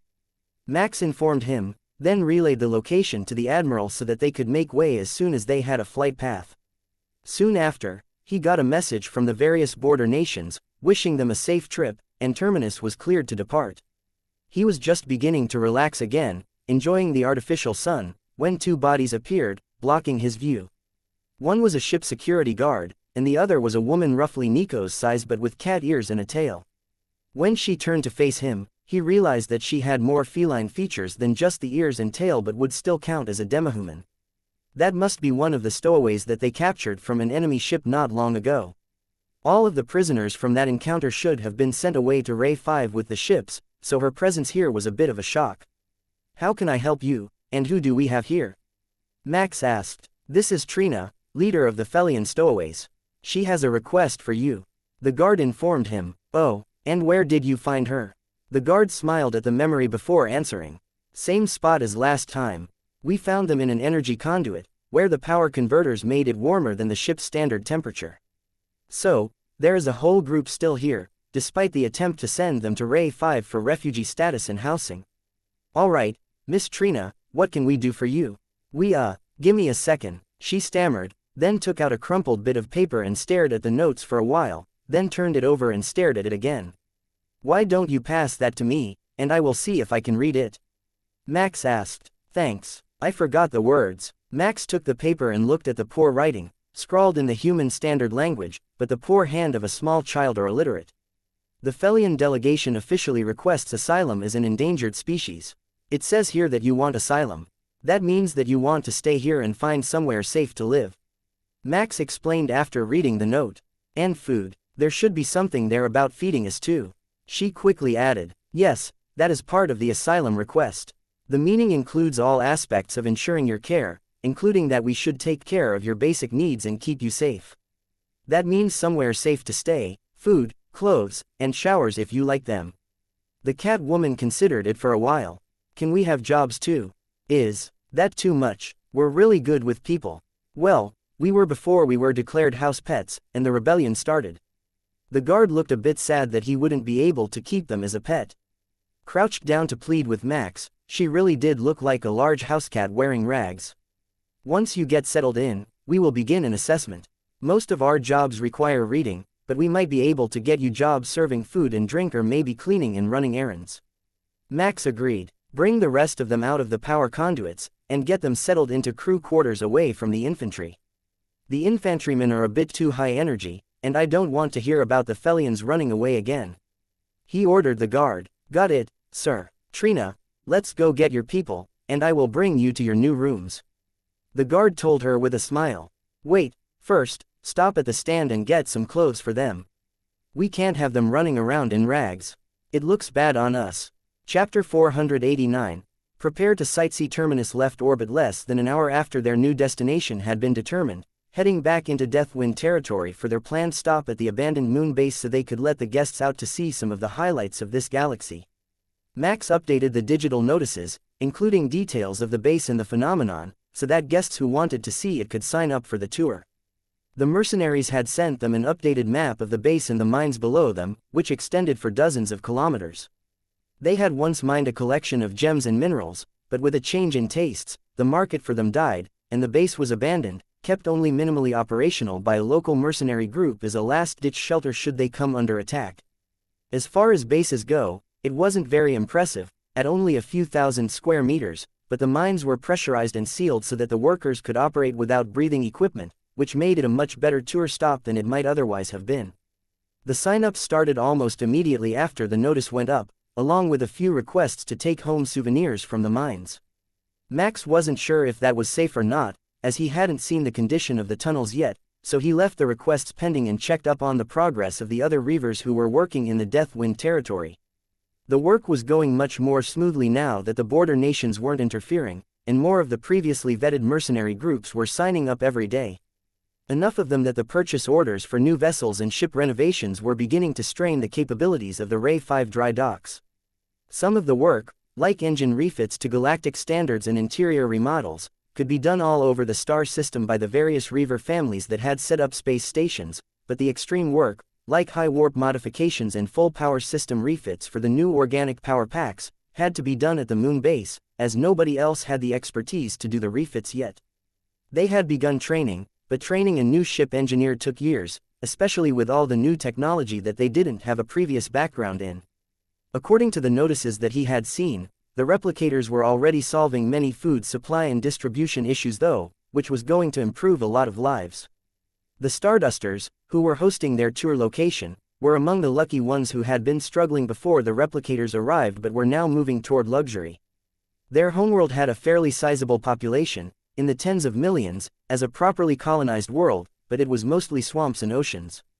With the replicators, they were mulching the fast-growing swamp weeds, which were inedible, into biomass paste that could become gourmet meals. The additional 8 units would relieve a lot of strain on their infrastructure, but Max wasn't sure how long the rebuild interval was on the commercial units when they would presumably be running non-stop. Nico, do we have an industrial-sized version of the replicators or only a commercial kitchen-sized one? Max asked. There is an industrial version available, though not many have been ordering it since they plan to refit every restaurant with one, which would make the industrial ones obsolete in only a few years. Nico replied, the Stardusters' homeworld has millions of people in a food shortage. I think they might want a few per city at an industrial scale to pump out the equivalent of deluxe ration packs, like the heat and eat meals that my parents bought all the time. Do you know the ones? Yeah, I know them.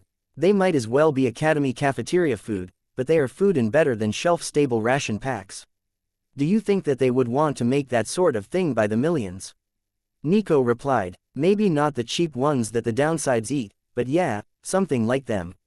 If they can make them by the pallet load to ship to grocery stores, we might be able to count on them to bring more force in the future as well. I will get the crew working on it. The material difference is pretty large, but it's not like they're asking for Mecha.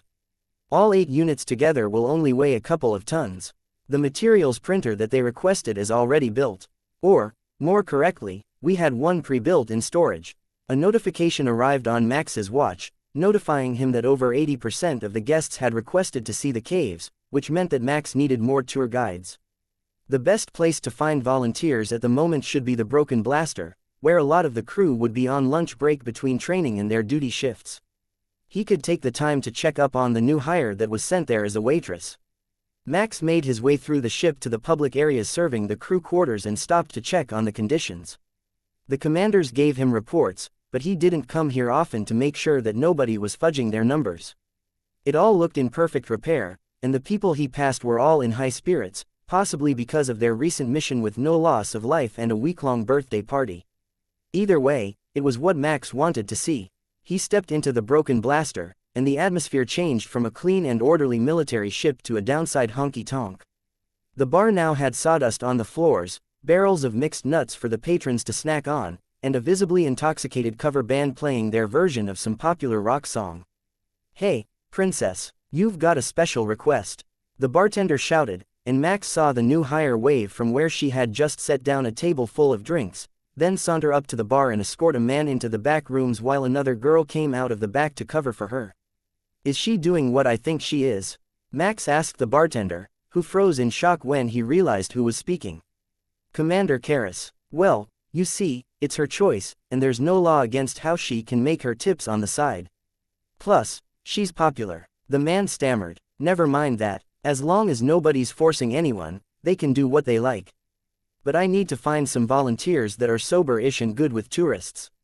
Most of the guests want to head to the mines, and we don't have enough assigned tour guides. No problem, I know just the ones you want. Echo Company are all teetotal and friendly sorts.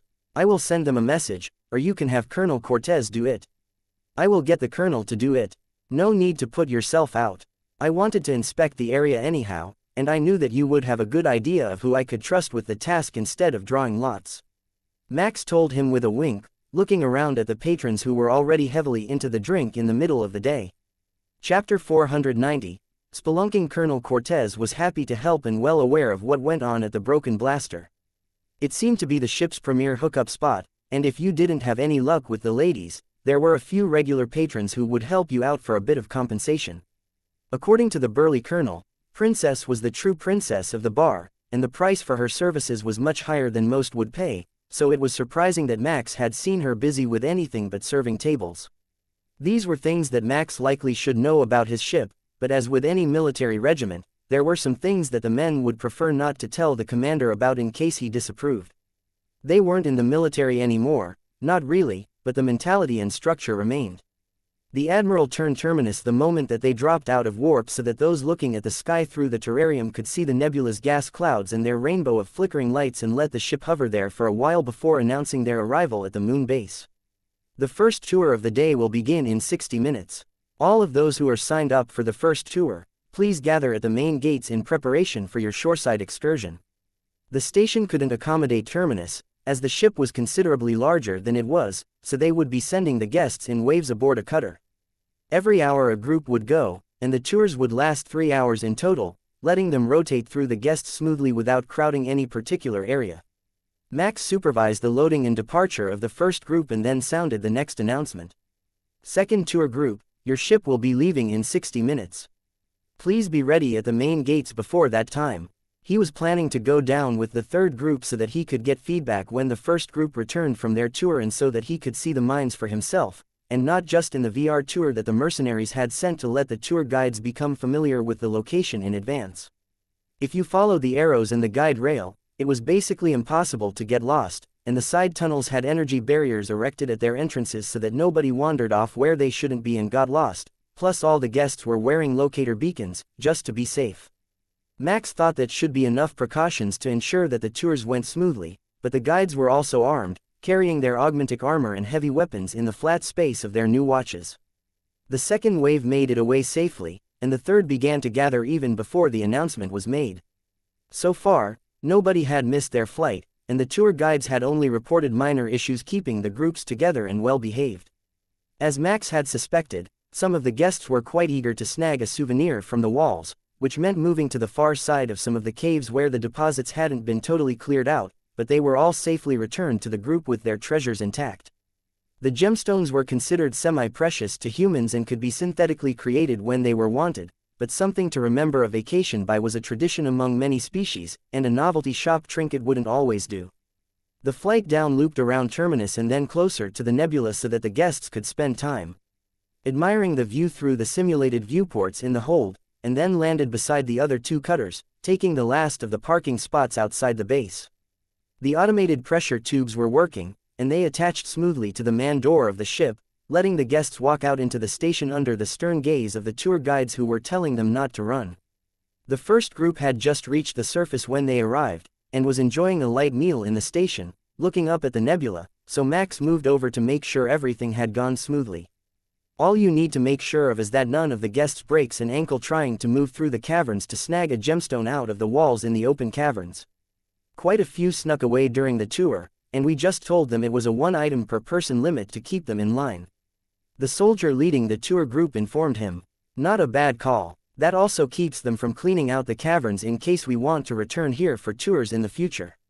Max agreed. No worry about that. Most of the deposits are far too large to be taken away by hand, so the whole cavern glitters in the light. You'll see when your group goes down. It's pretty impressive as a tour.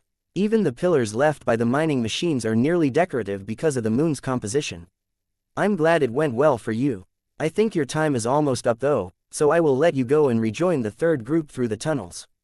Max jogged off to catch up to his tour group, nearly getting reprimanded by the guide, until they realized that it was him and not a lost tourist. The thought that their commander might get lost even with a map was laughable.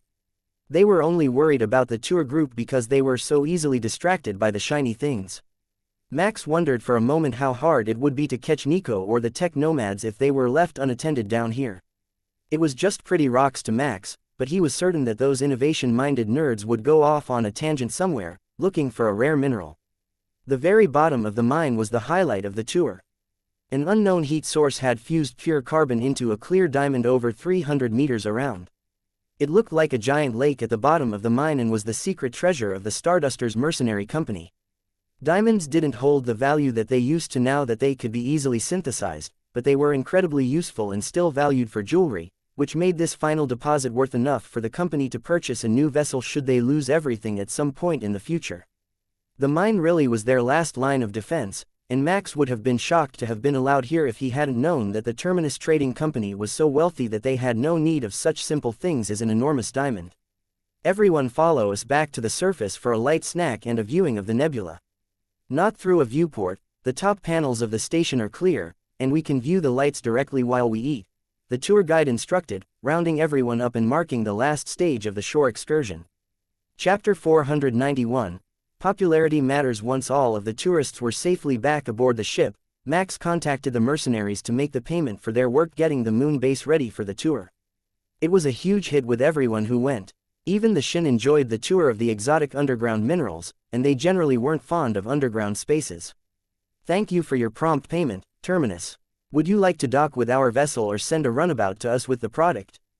The mercenary leader asked. Normally mercenaries would be much less accommodating about getting their payment, especially in payment after services rendered situations, but with the reputation of the Reavers, it was not a big concern. They knew that they would get paid sooner or later. Please proceed to Bay E7, and we will transfer your goods.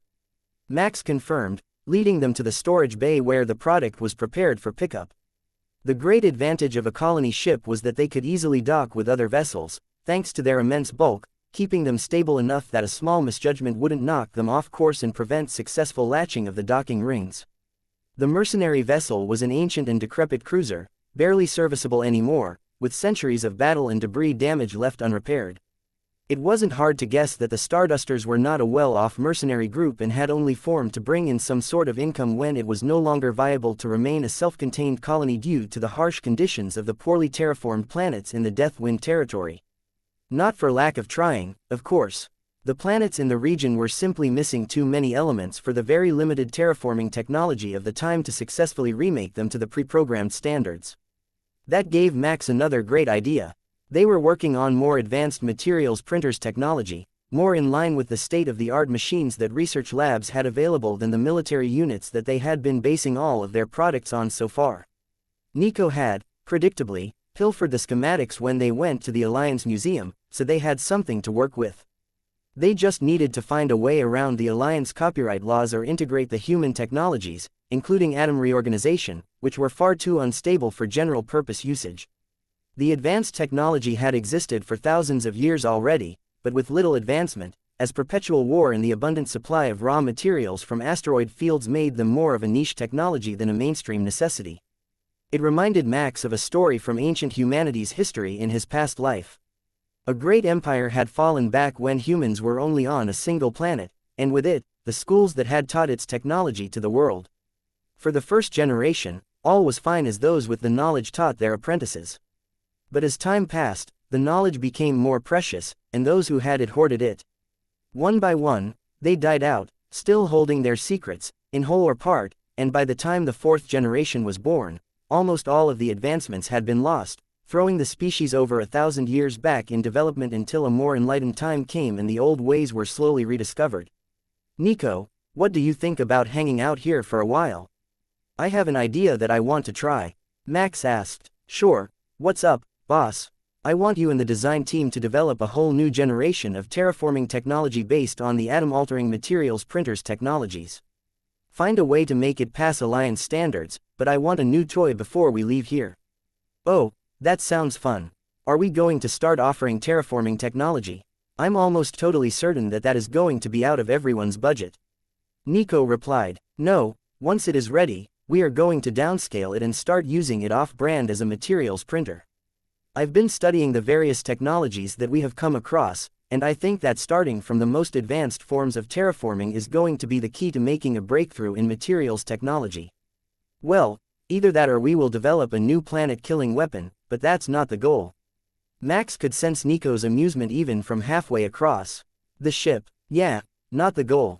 But if we happen to recombine their biomass into grass for the renovated world, that's totally cool, right? Max wasn't sure where Nico was going with this, since she was out of range of his ability to clearly sense her thoughts, but he was certain that it was nowhere good and involved inhabited worlds. Is this about the Clem again? Max asked, just to be sure. Totally. If we build replicator technology into the device and then modify it to also recombine inorganic elements, I think we can do wonderful things for the Clem worlds. And who might you think would be willing to live in a renovated Clem world? Max asked. The hunters. Probably some military outposts or something. I just want to recombine the Clem into something less bitey. Fine, but only since your plan to expand the replicator technology is the best one that we have come across so far. With that, Max let Nico get to work, and started to focus on a new task, optimizing cleansing light. His skill was getting better with use, and Max could sense that a breakthrough was on the way if he could just find the inspiration to guide the system toward a new way to use the skill that it had given him. That was one of the peculiarities of the system, it improved your strengths, so if he worked on trying to optimize cleansing light for long enough, it might decide that he was onto something and improve his own capabilities instead of simply referring him to Nico to make mechanical modifications like she was an extension of his own body or a tool in his kit. Chapter 492. Cleansing light optimized. Max sat in the cockpit of his mecha and stared at the schematic in front of him. He had a replay of all of his previous battles in front of him and a log of every time that he had taken shield damage since nothing had yet managed to take down the might barrier around the Titan-class mecha. Most of the incidents were due to him relying on the shield while he waded into melee combat, but some were clear limitations on the design. For one, he could only move the body so fast, but against shielded enemies. He was also limited when they rotated their shield frequencies, preventing his disruptors from punching straight through to the armor or to the pilots inside the armor. Max was certain that there was something that could improve that issue, so he dug up all of the weapon data and brought up a maintenance simulation to make changes to the system without immediately activating them. Over and over, Max tried to find a way around the problem, using Shattered Pride as a target since it was the second most individually powerful mecha that he had ever personally seen. Max had run the simulation over 50 times without any major gains when a thought came to him. The disruptor didn't have to be just a disruptor. The weapons emitted a particle beam of sorts that generated the radiation. What if he optimized the beam itself to do damage instead of relying on the primary function? Max started the simulation again and activated Optimize, which took far longer this time as the system tried to determine what he was going for with the changes he was making to the weapon parameters himself. Max felt it take hold and waited as the system did the work for him, wondering what it could do with the data that they had available on such an obscure weapon as the stabilized disruptors that Cleansing Light used. There literally weren't any more of them in the known universe, and the system needed data to work with. The simulation flashed in front of his eyes thousands of times in a second before he got the mental notification. Optimization complete. Max ran it again to see for himself and got an incredible shock. The beam had been changed in a parasitic way. Any solid matter that it encountered would be left with a stabilized bit of its energy, like electricity, after a lightning strike. When the beam hit the shield of Shattered Pride in the simulation, the whole shield absorbed the properties of the disruptor, sending out a pulse of energy and radiation as it broke. That still left the inner layers the same as before, but it was better, and staggering the 6 disruptors would let him blast right through in an instant. Max set the simulation to a fortress city on par with a planetary capsule of a major star system and tried again, but this time from an orbital distance with the beams combined. Optimization complete. Max unleashed the blast and watched in horror as the entire upper layer of the city vaporized in front of his eyes, destroyed by the altered energy of their own shield. Forget using multiple shots to take down a fortress city's shielding. The data said that he had killed nearly 1 billion residents without breaking the shield, with the complete destruction of the city likely after the next blast. That was definitely an optimization worthy of the name. Max mentally congratulated the system and looked at the rest of the issues with the performance standards he had found. The defensive lasers were working exactly as designed and hadn't let him down, but there was still a bit of lag in the thrusters. Not enough that it would be noticeable to most pilots, but Max wasn't most pilots. Mechanical upgrades needed. Summon technician. No, can't we make this modification ourselves? Maybe just show me how to do it, Max requested. He was certain that was what Nico's system had done at the start, just given her directions for mechanical upgrades. The system was silent for a while, then gave Max an update. Unit optimization 2 active. Updated schematics available. Now he was in business. He could now see both what he could do with the optimization of existing parts and what he was likely to do with replacement parts that it recommended or that he tried to insert into the design software. Max entered the proposed part into the design and then ran the simulation again. The thrusters activated 3 milliseconds faster and came up to full output nearly twice as fast, with just that one small change. Max checked it for a while to see if there was a good reason not to use this new part, then found a note in the design logs relating to it. The previous part had been designed with a slower reaction rate to prevent catastrophic failure if the thruster was damaged. That wasn't an issue. The new part could react at the previous speeds, giving the safety features time to activate during normal operation while allowing him to overclock it during intense battle if he should choose to. One more minor annoyance down. Only a few more to go. The next few that Max came across simply didn't have a solution. They were ones that Uncle Lou had come across during design, and the materials that could withstand the forces he wanted to apply to them simply didn't exist, not even in his system's catalog of structural alloys. That was a shame, but the new weapons would be a huge improvement for the mecha at the very least, and they could be achieved without physical modification of the mecha itself. Finalize proposed weapon modifications. Max instructed the system once he left the simulations and returned his mind to the physical cockpit. Optimization complete. Test fire now. No, definitely no firing the orbital lance inside the ship. Perhaps he could improve the comfort of the cockpit a little bit. He hadn't really personalized cleansing light since he got her, and for some reason, it was feeling a little bland at the moment. Max had the replicator make him a new photo for his lucky pocket on the console of Nico in the gown she wore to her birthday party, and then ordered a new set of bedding and updated the virtual view out of the artificial window. That should be better once the bedding was in, but it wasn't the thought of Nico's outfit during the party that the photo was reminding him of. Chapter 493. Downtime waiting at the moon base was no great loss to the residents of Terminus, and over the next few days, many of the guests chose to return to the moon base to explore the caves further or enjoy parts that they felt that they didn't spend enough time on the first time. Now that it wasn't so crowded, they could see much more and truly take their time to enjoy, with the tour guides being quite relaxed on the schedule as long as they made it back to the ship on time. The mercenaries down on the planet were glad for the delay as well, as they ran into a few issues while integrating their power supply with the new replicators. They had adopted the planet's power supply from the alien vessel that they had recovered from the edge of deep space, and it ran at an extremely high frequency that wasn't compatible with most human technology. Since they didn't have access to most human technology, it wasn't an issue in the past, but the design crew of Terminus did have to design and send them down a power transformer, along with a sample of the fast-growing algae that Terminus used for their own supplies. Data indicated that they could grow it in one of the isolated reservoirs without too much risk of it spreading and continued to feed their population with minimal effort. What the team recommended was that they catch as many local fish as they could and stock the lake with them, as the fish would eat a portion of the algae, and they would provide most of the nutrients that were lacking in the natural water supply to keep the plant fertilized. That seemed to be a win-win to the locals, as it was both food and food, now that they had the replicators, so they got the work underway the same day, while the Terminus design team, accompanied by a number of Innu guests who simply could not be chased away for any extended period of time, returned to the work of making a terraforming device that could alter atoms to provide missing elements for a planetary settlement. The initial design was actually two machines working in tandem, one that altered an entire mass into a single element, and then a second one that combined a materials printer with their newest generation of live plant replicators, which was mounted to a drone and would alter the surface of the planet one strip at a time, after the atmosphere was finished. According to the Innu helpers, as well as the fans of the live stream, the idea was revolutionary, as they could precisely control the development of the world as it was terraformed instead of altering everything bit by bit until it was capable of sustaining life, and then seeding the entire world. Max was glad that they liked it, but the most important part to him was the first device.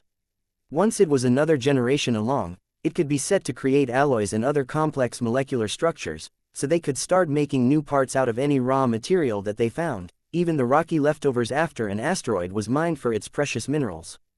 The technology really was better suited to a world ship, like the one that they had first met the Alliance members on, but the colony ship would suffice, even if it really had to devote a huge portion of its storage to the devices in order to successfully terraform a planet in a reasonable timeframe.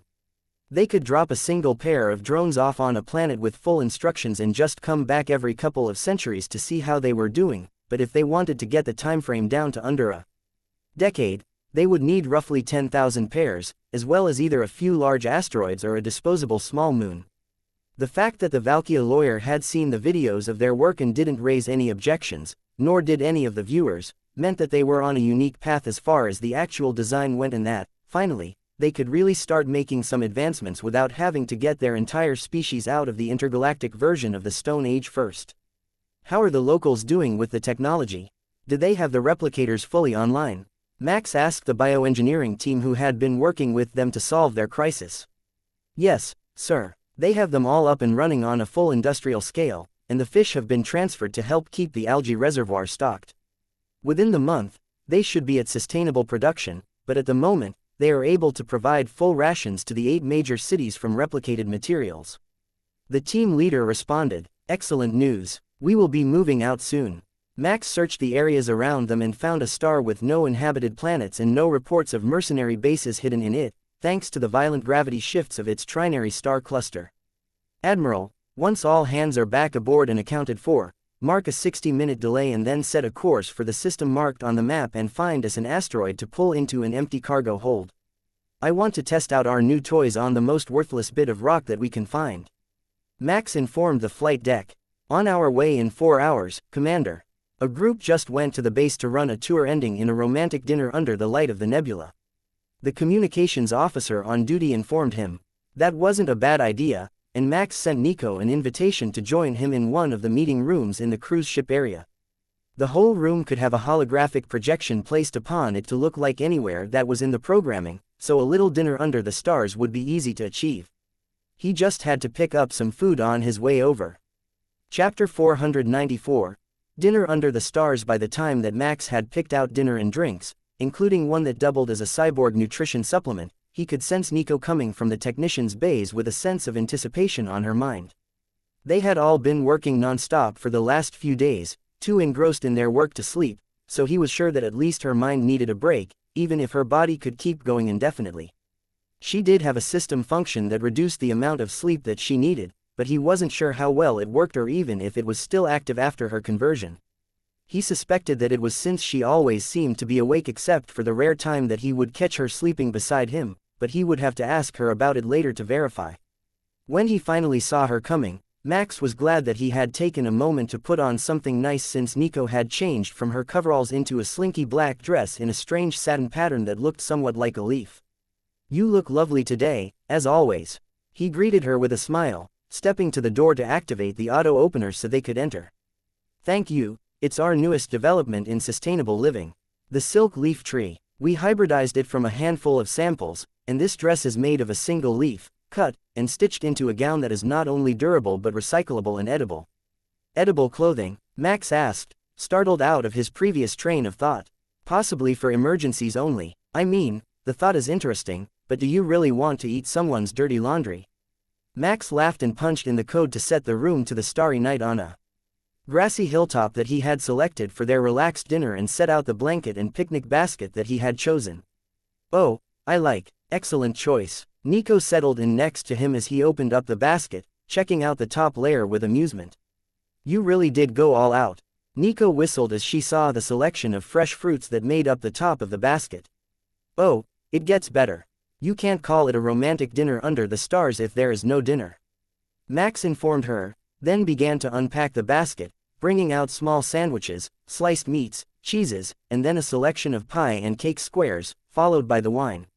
"Watch out, Commander. At this rate, they will make a proper noble of you yet."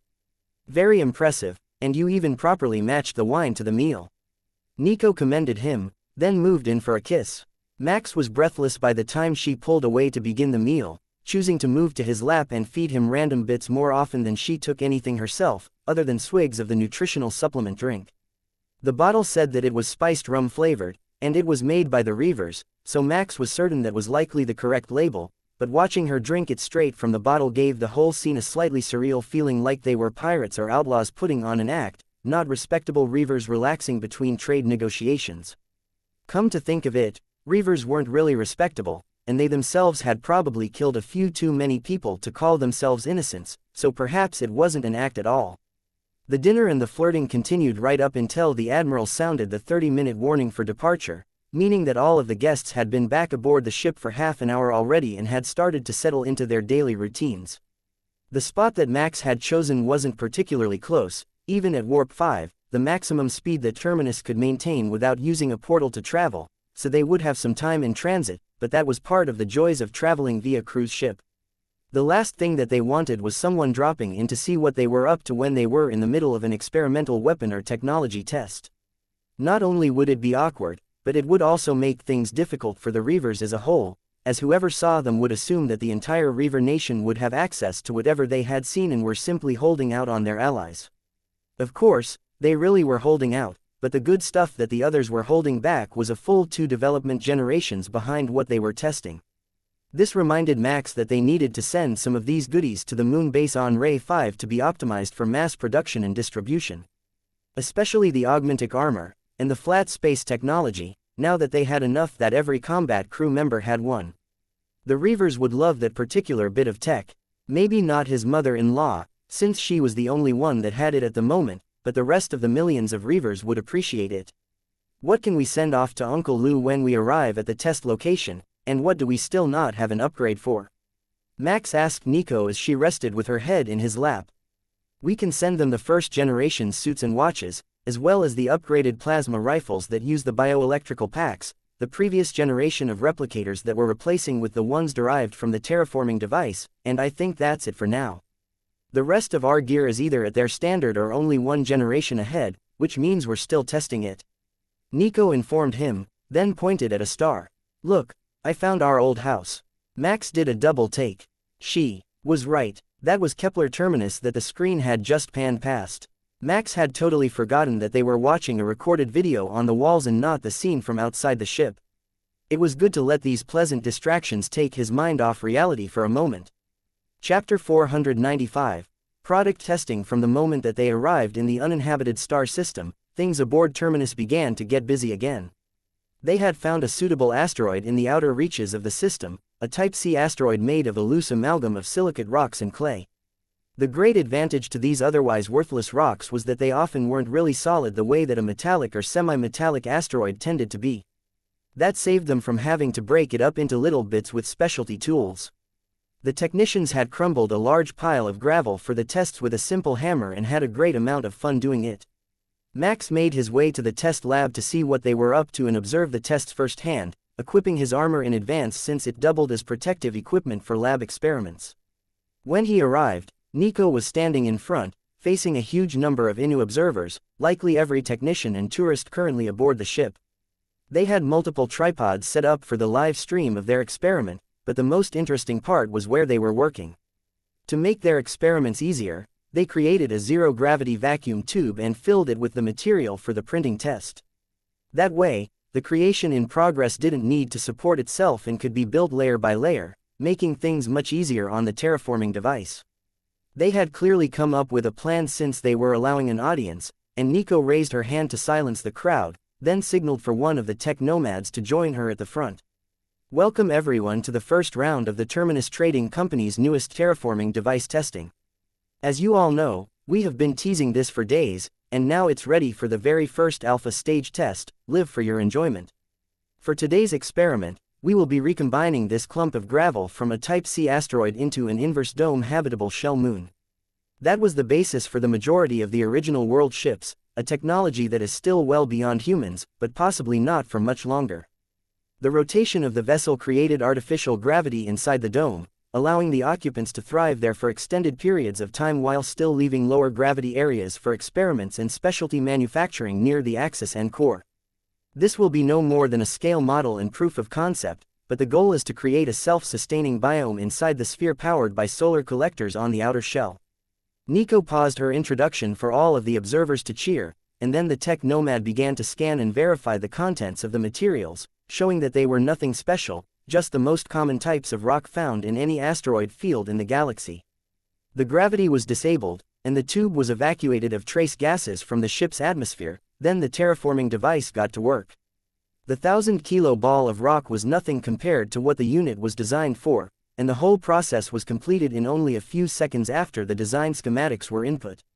The schematics for the dome shell station have been uploaded in the feed substream, so we can now begin proving that we have successfully terraformed our test sample. We have a unique volunteer here. Meet Lucy, our robotic test mouse for the day. It will send back a full report of interior conditions after entry. Nico placed the robotic mouse next to an airlock on the dome, which allowed the mouse inside, and a new video and data feed appeared on the screens in the room. Inside the 50-meter-tall ball, there were a variety of grasses, a habitable atmosphere, water features that were currently floating above their designated location, and a small engineering bay running the length of the sphere that was explained to contain the stabilization devices as well as the thrusters. It wasn't meant for travel, but as a space station, so the thrusters were minimal, but enough that it soon began to spin inside the chamber, and the mouse, as well as the floating water, were forced to the wall.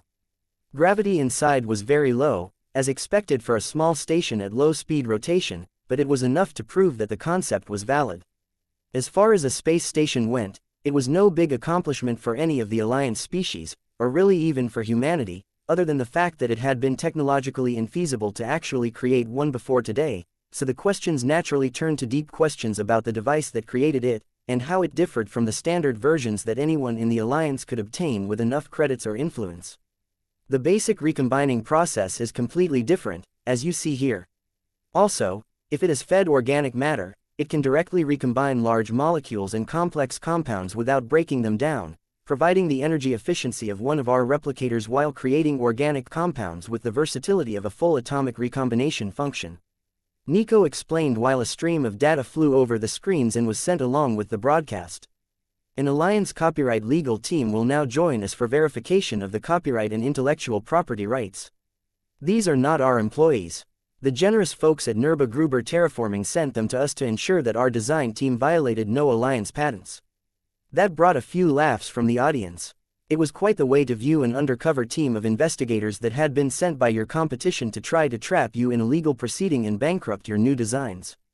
Fortunately, the Alliance had the technology to make it easy, and a certified patent verification device was placed out in the room by the Valkyria and Giant duo, where it began to scan both the sphere and the terraforming device. Patents belonging to the Terminus Trading Company identified. No other patented physical substructures were identified. Beginning software analysis. The device reported to the audience. This was the hardest part for any of them to pass.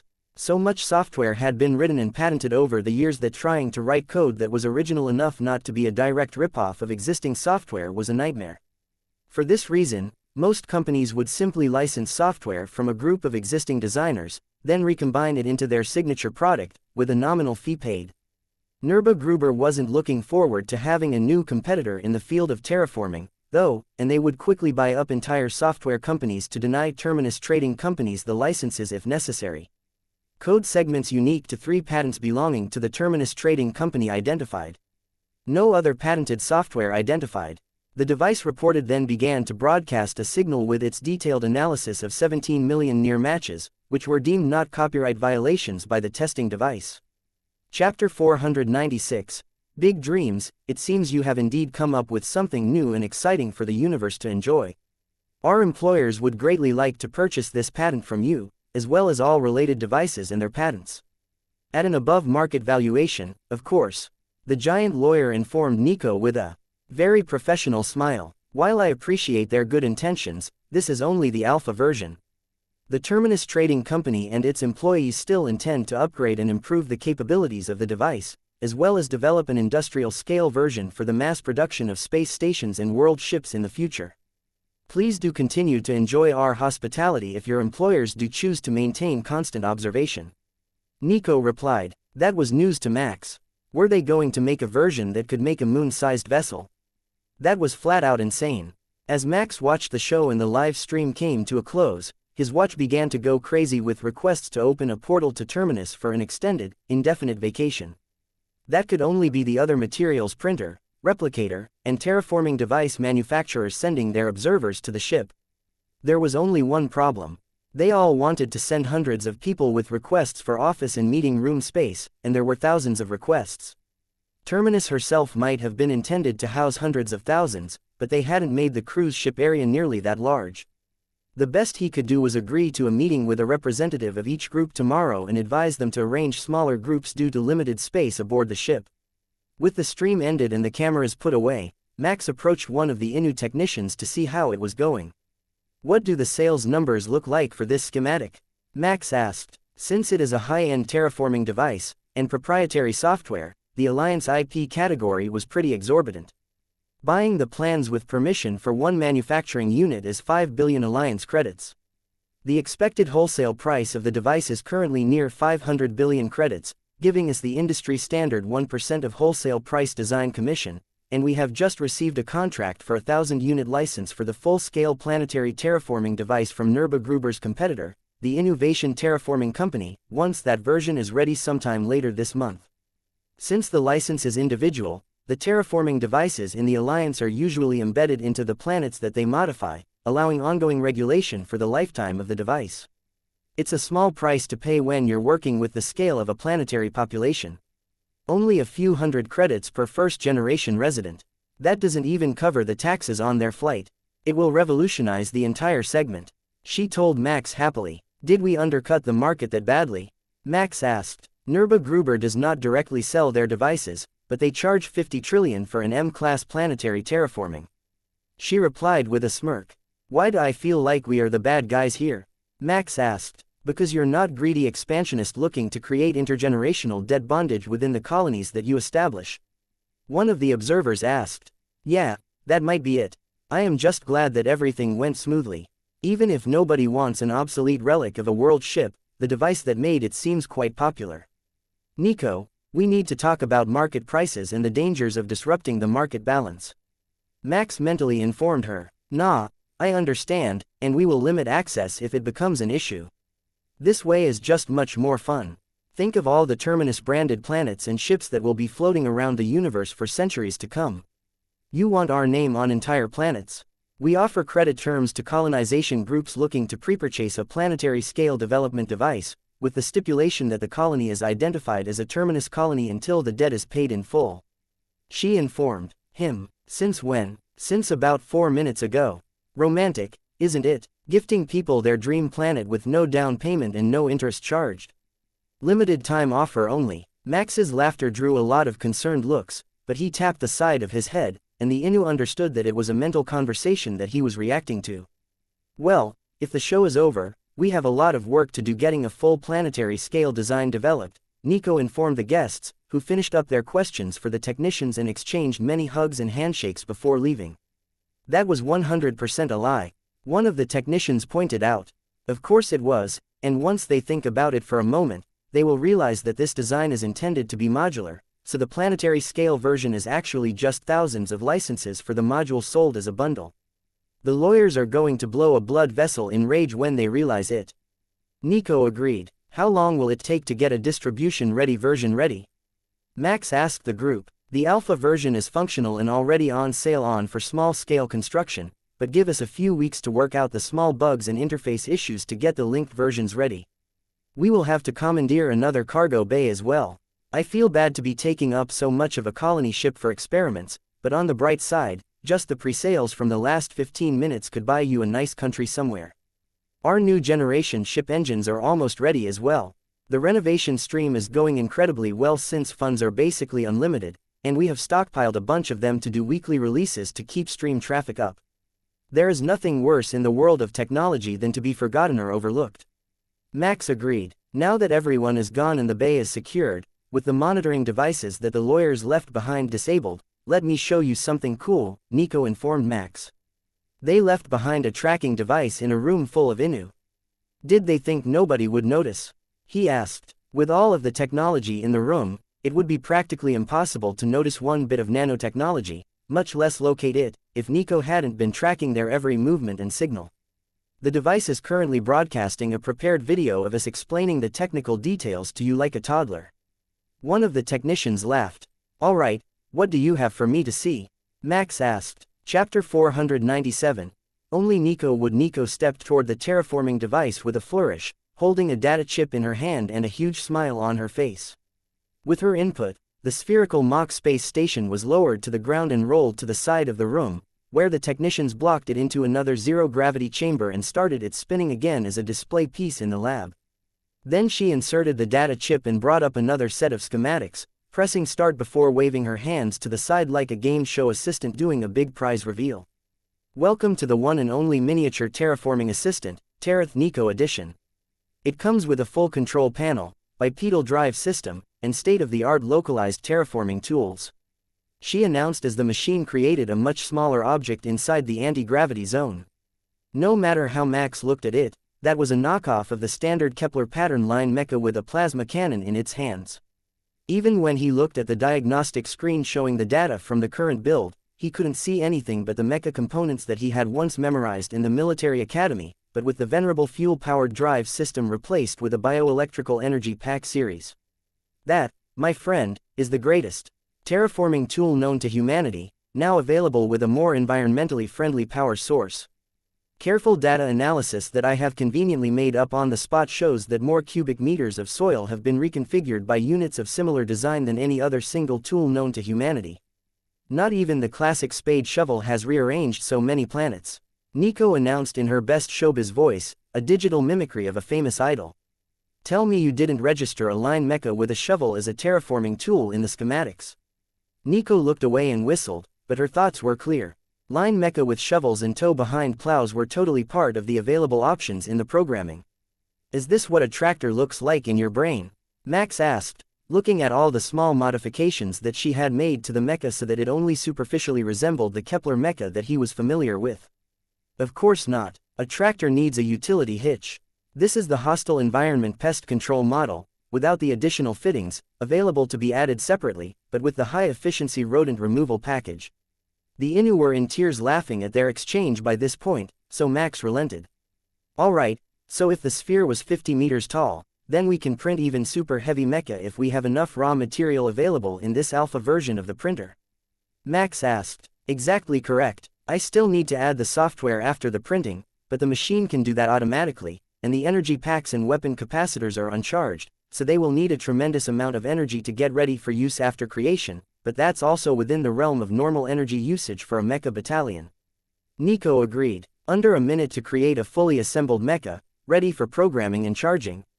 That is beyond impressive. I can only imagine the horror of being an enemy that is facing a force with this level of tech. The assault forces would never end, and initial scans would show zero defensive forces in the area since they could be held as raw materials until needed. Max realized, I thought you would appreciate the subtleties of the new technology. Once we are ready to distribute this technology to our allies, anyone on a fully upgraded Reaver standard ship will be capable of deploying as many mecha as they can find pilots for. They could even deploy them as drones if they had the raw materials and energy to spare for the inevitable destruction since drones are so easy to trick. How many other vehicles are included in the planetary terraforming software that you sold to the Alliance buyers? Max asked. 4 vehicles and an assortment of tools.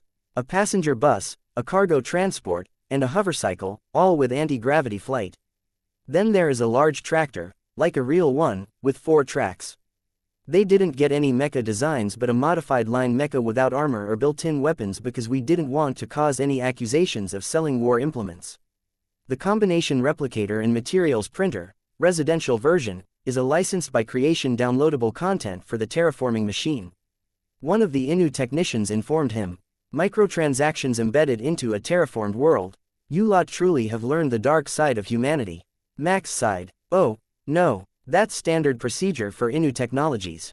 We have great reverence for innovators, so the payment for intellectual property is a standard part of most creation plans. The fact that we included public and private transport, plus a farm tractor with unlimited on-planet free use licenses, will be a huge thing once the buyers discover them. The line mecha derivative is a license by use item, but they are all branded as Terminus. Trading company products. she told him proudly. Now Max was really sure they weren't the galactic good guys. They were official purveyors of software with mandatory microtransactions to unlock all of the top-tier content. Well, now that we've covered that, why did you need a full cargo bay again? If this is modular, then don't you only need to do virtual testing? Max asked. On the contrary, we need intense practical testing to ensure there are no compatibility glitches when working with overlapping fields. They might be linked as one, but they are actually a lot of smaller units working together, and the planetary version includes mobility drones that we didn't use here, to expand the area to a planetary scale without excessive resource expenditure. She showed Max the plan, which was to mount these units on hover drones and have them fly at 1,000 meters over the surface in a grid pattern, remaking the planet to a depth of 100 meters. For an M-class planet, one that would have gravity close to human standards, the whole process would take about a year with the full package. Not the fastest, but fast enough to be impressive, even if it was mostly a surface remake and would require a basically compatible world beneath the terraforming. It included a nuclear fusion subsurface torpedo design as well, though, which could reheat a planetary core and begin molten core circulation if fired in the proper pattern and timing. That would create a temperature-stable world out of most planetoids in the habitable zone, as well as many moons. The thought was surreal to Max. Large moons with their own atmosphere and molten core but low natural gravity due to their size. Was that what a private island looked like when you had an amount of wealth that was far beyond anything average humans considered comprehensible? Now that he thought about it, the idea was actually pretty cool. But how would you top giving a moon as a gift? That was the endgame. If you ever messed up in the future, there was nothing you could do to top it.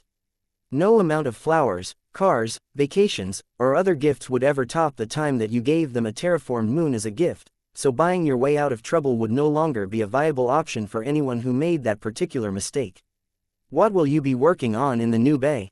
We do have one to assign you for your research, but I would like to know what you have planned. I am not actually a fan of surprises, despite the amount that Nico likes to spring them on me. Max explained. The group all looked to Nico to answer, assuming that she had the extra sway to get them the toys that they desired. We wanted to make some of the new high warp capable cutters that our nearby mercenary company customers had ordered, but for that, we will need an entire bay equipped with linked devices. The actual creation of a planetary terraforming array would take up over 2/3 of the cargo space aboard Terminus. Fine, I will assign the bay. I look forward to the good news that the array design is complete and tested, but right now, I have thousands of travel requests to sort through from company representatives that are concerned about the implications of our technology and the free distribution of our IP for licensing by their competitors. Chapter 498. Good little worker bees. Over the next week, Terminus kept in close contact with Ray 5 Command, testing the new technology while building a wide variety of devices from replicators and Mecha to furniture and prefab building segments. Over the course of their experiments, they did find a few software glitches that needed to be updated, but nothing that caused a catastrophic failure of the product. Only hung subroutines during the creation process. They weren't alone in their work, though. After the original team from Nerba Gruber had been sent home for their attempts to bug the design lab, which had earned them an industrial espionage investigation from the Alliance central government, Terminus had come to an agreement to take 1,000 new guests aboard from 100 different interested parties, and allow them to sit in on the experiments with strict limitations prohibiting any form of recording or broadcasting the process. Every time there was a minor software glitch, they would celebrate the failure of their new competitor, and every time the issue was fixed with a software patch a few minutes later, they would be crestfallen. It was almost like watching a romantic comedy with a heavy side of drama. With thousands of orders filled and transported to Ray 5 through a precision portal, another Terminus modification of the indoor portals that Alliance vessels used, they were finally beginning to catch up on the backlog of minor items that their new allies had ordered, while the major factories and shipyards took care of the major product requests as fast as they could. Max strode into the test lab with great confidence that day, since he had a surprise for all of their unwanted but paying guests. Nico and the technicians had announced that the initial tests of the linked units were successful in creating multiple mecha, and they were ready to show them off to the audience. Ladies and gentlemen of the Alliance's major terraforming companies, welcome again to our test bay, but today we have an extra special surprise for you. We will be moving to another bay further down the ship, where we have prepared another Terminus Trading Company exclusive product for you to observe. This will be the first official alpha stage test, and the product is clearly not ready for market yet, but it would be remiss of me to send you away when we have such a momentous occasion for you to observe. Max informed the gathered corporate lawyers and engineers. Is it related to the patents that we have come here to inspect? One of the engineers, an older Innu woman whose enthusiasm defied all concepts of time and aging, asked excitedly. In fact, it is. It is a custom prototype based on an array of units of identical patterns to the one that we are using here. Working in conjunction with one another, we hope that they will be able to completely replace the traditional factory assembly line. Max informed her, bringing the crowd to an uproar about worker rights and protections. The Alliance did have the same level of technology in its factories, or much higher levels in any self-respecting system, but somehow that never stopped the activists that got upset about every single new technology that replaced a traditional worker. Fear not, this version of the device requires a large number of operators and supervisors to function at full efficiency. They are just removed from the line and placed in a safe environment, away from hazardous materials. Max informed them, that was a flat-out lie. Nico alone would be doing the work while the other dozen technicians were actually analyzing the performance of the machine, but the observers didn't need to know that. The explanation served its purpose, and the majority of the complaints faded away as they walked down the corridor toward the testing bay set up for the large-scale tests. For a change, ship security only had to turn around one visitor who got sidetracked and wandered into the secure areas of the ship, an improvement from every day before that Max took as a sign of interest in today's tests. It really was a pain keeping an eye on all of these people, but fortunately, they only sent a few hundred to the daily tests while the rest compiled data and wrote reports. Back in their rooms, welcome to the test bay, everyone. Please find a seat in the auditorium here, so you can observe through the window. Yes, the bay appears to be empty for now, but the entire wall and roof structure is part of the assembly machinery, and the raw materials will be brought in momentarily. The raw materials, in this case, were from a freshly captured asteroid that was plucked from space by a shuttle with a gravity beam and deposited directly into the bay. It was a dense metallic amalgam and floated in the center of the room for a few moments before the machines began to get to work. First, it was broken into segments, and they were moved around the bay toward the locations where they would be needed, and then the work began from the floor up, printing floating layer after layer in the zero-gravity environment. For this to work, Terminus had to be at a dead stop, with no large objects nearby that could exert gravitational force on the ship and pull the object out of alignment. They were working on a method of stabilization, but it hadn't been incorporated into the room yet. If the object shifted too much, they had to pause construction to reposition it and begin again. Only a quarter of the small asteroid that they had brought in was being used for this process, with the remainder moved to the side, but it was clear that the bottom layer of a ship's hull was taking shape in the bay. Once they realized what was going on, Max was certain that the crowd was going to lose their minds. Having the device create objects less than 50 meters in size was not a huge deal to them. It wasn't a level of development where they felt that the human species was a threat to their business interests. But if they could link them to create an entire spaceship, and they sold that technology the same way that they sold everything else, as a fee to create type of blueprint, it would crush thousands of corporate monopolies that had been carefully nurtured around the universe. Those with money and power carefully hoarded technology in the Alliance. They made the products available but not the advanced production methods. Those they patented for centuries after creation and refused to license, letting the weight of the bureaucracy crush anyone who dared defy them. The tech nomads were a fringe group wanting to distribute anything to anyone as a form of communal betterment, while Nico simply thought it was funny to make people mad. The shuttle took form inside the bay, and then a large energy transfer began, jump-starting the warp drive and bringing the ship's bioelectric systems to life, albeit at 1% capacity and slowly growing. As you can see, the shuttle is now complete, and the factory bay has powered down. Please follow me for an in-person exploration of the shuttle's build quality and functionality. Max informed the group, looking toward the engineers, as they were the only ones actually qualified to know what they were looking at. Chapter 499, Outrage and Purchase Offers. The engineers followed Max down to the factory floor, where the gravity had been increased high enough to walk properly, and took out their scanning tools to examine the ship on a molecular level. Nico had verified that the devices did not record or transmit anything, so the technicians would have to verbally describe what they had seen to the other members of their teams, whose communications were monitored. So far, none of them had broken the confidentiality rules that were in place, but they weren't going to take any chances, especially after the first team to see their work had tried to place a nanotechnology bug in the lab, which most facilities would have missed. Is this the same pattern of vessel as your other shuttles? One of the technicians asked. We have a few like this, but the ones we use for the majority of the labor work are not warp capable and don't need to be, so they are a much simpler design. This is a passenger shuttle, suitable to be repurposed as a small yacht with its 20-meter size. Inside you will find that the design team has set it up for couples travel, with a single luxury bedroom suite and comfortable seating, including an in-flight holographic entertainment system. Max led them through the small shuttle in groups so that nobody missed his details of the ship's features, and then back outside to extol the virtues of the Warp 12 capable design, using the newest generation of their crystal-based warp drive technology and a new design of warp field hybridized from Hunter's technology. There were demands for the patent verification device to be brought in again, so Max had the group wait while a lawyer team was brought down with the large machine, and the scan was run on the shuttle. Patents belonging to the Terminus Trading Company detected, expired patents verified for generic use detected and confirmed free of charge, no other patented parts or software found. Is it even possible to create an unpatented warp field at this point? Hasn't society already patented them all? One of the lawyers asked. 500 years after the first patent is issued, a warp field configuration enters the public domain. Many budget shipbuilders use such obsolete technology to keep their costs down for consumers. One of the engineers informed him as if the man was an idiot for not knowing such a simple fact. Patent device. When did the patent for the warp field configuration in use on this vessel expire? The lawyer asked the pile of machinery sitting on the floor. All patents relating to warp drive components and configurations belong to the Terminus Trading Company and were registered within the last standard decade. The machine informed him. Then what are the expired patents for generic use?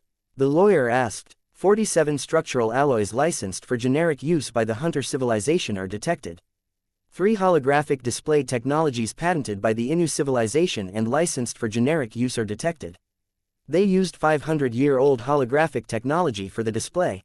That's incredible. The fact that they could make it work with their own new software and hardware alone is an engineering marvel. Those parts belong in a history museum. One of the engineers announced after looking up the patents that the machine had displayed. A number of assistants and lawyers ran out of the room at that point, relaying the message to their bosses since no communications were allowed in this region of the ship, and the engineers began to comb over the design of the shuttle again. What will be the blueprint cost for this shuttle when you put it to market? One of the engineers asked. For the moment, we are not planning to enter the private yacht market, so this design will not be mass-produced or the blueprints licensed at this time, Max informed the group. They had enough angry people on their ship without bringing in the yacht designers. When you say not mass-produced, do you mean that those with influence might have one custom-made here aboard Terminus? Someone asked. Hopefully, that might be possible in the future, but as a new design, this shuttle must also undergo thorough evaluations and test flights before we allow anyone outside the organization to obtain one. Our reputation is too important to allow an untested space vessel to leave our control. That they all understood testing generally took years so that they could go through every possible scenario and evaluate long-term wear in a real-life situation before anything was sold. When technology was already so advanced, it wasn't a delay to anyone's development to thoroughly test new products. The industrial revolutions of any interstellar species were millennia in the past. Though, as they watched the Terminus Trading Company working with the Innu to develop new technology, it was a bit like the humans were undergoing a second industrial revolution of their own, from interstellar flight-capable primitives to a technologically advanced developing species in a single generation. Just what would it cost to have a custom yacht built here aboard Terminus? I want to get one for my 50th wedding anniversary, so my wife can enjoy the trip between our home by the main facility and the vacation house on Kugok 7. She absolutely despises flying on commercial flights. One of the engineers from the willowy dryas species asked, flashing his very best smile at Max, in what his thoughts said was a pleading expression for his species. How custom are you looking for? A replica of this patent, or would you like an individual yacht made, with the patent guaranteed locked, so it will always be a one-of-a-kind hull? Nico asked. The mere thought of an individual hull made many of the attendees flinch at the damage such a thing would do to their wallets. The fee for a custom design was exorbitant enough. They should know they were engineers, but to have it locked for a century before the designer could produce another was a huge loss to their business, so only the most wealthy would dare to even suggest it. I was thinking cutter class, and your existing hull design simply wouldn't do. It's too militaristic. Perhaps something more elegant, he suggested. Nico turned to the technician closest to her, who handed her a tablet with a series of numbers on it. Is 6 months delivery fine? Human standard months, that is. This is the price estimate, including patent fees and single unit production upcharges. Nico informed the man, handing over the tablet. He looked it over for a moment, frowned, sighed, and then frowned again. I may have been overly optimistic. How much if it becomes commercially available afterward, with a limitation on factory application of my specific interior color scheme? He asked, handing the tablet back. The technician edited it for a few moments and handed it back. The man's face brightened, and he flipped through the options she had prepared. What is this last one? That is the Tech Nomad method. All units sold with your specific design will be marked as the Lord Governor Moop edition of the vessel, including an engraved placard by the cockpit and main doors, letting visitors know that it was designed to honor your wife. Chapter 500. Custom Order Central. Max knew instantly that the technician had scored a critical hit. The only thing better in the planetary leader's mind than having a unique vessel for his wife was an entire line of spaceships dedicated to her, so there was a chance that one day she would be relaxing poolside and see a vessel in her honor land nearby. I will prepare to sign the contract and transfer the necessary funds. Please understand that this amount of credits will take some time, he agreed, placing his thumb on the document as a tentative agreement. Slowly, everyone filed out of the bay, satisfied that the show was over and unwilling to beg for a copy of the luxury shuttle when Lord Governor Moop was dropping 500 billion credits to have a custom cutter designed for his wife to get to her vacation home. Max retreated to the design room to see what they were planning, only to find the technicians laughing so hard they were crying. What's the joke? I wasn't paying attention to your thoughts. Max asked. I just mentioned that since this is being designed and built on Terminus that we are entitled to a 10% cut of the gross price for our efforts. 50 billion credits or more than our entire families will make in their entire life, and we will have his ship ready in a month if he doesn't object to too many of our designs. She had a point. They were spending so much time renovating a nearly derelict ancient yacht for the stream, but here they were building a brand new cutter for a planetary governor, with a profit large enough for them to buy every member of their team a brand new replacement for their vessel at full retail cost. Someone once told me that once you get enough of it, money doesn't matter anymore. I think that's the feeling that you're having now. So, what are you going with? Max asked. Well, his species likes things that look like trees. They live in hollowed trees that they bioengineer back on their home planet. It's not the most conventional design sense, but I think that species like the Shin will love it when we are done. We could even add dirt floors for the Shin, with a secondary containment barrier, so the dirt wouldn't be disturbed in the event of sudden impacts. The Drya like nature, but they're clean freaks, so no dirt floors for the Lord Governor. Instead, we will have it in polished wood with a hardened enamel coating. The Alliance doesn't use anything like it, but we found it all over human wood products. Max watched as the screens all over the room went crazy as Ten Inu and Nico all started making custom ship designs at the same time, modifying the hull to look like various trees and altering the interior to look like the interior of the plant. What about this one from our homeworld? It's actually a fern, not a tree, though, Max suggested, showing them a picture of a Kepler palm tree. Not bad. The layered bark can be windows to look out of without disrupting the flow of the exterior.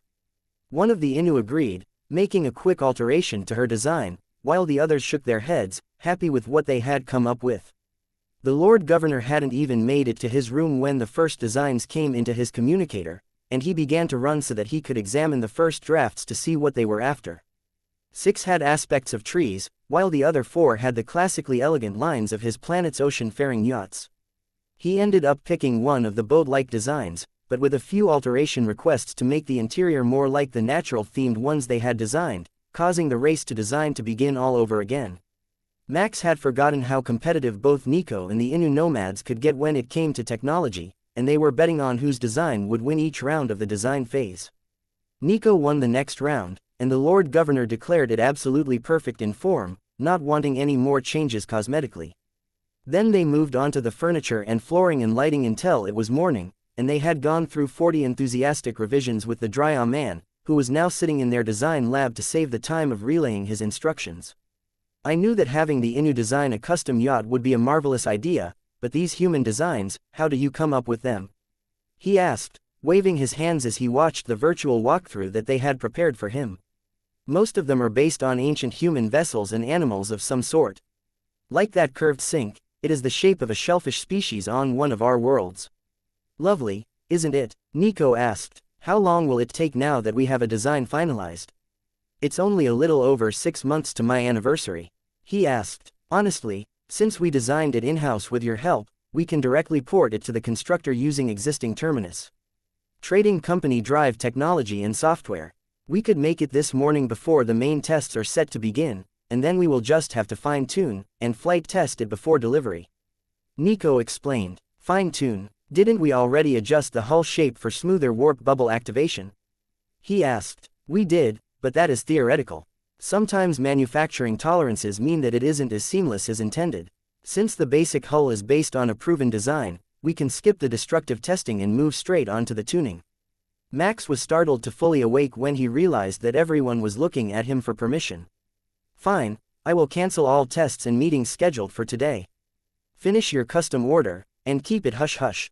I don't want the others badgering us for custom runabouts on a single-day turnaround schedule. Max agreed. Excellent plan. We can pretend that it was one of the client's private yachts. Nobody will know any better when we do the flight tests. Nico agreed. Good. Now, I am going to bed. Your enthusiasm is wearing me out.